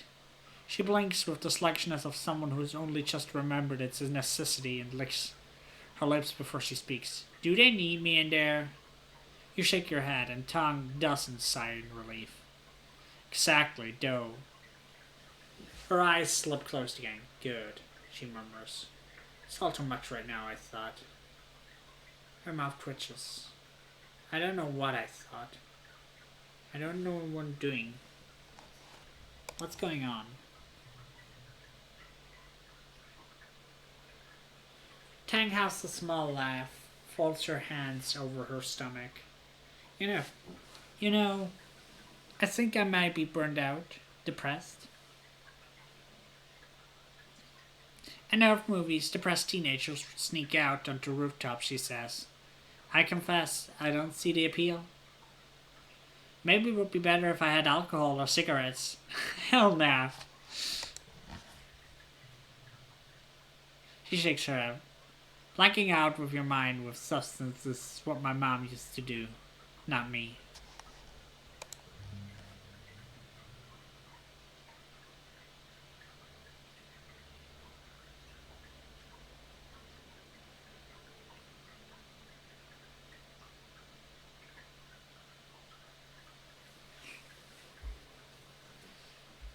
Wait, you can't seriously mean, she says, then laughs. Maybe another time. I appreciate the thought, though. I can't imagine romantic entanglements right now, not with everything going on.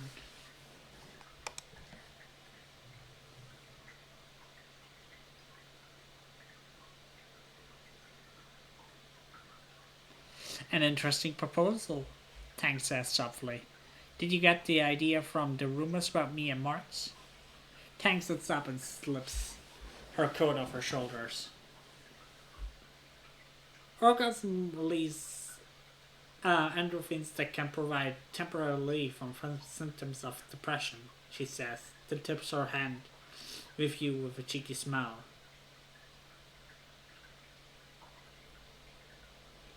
Not to put any pressure on you to perform, of course. Simply put, I could use this right. Oh boy. Oh boy.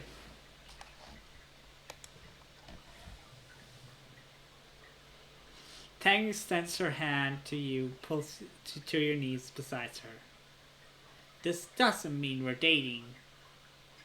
Or that I even like you like that. She says. This is just a mutually beneficial agreement. Oh boy.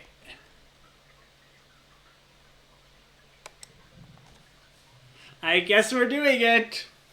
Good, Tang says. Her cool hand aligns on your cheek. No more talking.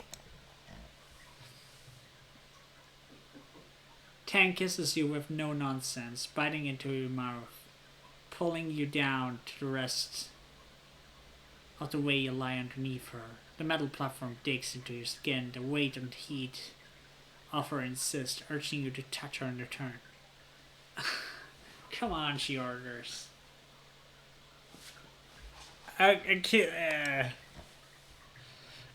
an hour passed, then another. If anyone knows you've gone, they don't come looking. Afterwards, you drift off in Tang's arms. You wake alone, half remembering the cold absence of Tang's body as she pulled away to retrieve her clothes. The air feels wet, like it's about to rain.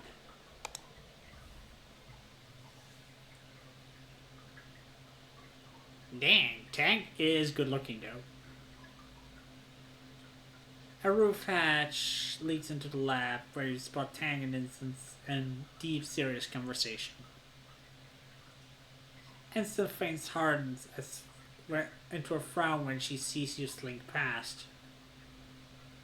She looks like she wants to scold you, but Tang lays a hand on her arm. Tang looks at you over her shoulder, her face completely blank, though her eyes follow you as you make your retreat.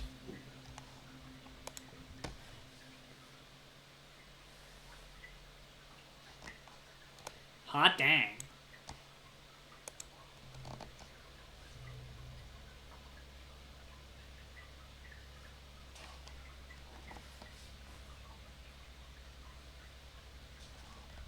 see. He kept doing some tutoring. Just for some fun.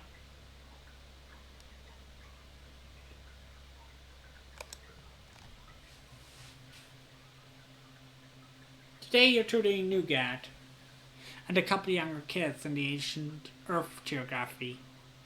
They're learning the names of countries by pointing them on maps and saying a few facts about them.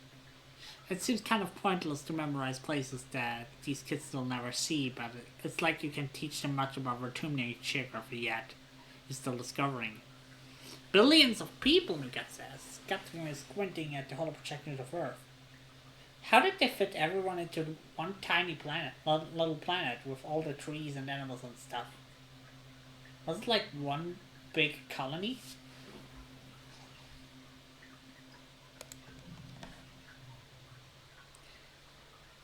You give Nougat the little kid version of the truth you learned as a kid. You tell her that life on Earth was brutal and hard. Humanity destroyed the environment and fought over what was left. There were no trees or animals left. Not as many as there should have been. Oh boy. Most people were poor, hungry, and sick. The ones who weren't kept all the nice things to themselves. At least your parents were lucky to escape on the stratospheric, and you were lucky to born on it. You all lucky to be here now. No matter what, at least Vertumna isn't Earth.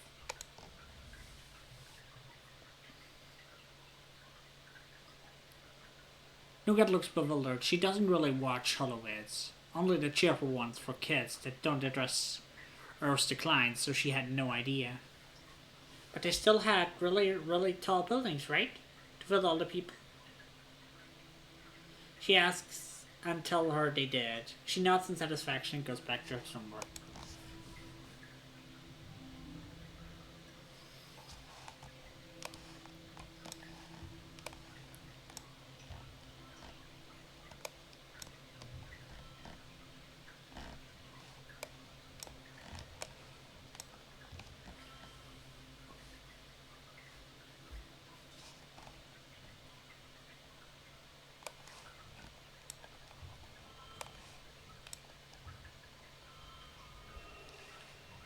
And we win!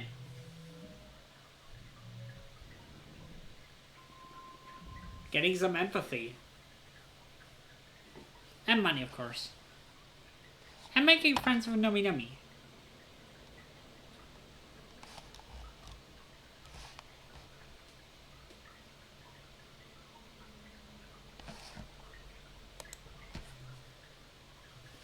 It's your 17th birthday. But it's not just your birthday. Quite a time of new growth. Celebration of life and hope. Not just this year, but for humanity presence on Vertumna for years to come. You and your friends are a symbol of that hope.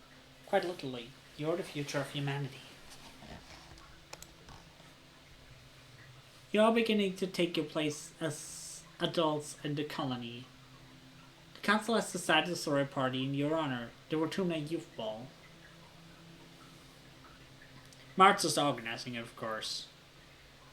You get an embossed invitation on real plate paper.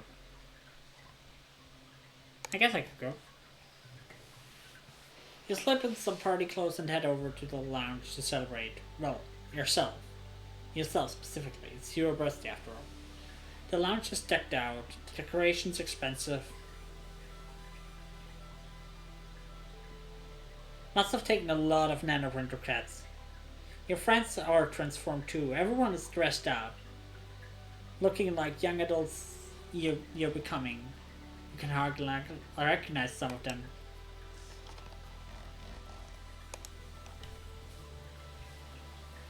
March catches your eye and waves.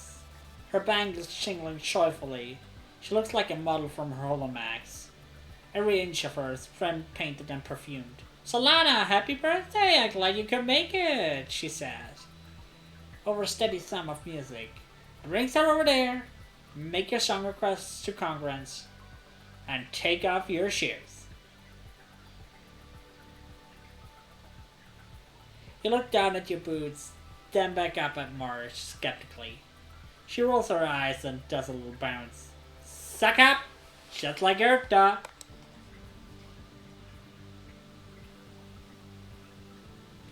Ooh, Cal became a nice man. Not gonna lie.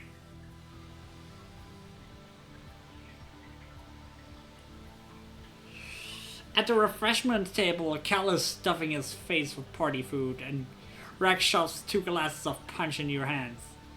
Gotta stay hydrated! Gotta stay hydrated.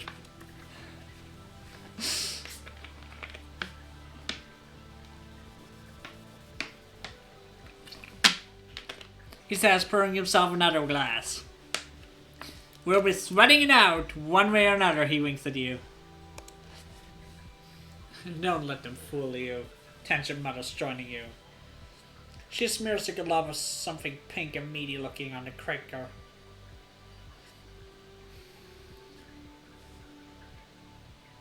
It's well documented phenomenon that people inexperienced with imbibing alcohol will begin act as if they are drunk even if they're completely sober.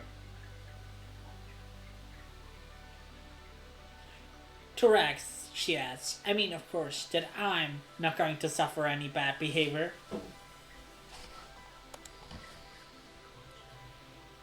Rex grins as he pulls out a flask out of his vest and pours a healthy addition into his glass. Who says gonna be an act? Let's let a little loose. Come on, it's a party. The music changes into a fast pounding beat. Rex throws his hands back and howls, woo, it's time to dance. Let's dance.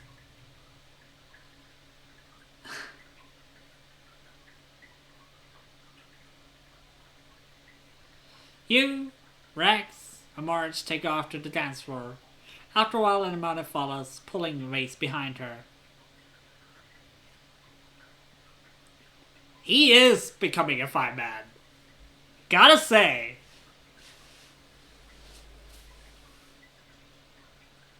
You all dance until it feels like your heart is going to burst.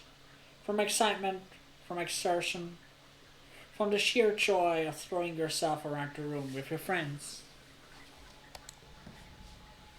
Naomi is playing the DJ with Congress, spins up something but slower, more romantic. She's becoming a cutie. Grab a partner and pull them close, they announce dreamily. Or whatever distance you feel both comfortable with.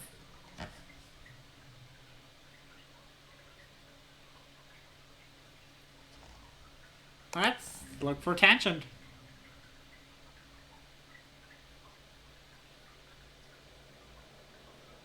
Tension is already shaking her head as you approach her for a dance. Absolutely not. I'm not going anywhere near that sweaty mess. Well, she didn't say she wouldn't dance.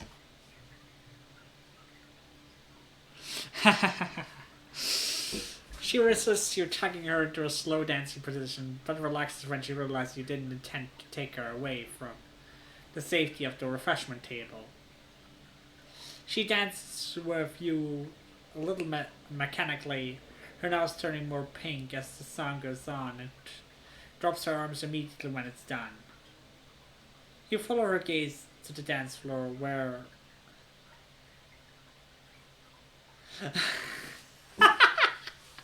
Heck yeah!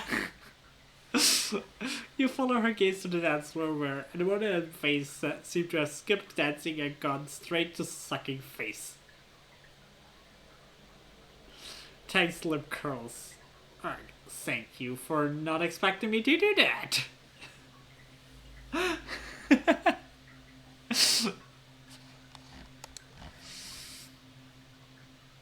After the slow song, Naomi spins Congruent's music library to do something more with a little more bounce to it. The dance floor once more floods with bodies ready to gyrate the night away. But the tunes are abruptly interrupted by lamps hear speak, hijacking the feed. He strides to the stage, flanked by security guard Chief Red. Everyone on the dance floor whines in unison at having some buzzkill adults stop the music. But Loom just raises his hands and smiles indulgently.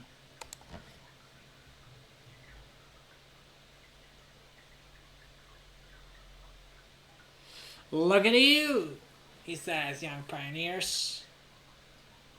I look at you and see the future, not just of this colony, but of all humanity. You catch few people rolling their eyes. You've heard this before. Right here, good man, really the best of the colony. Share this poem from a grave earth poet, Lam continues. Now, I'm not one for poetry myself, but damn if it's not something I want to share with you kids tonight. On the eve of something really big.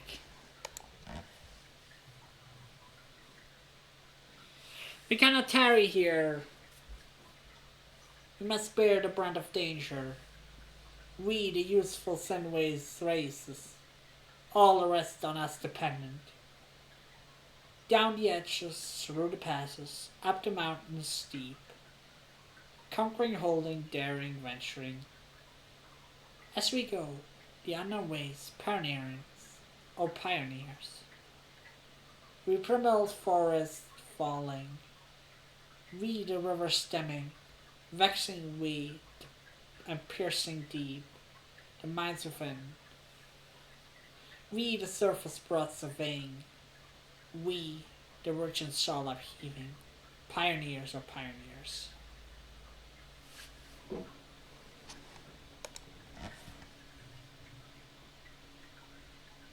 Red looks a little pained, but Lim continues. What do you think that poem means, kids? He says. He asks. Does it mean we should sit here in our colony politely waiting for this planet to make space for us? He clenches his fist evoctively. No, he exclaims. It means we need to get out there. We need to grab our tuna by the balls and make it respect us. He points at you specifically. I need you, the next generation, to lead the charge.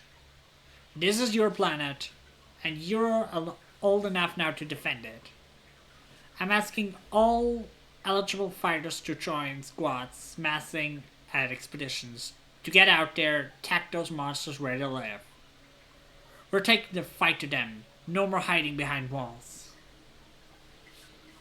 To your left, Vason and Mon lead the cheering that erupts. Of course they do. Lemon Red leave. The music spins up back up again. But only the few diehard partygoers still want to dance. Everyone else is broken into small groups to discuss the announcement.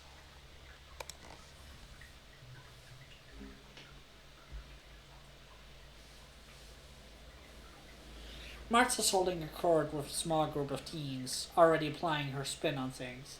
This is actually a good thing, she insists. Truly, we're never going to get anywhere as a species if we just sit here and wait to be attacked every year.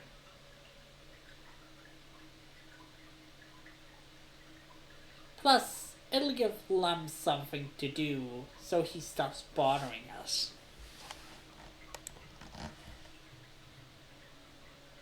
War is always a huge leap in technology too. Tang asks. Think of what we'll be able to accomplish.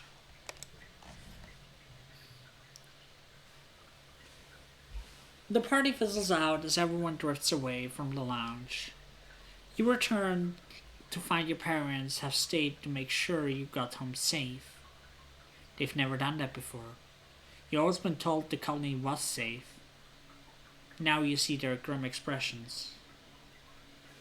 This game is about a group of colonists who landed on a planet, and basically every year the monsters of this planet turn aggressive and attack the colony.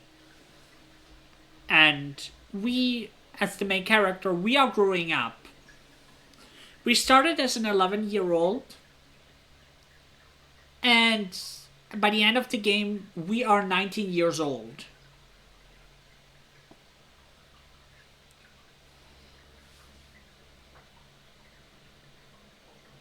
So it's a game about growing up, but also it's a game about living in a colony.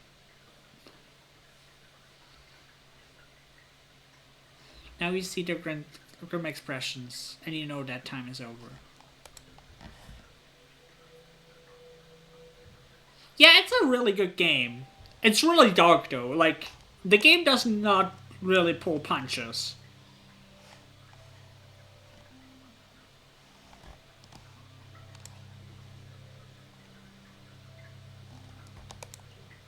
It's going for a hawk. Hey, it's just me. Or is everyone here just likes speed hot? Rex says, seriously. Is it something in the water? Because, oh, dang! Rex lets out a little howl and then laughs, clapping you on the back. Present company included.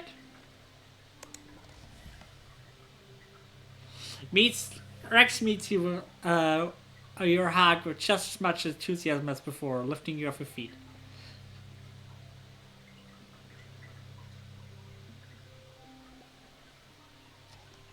Oh, if you like dark stories and the story not pulling punches, then you will love this game. The game is called I Was a Teenage Ex-Colonist.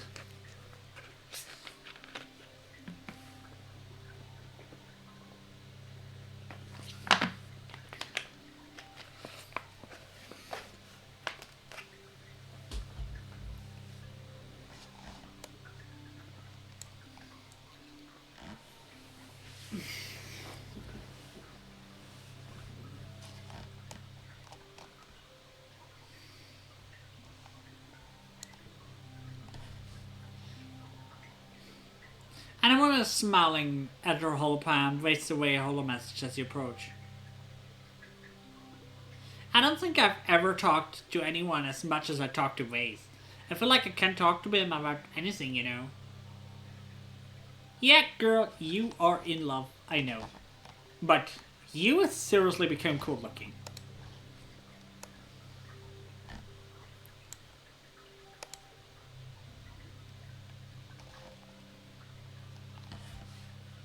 Yeah, Tang's friendship we almost maxed out.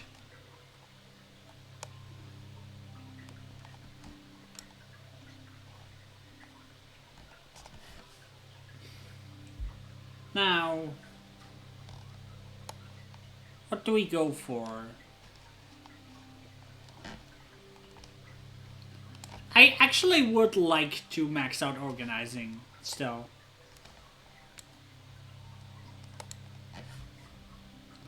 Cal is digging at the garden with even more passion than usual. Stupid sorcerer's asshole.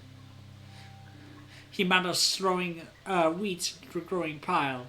They think they're so important. Well, you know, it's harder to grow stuff than it's to kill it.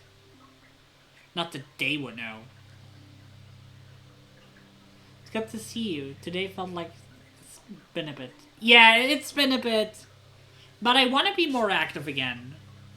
I honestly feel like I needed this. Like, I need streaming.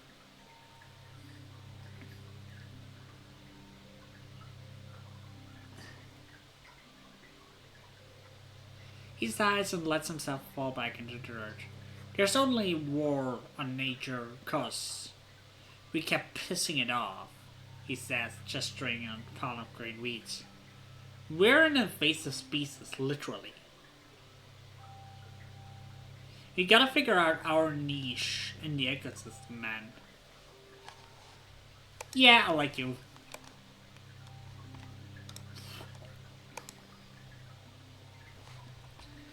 some research again. Your dad has an interesting sample he wants you to study today. So, kiddo, I've been cultivating something, he says. He shows you a plant with thick purple stalks and a pair of tiny heart-shaped leaves. It's called dizzyweed. We used to have something like it back on Earth, he continues. It makes you feel relaxed, silly, without the kind of like Blepty, but without the boss. We gotta study it together. Just remember not to overdo it, and go at a pace that works for you. I'll try.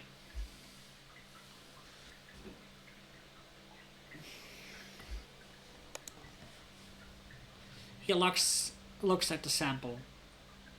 I'm sure we can find medical use for it.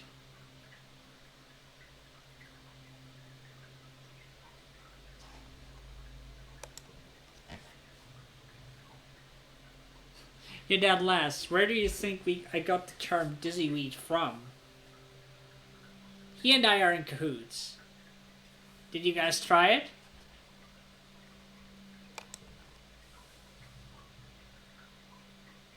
Your dad chuckles. Well, you can if you want. It's safe even for teens. Just don't go too overboard with it, or you might end up like your old man. He curls his hands, doing scary impression of a monster. Doing what you love on an alien planet with a great kid.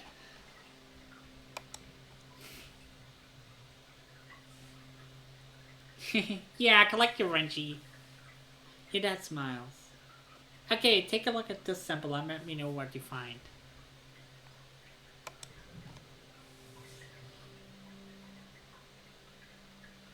You correctly assume your dad would be cool with you getting some hands-on experience with dizzyweed. He explains to you how to chew the stem to ingest the funky tasting juices and warns you to spit them out after or else it will make you feel queasy.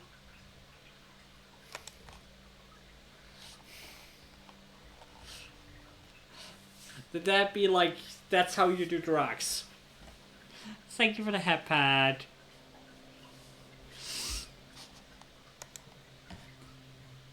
You do as he says, and within minutes you feel a head rush that makes you feel so dizzy you need to lay down your head. Down on the research bench. Hence the name, you guess. Your dad chuckles and drops your bag. Don't worry, this part is over fast.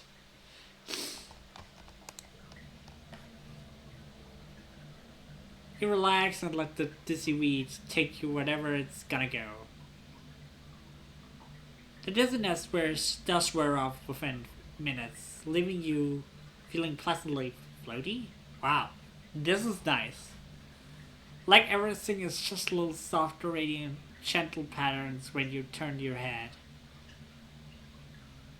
Your dad likes to chatter as he works, and you find yourself giggling at him more often. He's so funny. And so nice. It's really cool that he's cool to show you. With showing you these things. Yep, we tripping balls.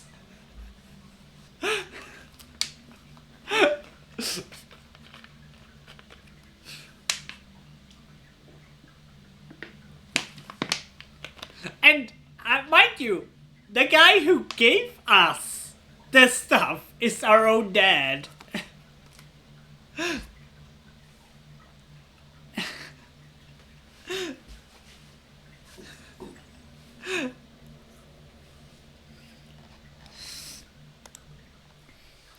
After a while, the high wears off and you feel a little more corporal. While you were circumventing the wormhole, Conrad's helpfully crunched a few numbers and provided you with a report on the plant's chemical composition.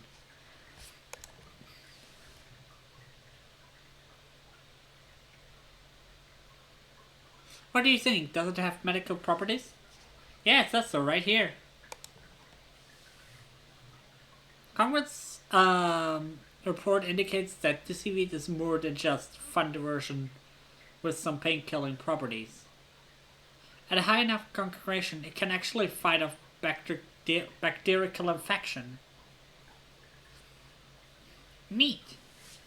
Your dad is proud of your work in the field and work in the field of pharmaceutical science.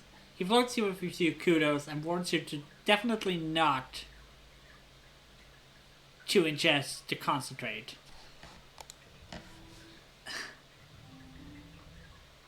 Alright, research time.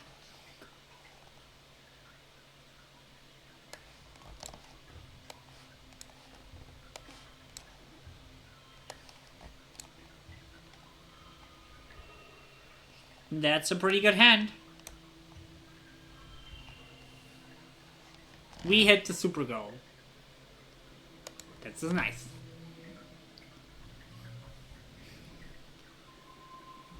Basically, what now our goal is, we want that blue bar.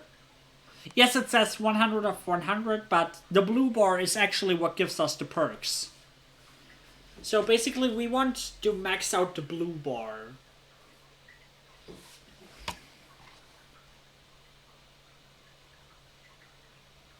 But yeah, that is true. Family does sound like a more trustworthy supplier.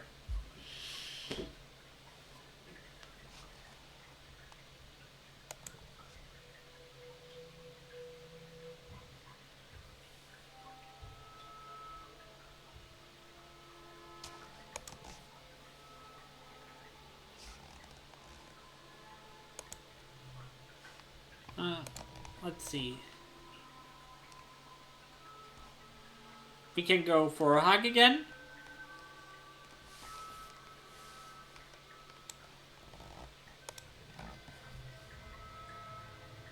I'm coming for another hug. Rex meets you with a hug as much as...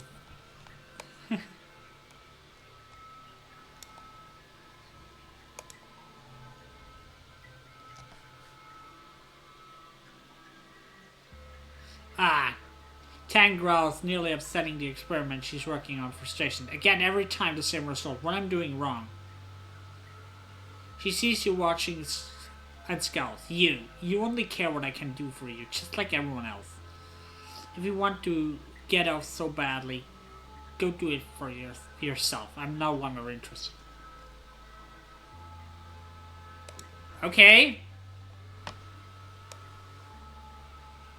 Sheesh, Tang. What did I do to you?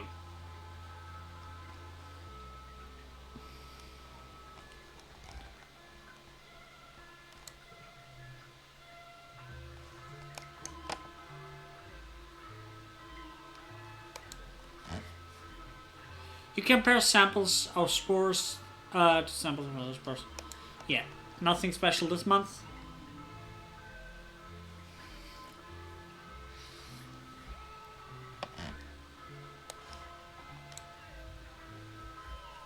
Learning about Earth.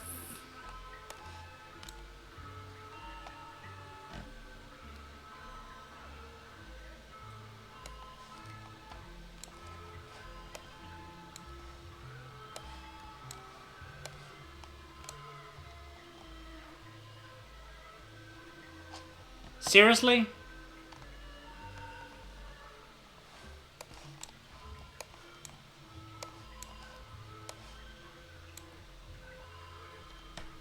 Well, this is better.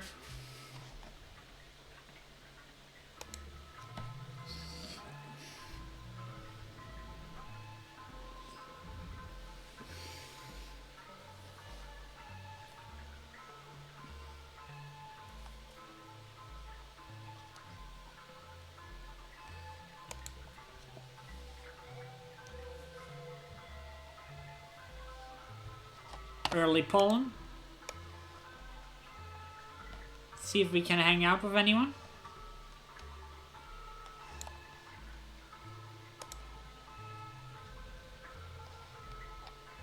Actually coming.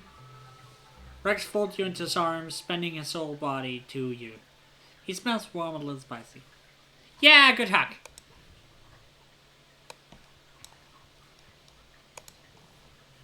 As much as I would love to make friends with her, we do not have the stats to be friends with her.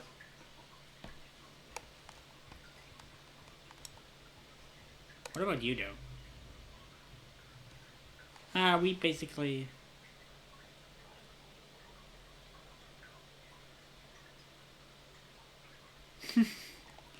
Rex. Ooh, the crystal is nice.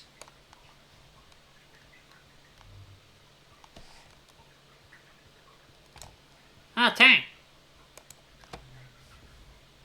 He bumped into tension after a routine checkup in the map base. Solana, could you wait a moment? It's almost done. Let's walk out together. Dr. Instance gives you a curious look as Tang hurries to catch up to you, but goes back to her work.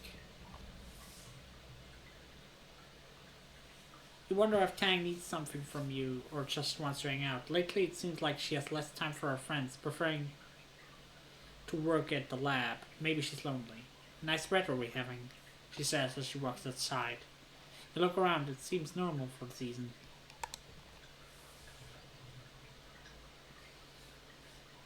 So different here than it was in space. Growing up in the spaceship was clean and tidy.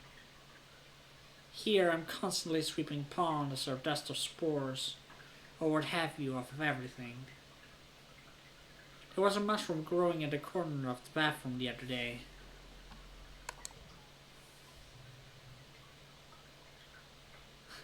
Yuck, Tang says, sprinkling her nose. You can have it.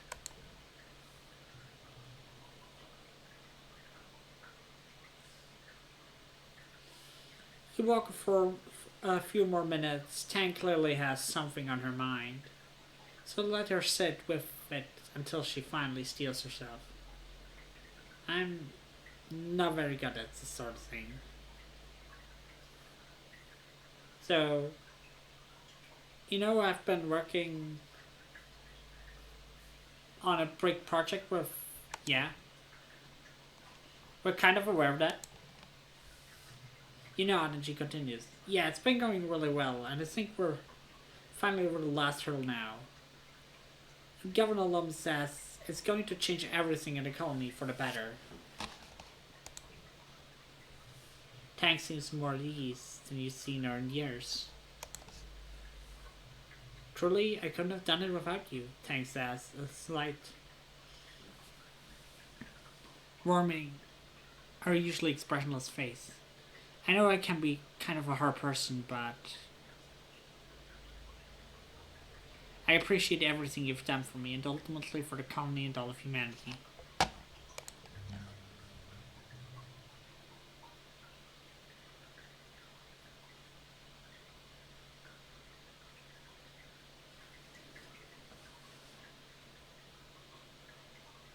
You and Tang find yourselves alone in the path engineering Quarterwings. You edge closer to Tang as you walk. She doesn't seem to notice and moves away, maintaining the distance of you. We're a good team.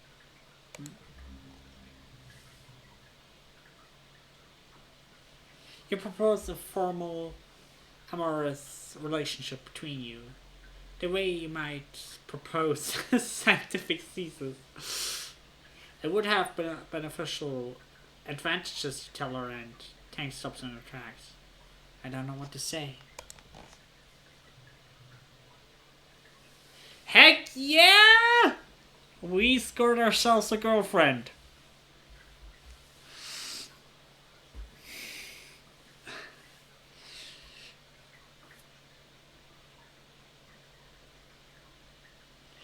She gives you a considering look.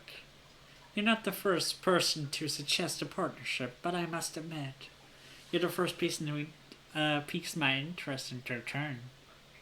You know what? Yes, she decides. You're entirely right. I like you, you like me.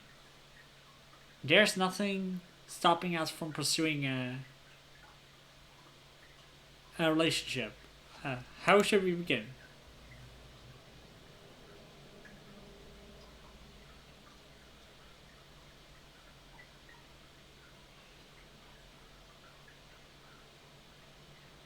Tang smiles, a real one, showing her teeth. Oh, Solana, If you like me, you surely expect nothing less than a completely rational response that takes into account both our feelings and our situation?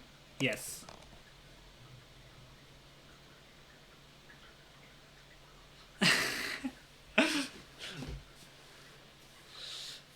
Tang slips her hand into yours and steps close. Will you kiss me now, or shall I kiss you? God, I love her. You lean in and press your mouths together. Tang's lips a little dry. She smiles when you kind of stick together. Almost acceptable, she teases, licking her lips. She brings her hand to your face and guides you together, again into the kiss that's much better than the first. Tang is a better kisser than you expected. Confident, unashamed, methodical. You kiss until she tires of it, pulling away and touching her lips with a slight smile. I'm looking forward to continue this turn us out. Oh, me too, Tang. Me too. So, no more flirting with anybody else because we have our partner.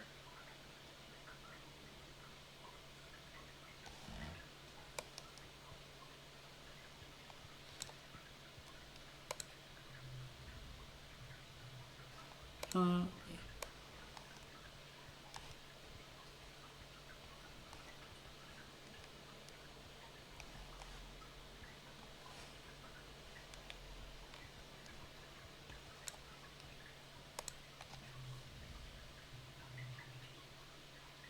uh, nothing really.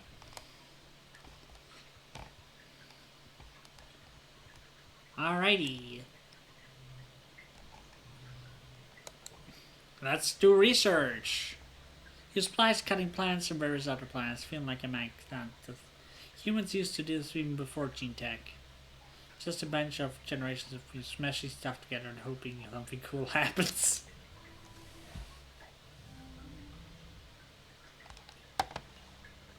Nice, nice, nice. The radioactive plant.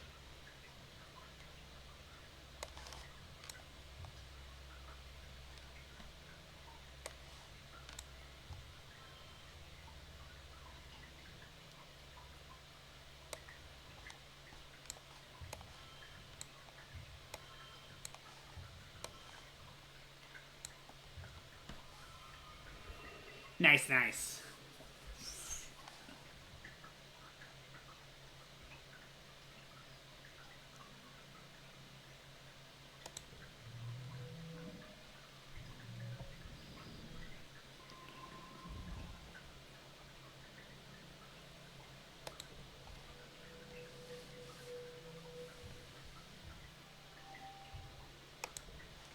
May Pauline we check in with our girlfriend?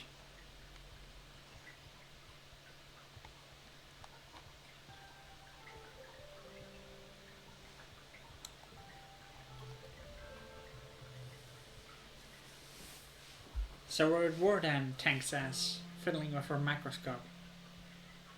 I'm of mixed feeling. First of all, nature has been at war with us ever since the day we landed. So, if it takes an official declaration in order to secure more resources for engineering, I accept it. Welcome to good fight, administration. She pulls back from the microscope, blinks and rubbing her eyes. On the other hand, it's ridiculous to declare war on an unintentional enemy. One may as well declare war on aging.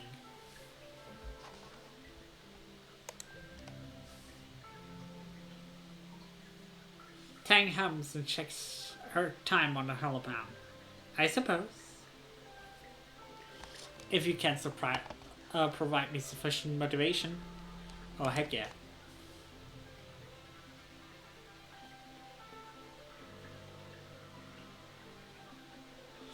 You and Tang go for a walk, eventually ending up path back to your quarters. This was hardly motivation, Tang says, when she realized where you headed. I don't need sleep like as you do.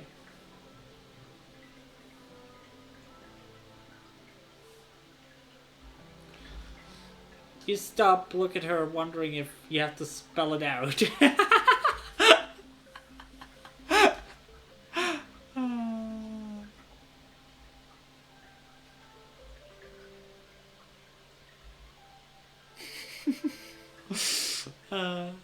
Except for a teacher kind of find the shooter lens.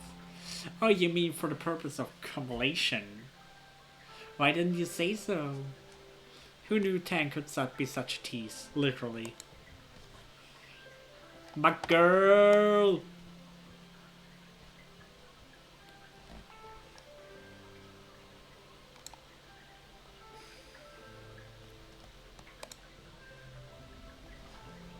Coming in for a hug! Again? Yep!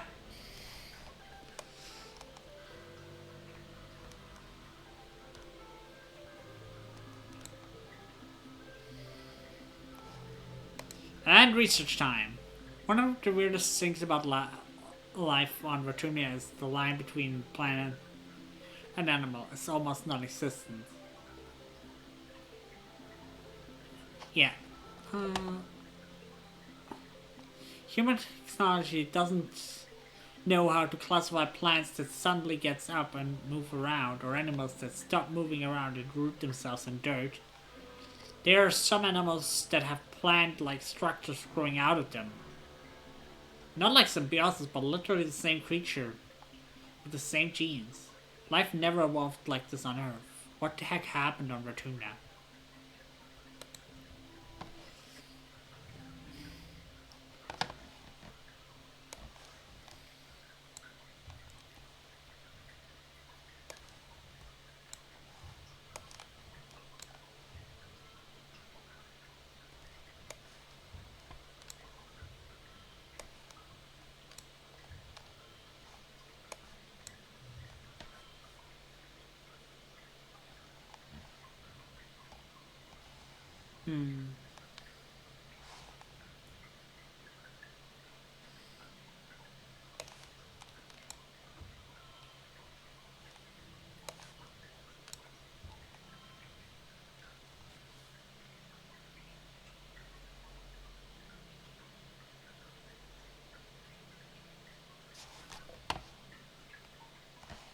A little bit of stress is fine.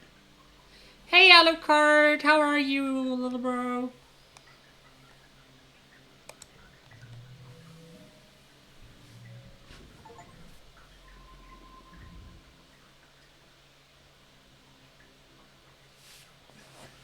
Doing well? Oh, you just woke up? Hope you had a nice sleep.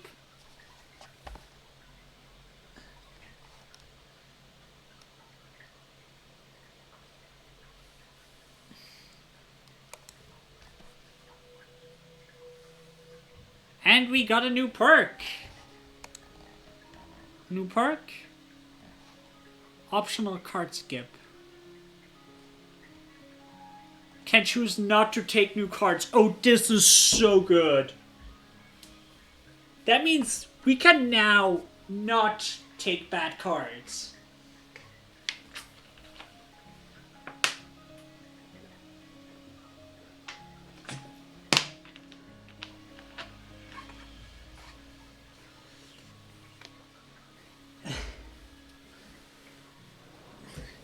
What do you have planned for today?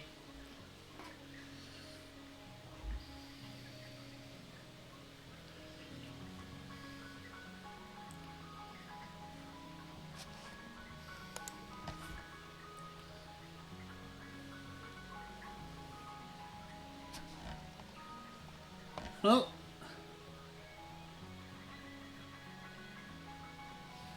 next up is empathy or bravery. Likely bravery, actually.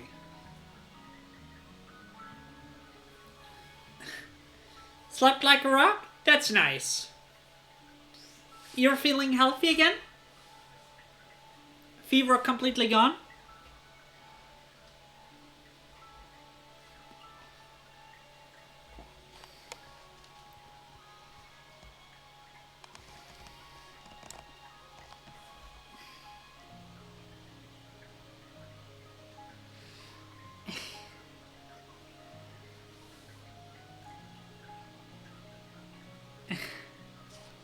Damn, the sun is in a really bad position right now. It shines right into my face. I have to do something about this.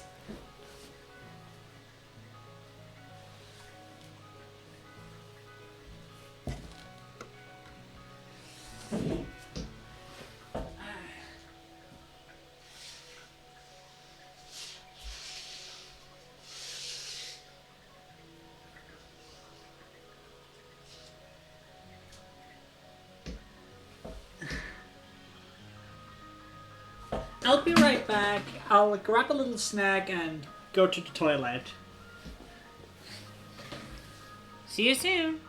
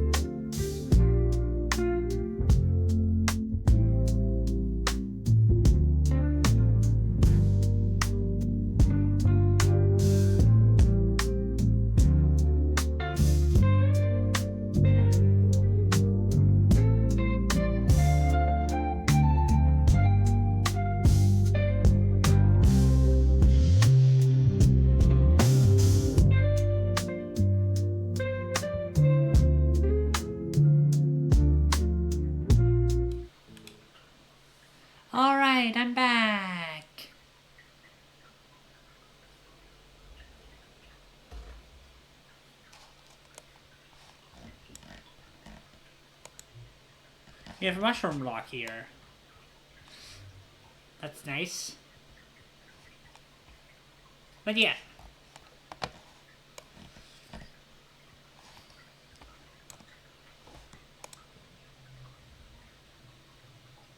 That looks kind of nice. Got some nice tattoos.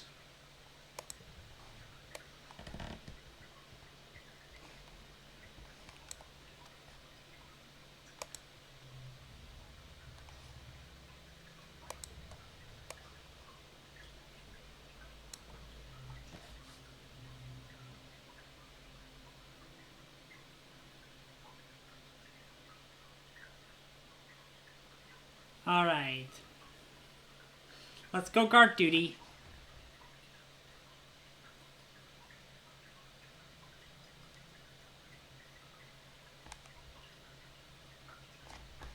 Don't. Sports ball also gives us bravery.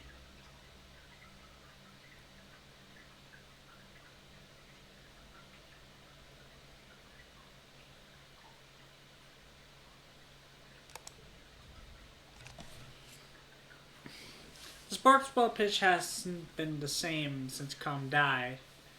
Rat's the coach now, and he doesn't care as much as Com did.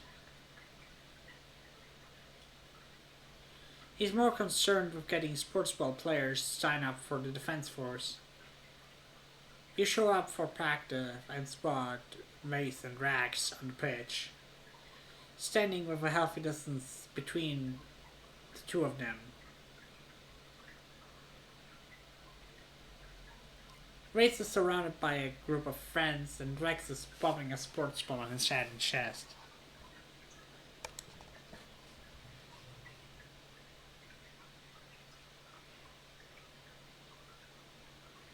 Let's pick Rex.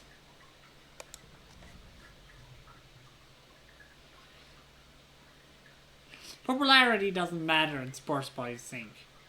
Rex pops the ball under his arm and salutes over, ignoring the venomous look Mace gives him. Anemona chooses Mace right away. Of course she does.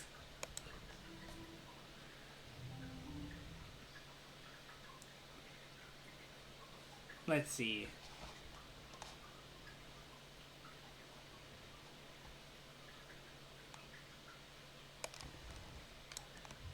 We can make this work.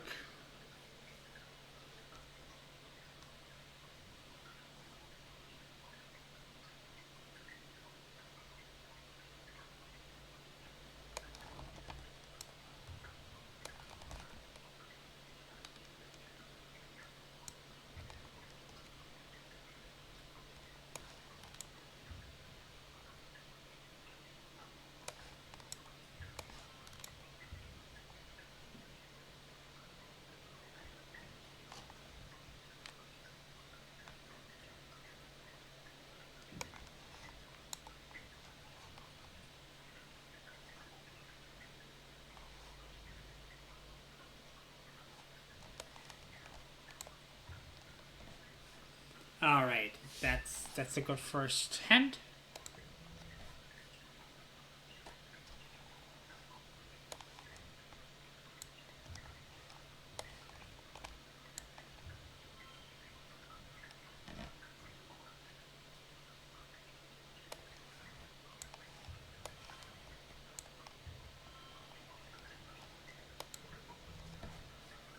Alright, 38. We kind of want to redraw this hand.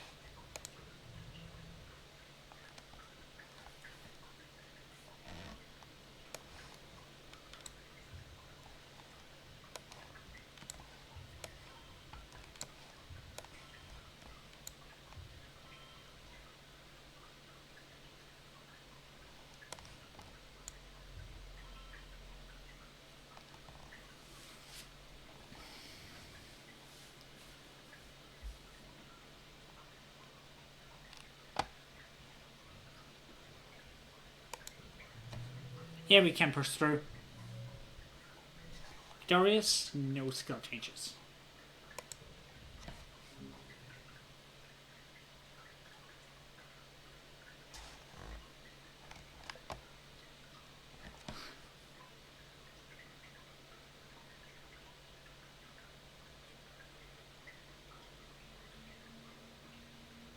You and Rex whipped the butts of Race and Anemona and everyone else on their team.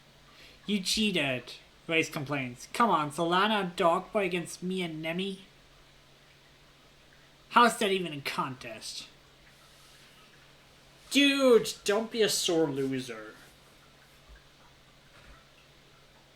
He storms off in the pitch, ranting about how the game was rigged for the weaker players because Sportsball isn't the real game. Dude. Don't be a sore loser. Anemona comes over. I think you did well, she says. Good work out there. Rex over and gives her a high five, but she looks towards where Race disappeared and shakes her head.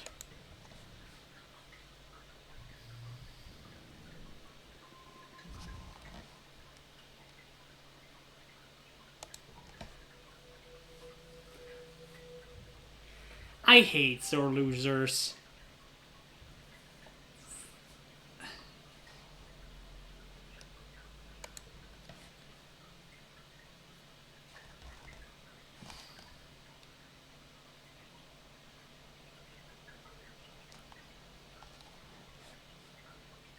What is it, a dollar card?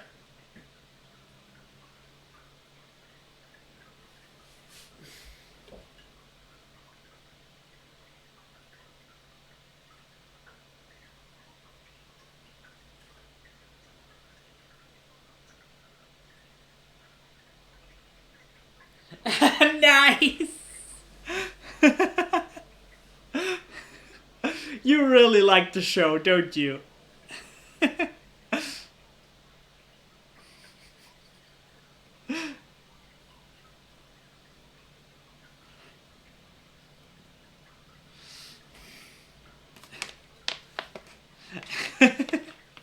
I'm happy I was able to show you something you like.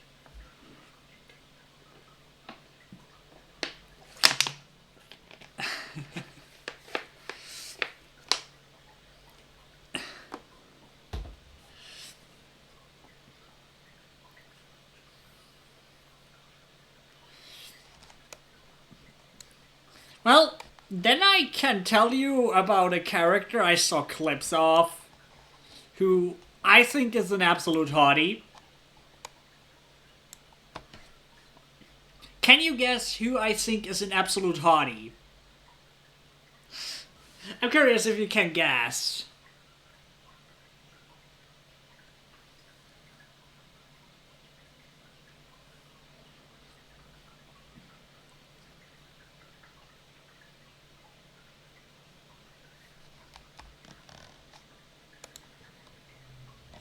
Yes!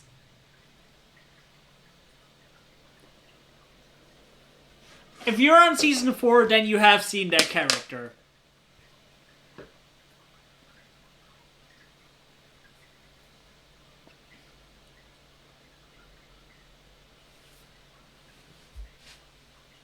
Yes, I think he's a Shadow Killer.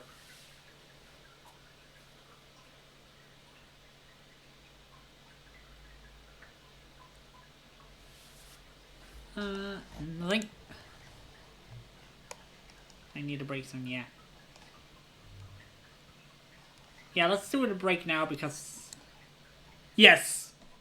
Yes, RedTooth.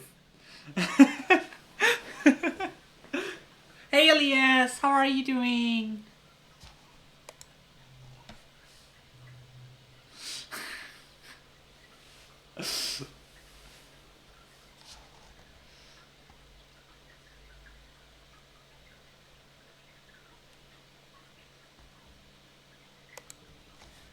But yeah, I think RedTooth is an absolute hottie. I'm glad to hear it, Elias.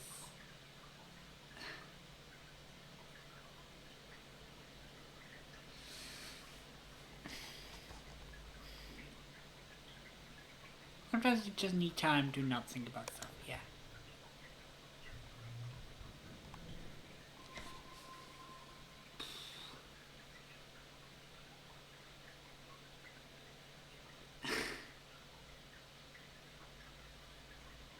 Yay, thank you for the resub.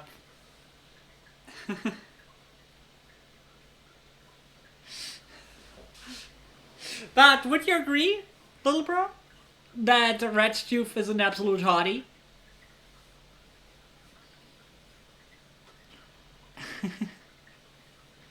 Yeah, you can use the emotes again.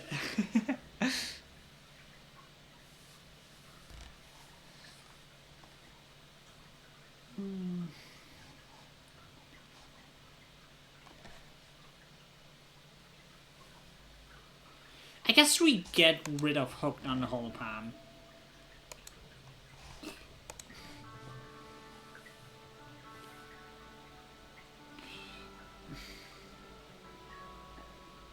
This year's Terminalia is ushered by a big military band.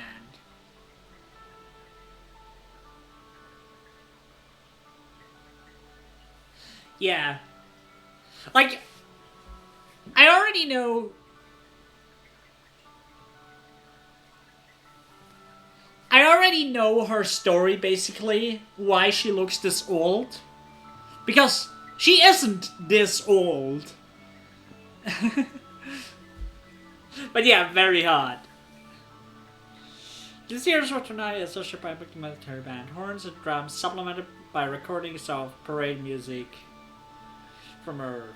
Governor Lam strides out of command on a grand red carpet, ascends the stage to recognize applause.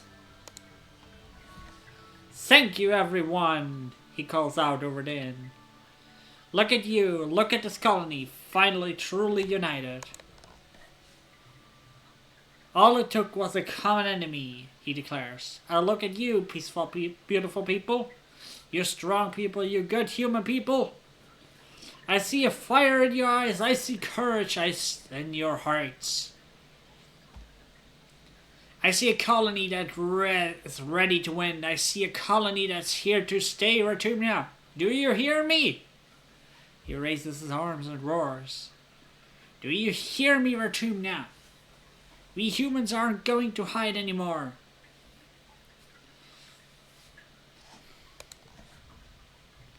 Loom gestures for Security Chief Red to join him on stage, then continues. The original fugitive colonists got it wrong. In Roman mythology, Rotumna was the god of cultivation, not of rampant chaotic growth. He clenches his hand into a fist. We need to clear the field before we plow it. Rotumna won't be safe for human life until the aliens are eradicated. Red crosses his arms and nods in agreement. Maybe there's more to this plan than Loom lets on. Loom descends from the stage, thus a revealing line of handshakes and fist bumps. In the vacuum left by his presence, Chief Administrator Seek takes the podium and clears her throat. I want to announce that this will be the last year the festival contests will be held. What? Hey! A sound of protest rises from the crowd. Near the front, Loom just shrugs periodically and mouths. Not my fault. Seeks looks down at him pointedly, then continues. This war will use our colony resources at a tremendous rate, including the most valuable time. Loom takes the stage again and suits the crowd. I do have some good news, he declares. Starting today, the colony is going to be granting requests from people who want to have children.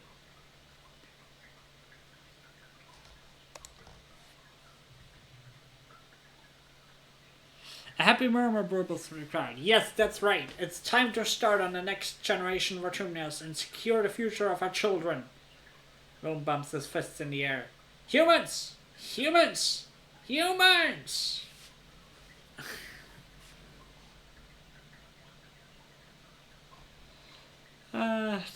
What do you guys think of this guy? I kind of hate him. He gets so on my nerves.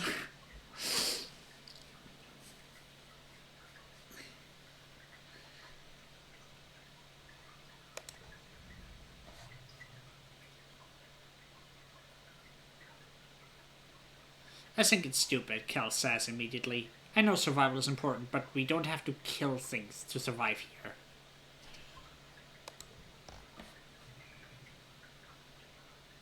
Mats rolls her eyes. Duh, of course you'd think that, she mutters. Personally, I think Lum is a total nullhead. He's not that much older than me. What is he, like 24? Everyone listens to him. She flips her hair over her shoulder. They should listen to me instead.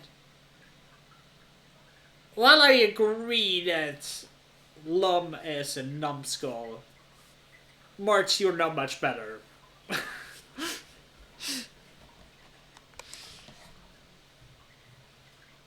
Finally, you're all called to participate to the games. The last ones, maybe forever. If this war on nature ever ends, you'll probably be an adult. As your friends all separate to their usual games, you realize that this may be the last time you just get to be kids.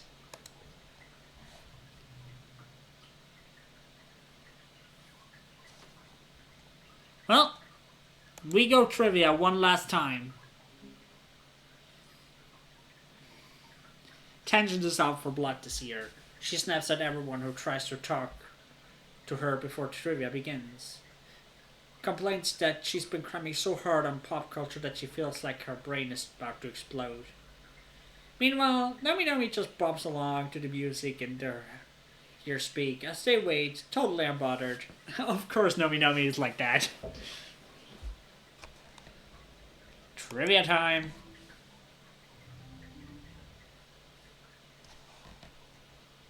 Very good first hand. For the most part, at least.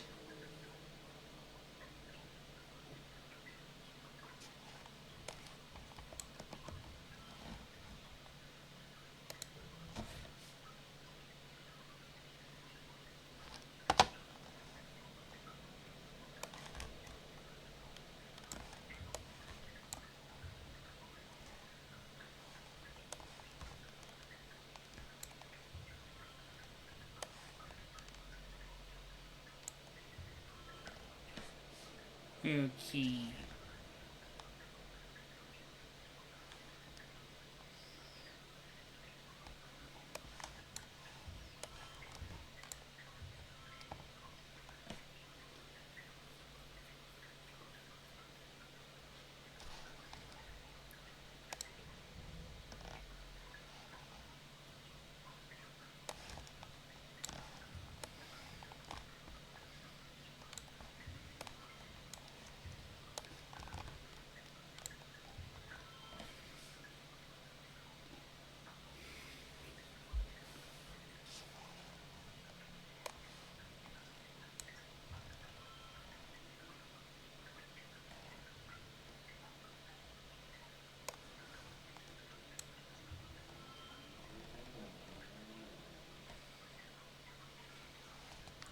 Okay, we can win.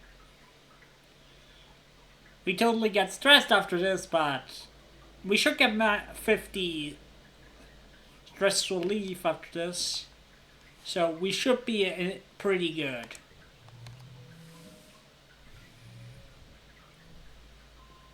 Getting a kudo.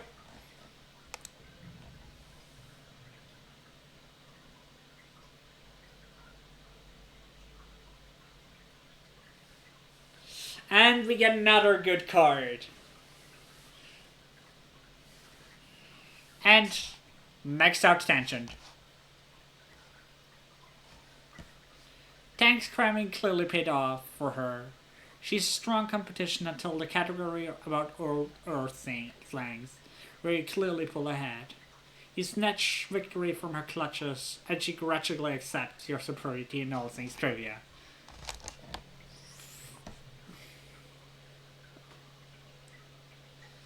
After the festivities, everyone is supposed to take a few days vacation. You and your friends relax, but the adults move around the colony like ants in a hive, fortifying the walls, preparing for the human offensive against the planet.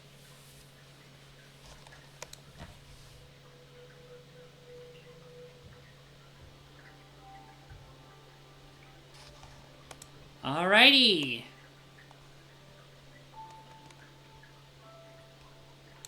Yay, we can hang out with Tension again. Tension is working late in the lab. This evening, as usual. What's unusual though is the smile that brightens her face when she looks up from a microscope and sees you. Solana, I'm glad you're here. I was just no. Actually, why don't you come over and see for yourself? You look at through the microscope. Look at the shape of the spores, Tang says. I've only seen this before when we were studying shimmer fungus, but this fungus isn't any of these we identify capable of spreading the shimmer. She presses you aside and looks through the microscope again. Then makes more notes on the HoloLens. Just when I think I got an understanding of something, Solana, this could change everything.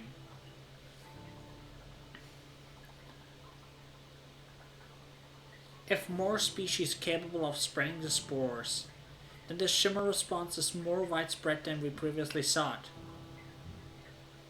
Possibly even a planet-wide phenomenon.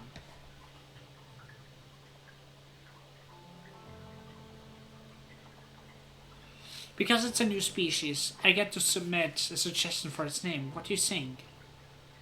Should I name it after you? Aww. Tang smiles and puts your name into her little eye. With a slight gesture of her hand, Tang's whole eye turns off. She sighs, then rubs her thumb and index finger over her eyes. It's even later than usual for me, isn't it? Time to pack up, get going before the sanitation team arrives in the morning. She yawns, rapidly in surprise. It seems that even I am tired. You help her pack up her workstation. She turns off the lights with one last fond look at the laboratory. You and Tang take a long way through the colony, walking in companionable silence towards the general direction of the living quarters. You come to enjoy these walks with Tang, moving like twin spirits to the sleeping world. Tang stops before you head into the living quarters. Actually, let's not get the store back. I want to stay out a little longer.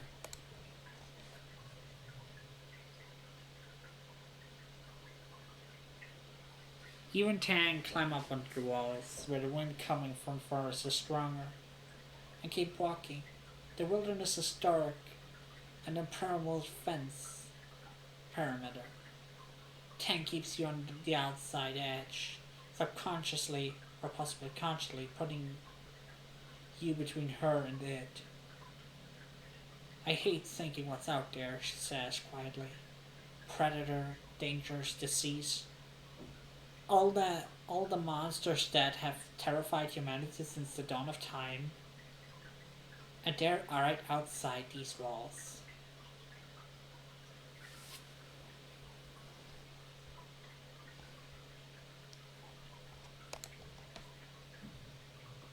She wraps her arms around herself as she walks, looking down at the ground, and inside as well. Monstrosity is a human condition too. Every horrible thing endemic humanity. Jealousy, aggression, fear, pride. Hello, Blaze! Hi! Still here in us. We brought it, just like we brought potatoes and corn.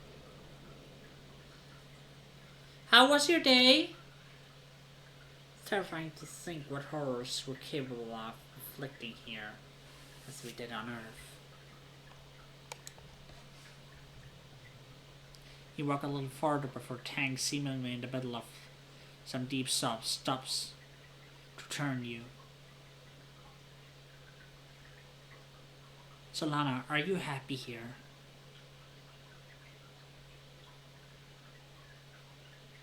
I'm doing good, thank you. Hope you're doing good too.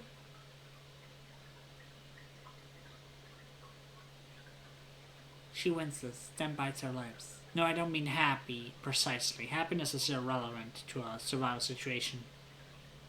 What I mean, do you imagine a future here?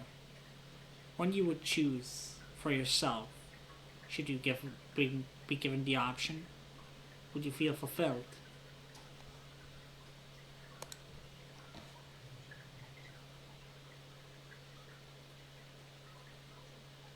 Oh, Tang replies, looking away. And with your clarity of vision. Honestly, Tang continues, I despise the physical reality of living here. The smell, the cramped quarters, the constant threat of attack, disease, everyone meaningless, interpersonal squabbles, amplified by proximity and stress. I can feel them weighing me down. She laughs humorously. But we don't have a choice, do we?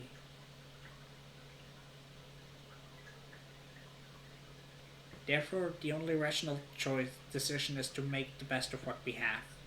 To accept otherwise is to accept misery and death. I'm getting bullied!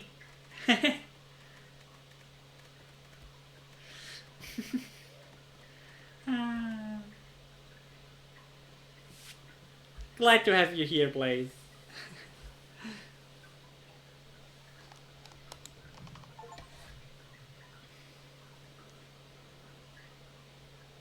That's the tension you know so well.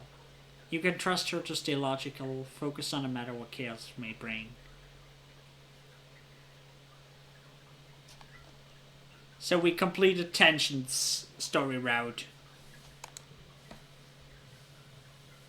You walk until the chill of the night settles into your skin. Then descend from the walls, walk back to the living quarters. Tang hesitates at the threshold. Anyone else might have noticed, but you know Tang. Better than anyone else in the colony does, even her own brother. It's nothing. Just tired, I suppose. I'm working on something with a chief engineer that's bigger than anything I've ever worked on before. It could change the fate of the colony, of humanity even. She looks at you, gives him a faint smile. It's a lot to think about, and when I'm alone, all I do is think about it.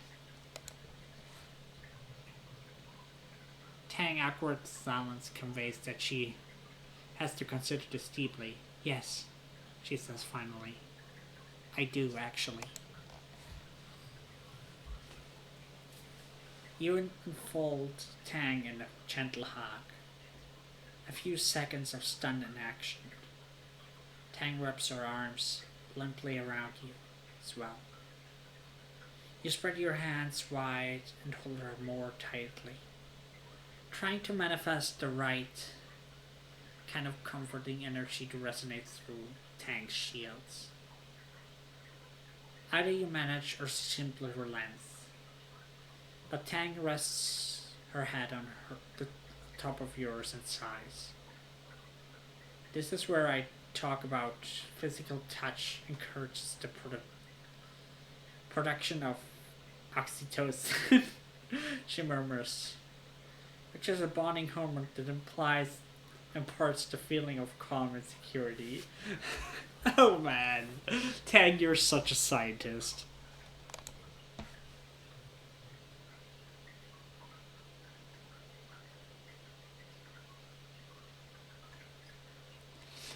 You can feel her smile against your hair. I know you know that, though. So I'll simply say this. This is nice. Thank you.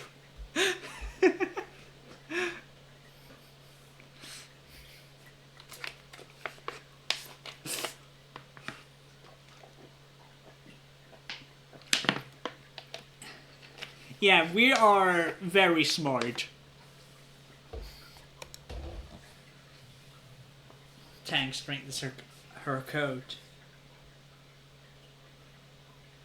I'm aware that I'm not the easiest person to befriend, she admits. Among my many admirable qualities, I'm also often cold, brusque, and tactless. I owe you my thanks for taking the time to see through that. I don't know why you would have bothered, but I'm grateful. You don't have to be alone tonight. Oh, an interesting proposition, Tang replies. What precisely do you mean? We could keep each other company. Tang scrutinizes your face for any hint of an alternative motive. Convinced you have none, her shoulders droop. I'd like that, thank you, she says, defeated. You retire back to Tang's quarter, a luxury sterile room with a human touches, save for a few neglected plants, and a ratty blanket that you recognize as the kind Chief Stewart used to knit by hand for every kid. There's the physical photo of Tang and Instant posted awkwardly together.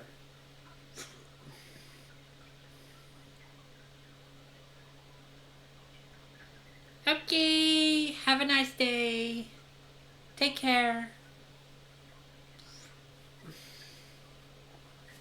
There's a physical photo of Tang and Vincent posted awkwardly together as if they've been working on something and told to take a break to smile for the camera.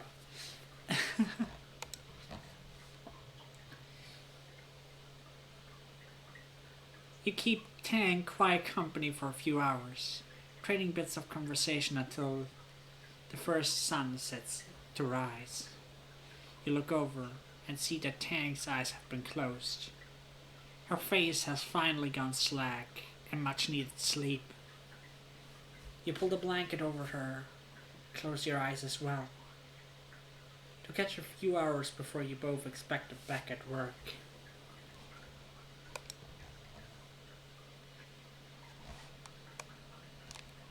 Alrighty.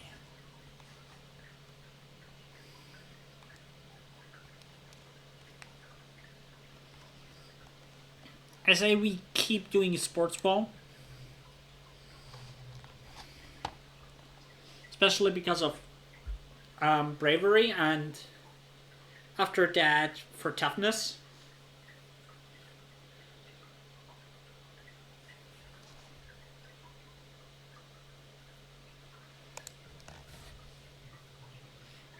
You're on your way to the sports ball pitch when you literally run into Anemone. She dressed for combat training, her long curly hair tied back into a non-nonsense braid. Oh, she says, holding you at arm's length and checking you over to make sure you're okay. I didn't see you there. Sorry. Anemone laughs, then stops when she realizes you're not joking. You serious? Aren't we a little old for sports ball, she says, looking incredulously. I mean, it's fun and all, but it doesn't mean anything. It's just a game. I'd rather be training for the defense force. This is actually sad because Anemone was one of the most playful kids.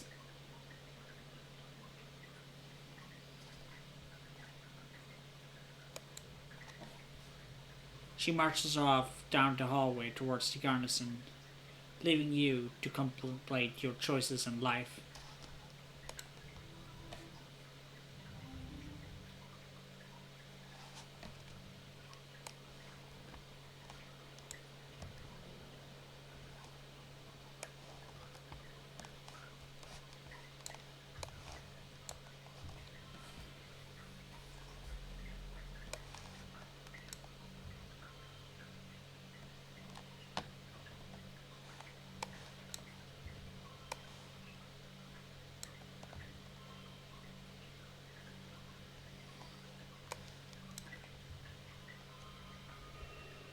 Okay, we win.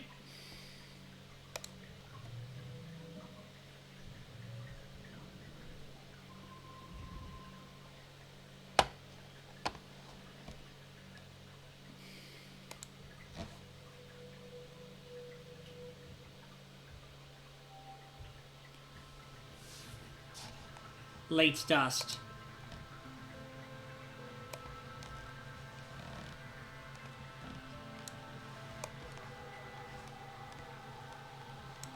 Let's get a hack from Rex.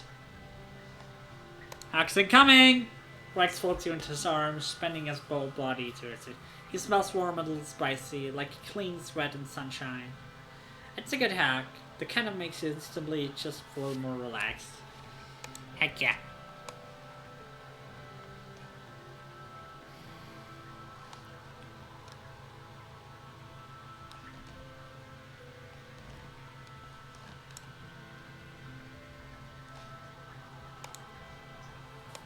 Yeah, we can't really hang out with him anymore.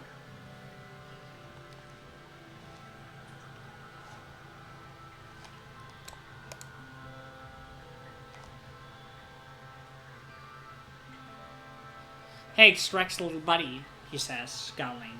Get out of here before I have to send him a message about how I don't want this little gang of dickwits stinking up my garrison. He cracks his long knuckles.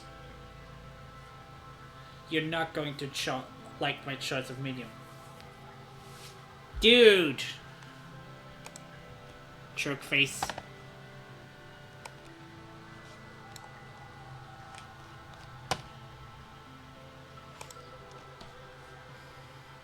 You're paired with nougat in practice. You make the mistake of underestimating her, and she wipes the pitch with you.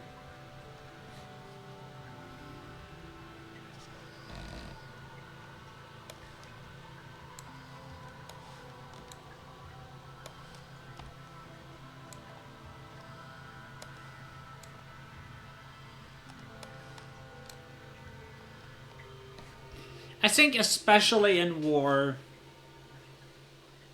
simple things become very important.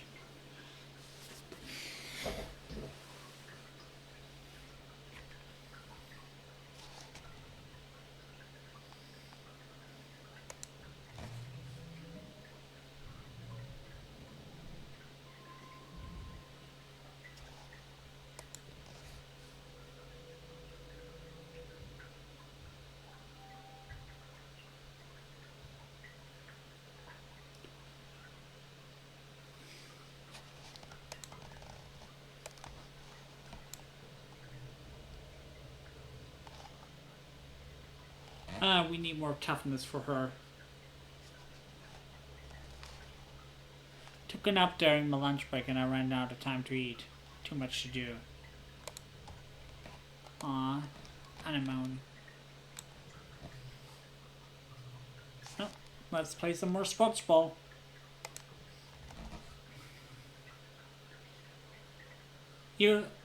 You're practicing on goal with Rex and Nougat when you're distracted by a crowd forming by the sidelines. You turn over to see what's up, and find Anemone recruiting for colony defense. It's a natural fit for your skills, she tells one older kid. So it's like doing drills, but instead of playing with balls, you get to play with guns and explosives. It's awesome. And if you're not old enough yet, you can still help out on lookout, she says to a younger kid. That's how I started. And now I get to protect the colony and the people I love.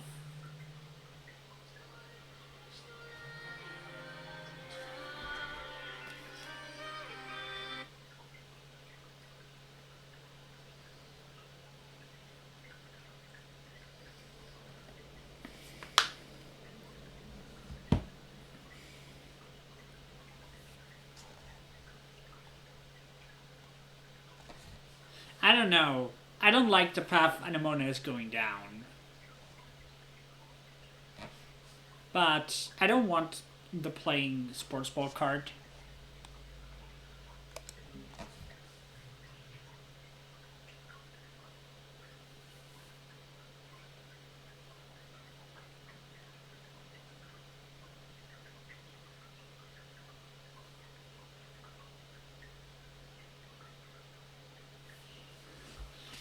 You tell Anemone that she's right. Everyone should join the defense force if they're able. She claps you on the back. I knew you'd be on my side, she cries.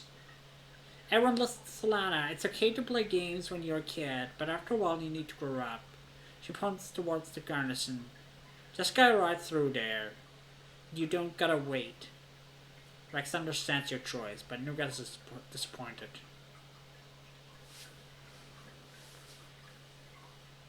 There aren't enough people left for the game after you leave. Oh.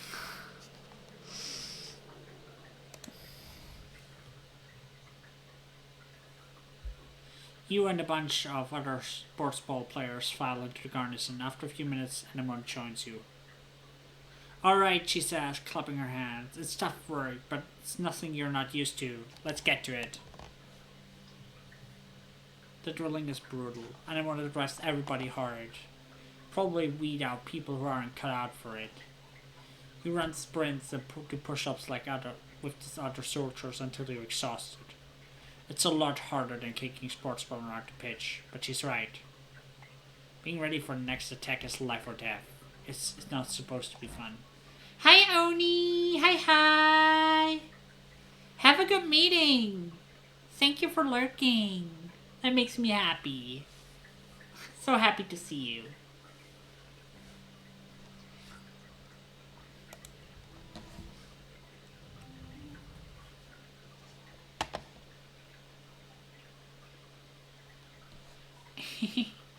Thank you. Have a nice day, alright?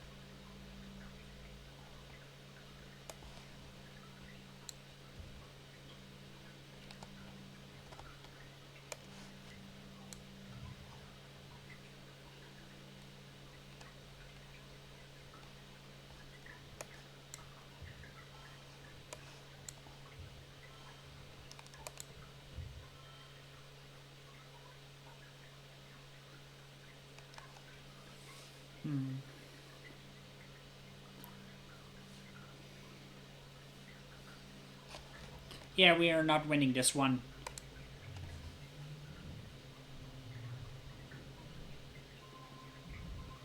But it's enough to get the bravery perk. And thank you, Oni. Good luck at the meeting.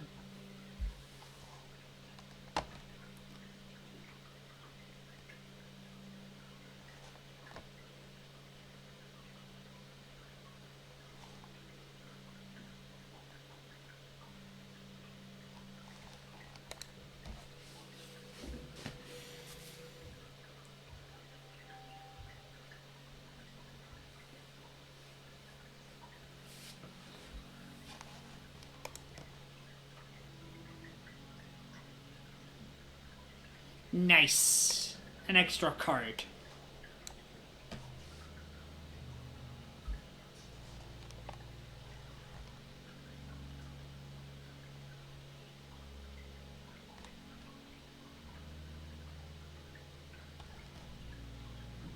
We still want toughness, though.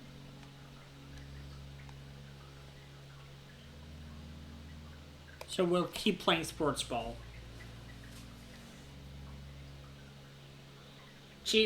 Security Chief Red isn't as fun of a coach as Kombucha used to be. There's a lot of running laps and doing push-ups now. He says that physical fitness is important for every athlete, but you can't help but think that he's too used to training soldiers. That might very well be.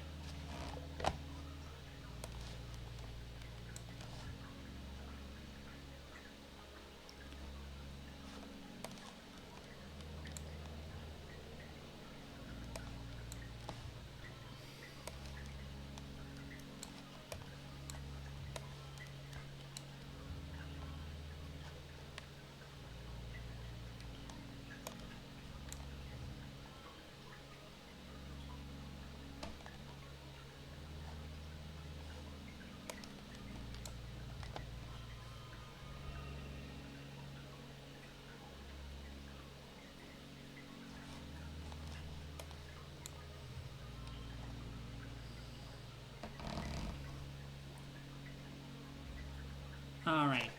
Well, we do win.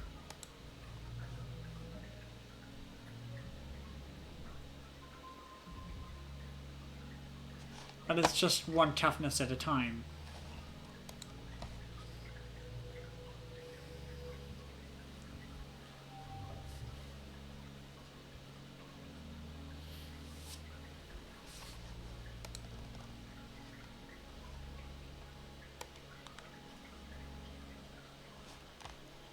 See if is there anything else that gives toughness?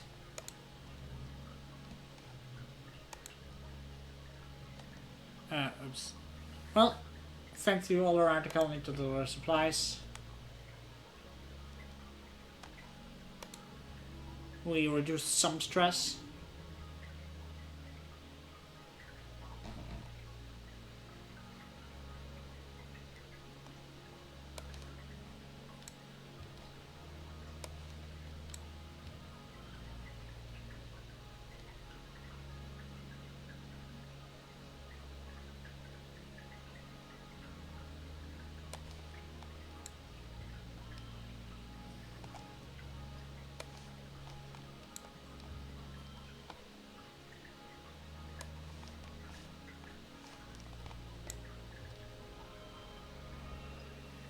Alrighty.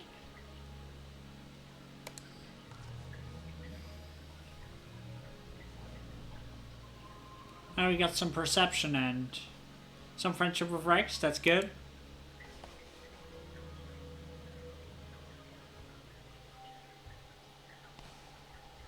Yeah, we definitely want to relax during Glow because we might need to push through. The view from the walls during Glow is absolutely breathtaking. 100% to smoother than the sky, like a swirling jewel toned ball pressing down on the gloom.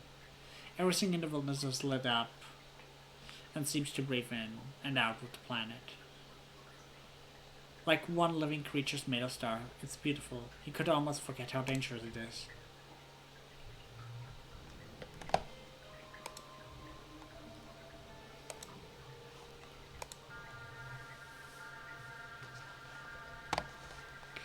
You're just putting your boots on to grab dinner on the lounge when you hear the colony sirens begin to wail.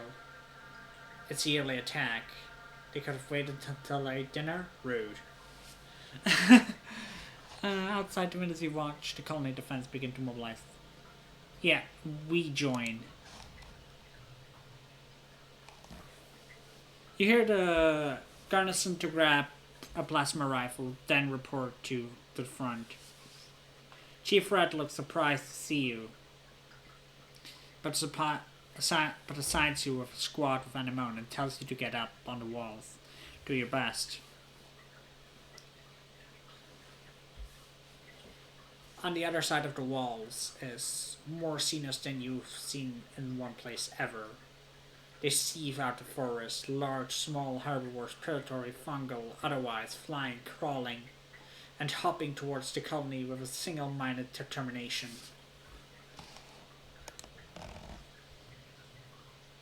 The air is filled with few of laser turrets and the crack of plasma rifles.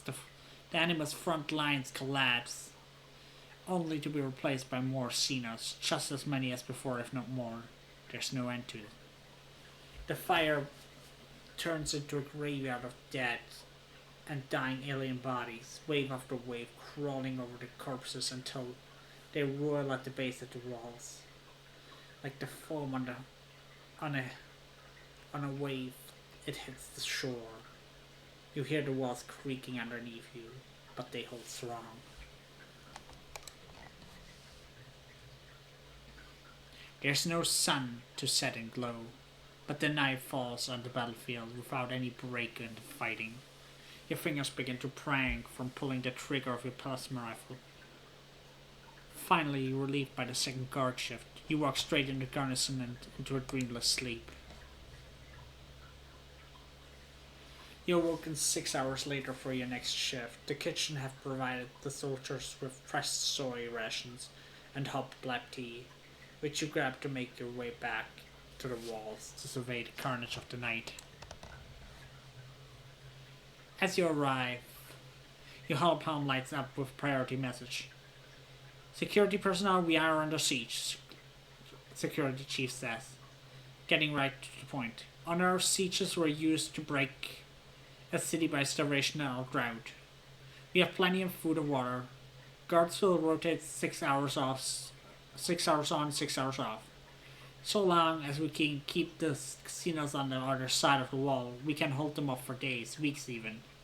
Weeks? Everyone exchanges exhausted looks.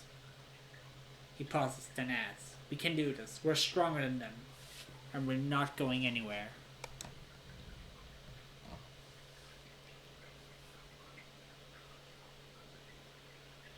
You and the other soldiers fall into a fitful rhythm.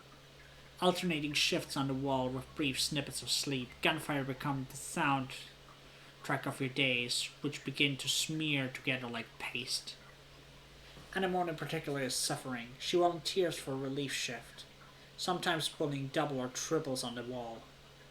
You catch her mechanically shoving soy porridge into her mouth before seemingly falls asleep sitting up. A minute later, she jolts awake as someone's spoons clatter against her plate. The blow. Tempers grow short as fatigue sets in. 6 days pass. Dang, you're in shift. Watching the casinos batter themselves against the wall. You feel your eyes on focus at the sheer formless horde of them. In all these days, they still haven't breached the colony. Sometimes they even seem to retreat, ebbing backwards and reforming somewhere else. It's behavior you've never seen before. A group of monsters break from the tree line. Nothing new except for one of them. Almost humanoid.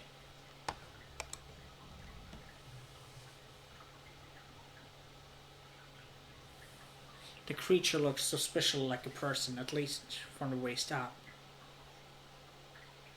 Down below, it's a lumbering chimera, vaguely reminiscent of a faceless, wrapped in tattered bits of flesh and bony protrusions. Something like hair flutters behind them as it turns, looks right at you with an unnerving, malevolent intelligence. You rub your eyes. Yep, it's still there.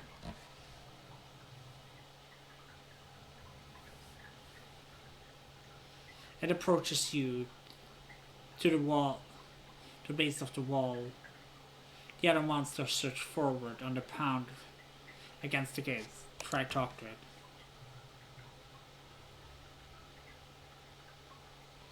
You wave at it. The creature sneers to your surprise. Approaches the wall. Little weed. They addresses you in a halting, rasping voice. Everything seems to go quiet nearby as you strain to understand this talking horror.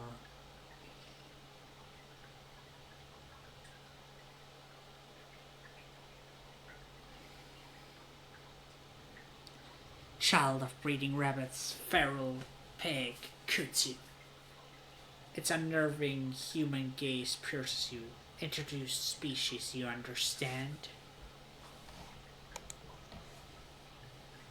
You wonder if you're hallucinating. Is it holding a gun? You slowly nod. You understand the words at least. I'm Noctisolent, the monster says through a voice box that seems better suited to guttural roars than human language. A gardener. Designation, pest control. You realize with growing horror that this creature's hair is actually alive somehow, waving in the wind that isn't there. Their clicky-clacky bits wave, snap at you as if they have a mind of their own. You can't look away.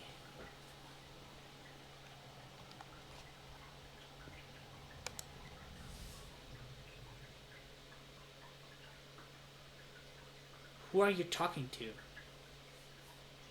You jump as Anemone sneaks up behind you when you look back. Noctisolent is gone.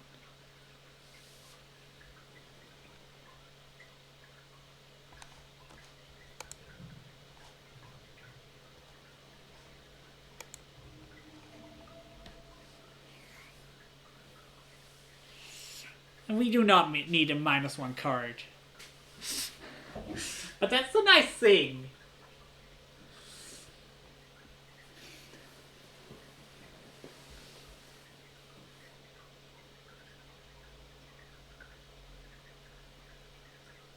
You babble about talking monster and listen it, but Anemona thinks you're having some kind of make or breakdown. The siege is getting to everyone, Solana, she says, patting you on the shoulder.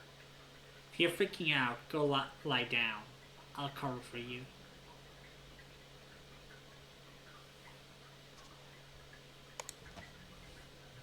Finally, after 6 days of siege, you look down at the sights of your plasma rifle and see a curious thing. The monsters are retreating. As you gather with the other soldiers in the colony square, your holopan lights up with priority announcement from Governor Slum. The alien attackers have been defeated, he says. The siege has ended. Lum smiles broadly. He puffs out his chest. Another year, another win. You're welcome, Ratumna.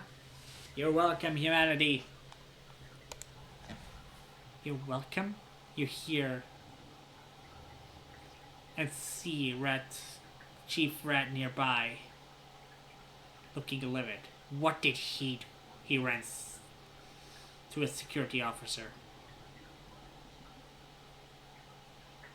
Race out there like an idiot with his runner guard. Defend strategically unsound positions.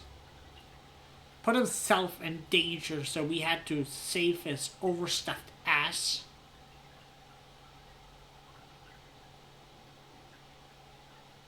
The soldiers all shift uncomfortably, but no one disagrees.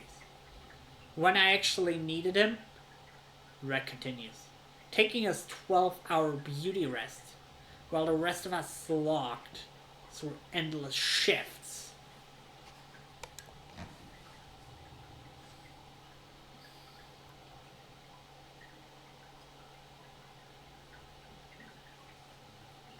The soldiers are exhausted from the siege, so the crowd in the square disperses quickly. Only few Helios remain. Wait, I need to make a light. It's getting dark here.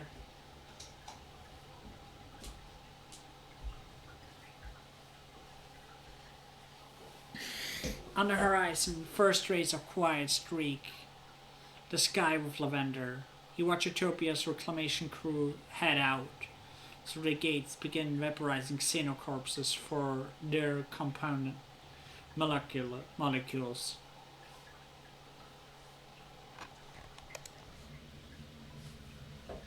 That night, you have terrible dreams. You imagine that you're sieging the colony, that you're a creature crawling in a mat on your belly, the ooze crackling plasma fire arcing overhead. You have talon claws you rip into walls like they're made of clay, stuffing and choking handfuls of it in your mouth. And wonderfully, you try to pull the clay from your throat. But no matter how hard you pull, it never ends. You jolt awake when you realize you've been pulling your own guts out of your throat. Just a dream. You're shaking, coated in a film of terror, sweat, your heart pounding. You don't find sleep again before dawnbreak.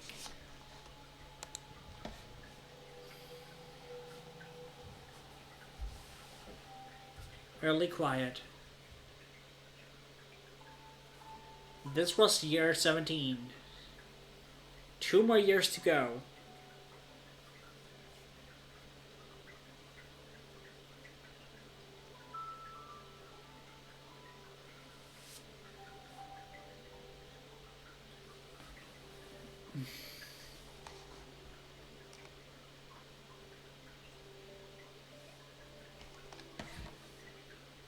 I know I said we finished today and then I'm doing an Adora stream, But I'm honestly starting to get really tired.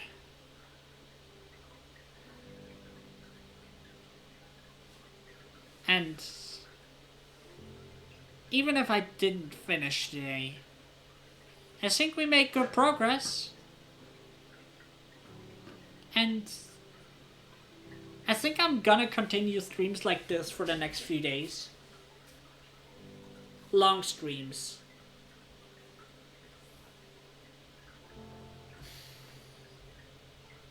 For everyone who joined, thank you. Thank you everyone for being so amazing.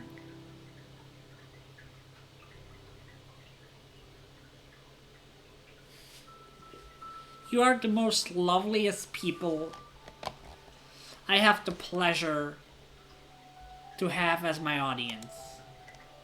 Thank you.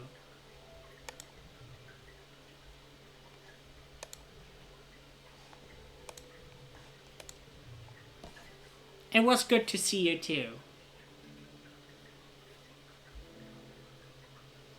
Let's head in over to chatting.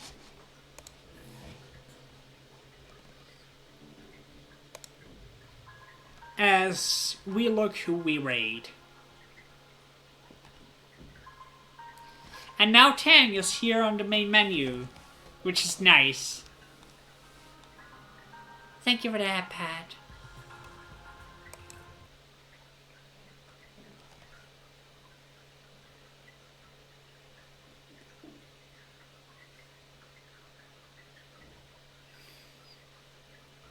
Alright.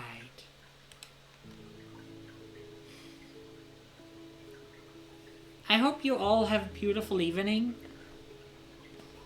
Let me check who we raid.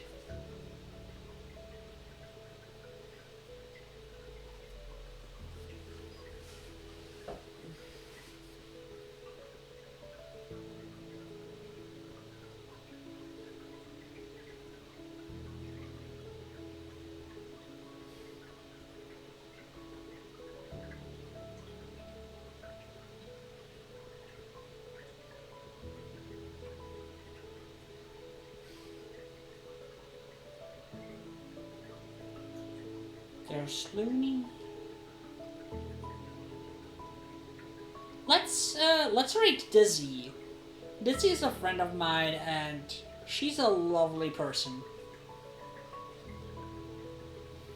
So let's go say hi to her.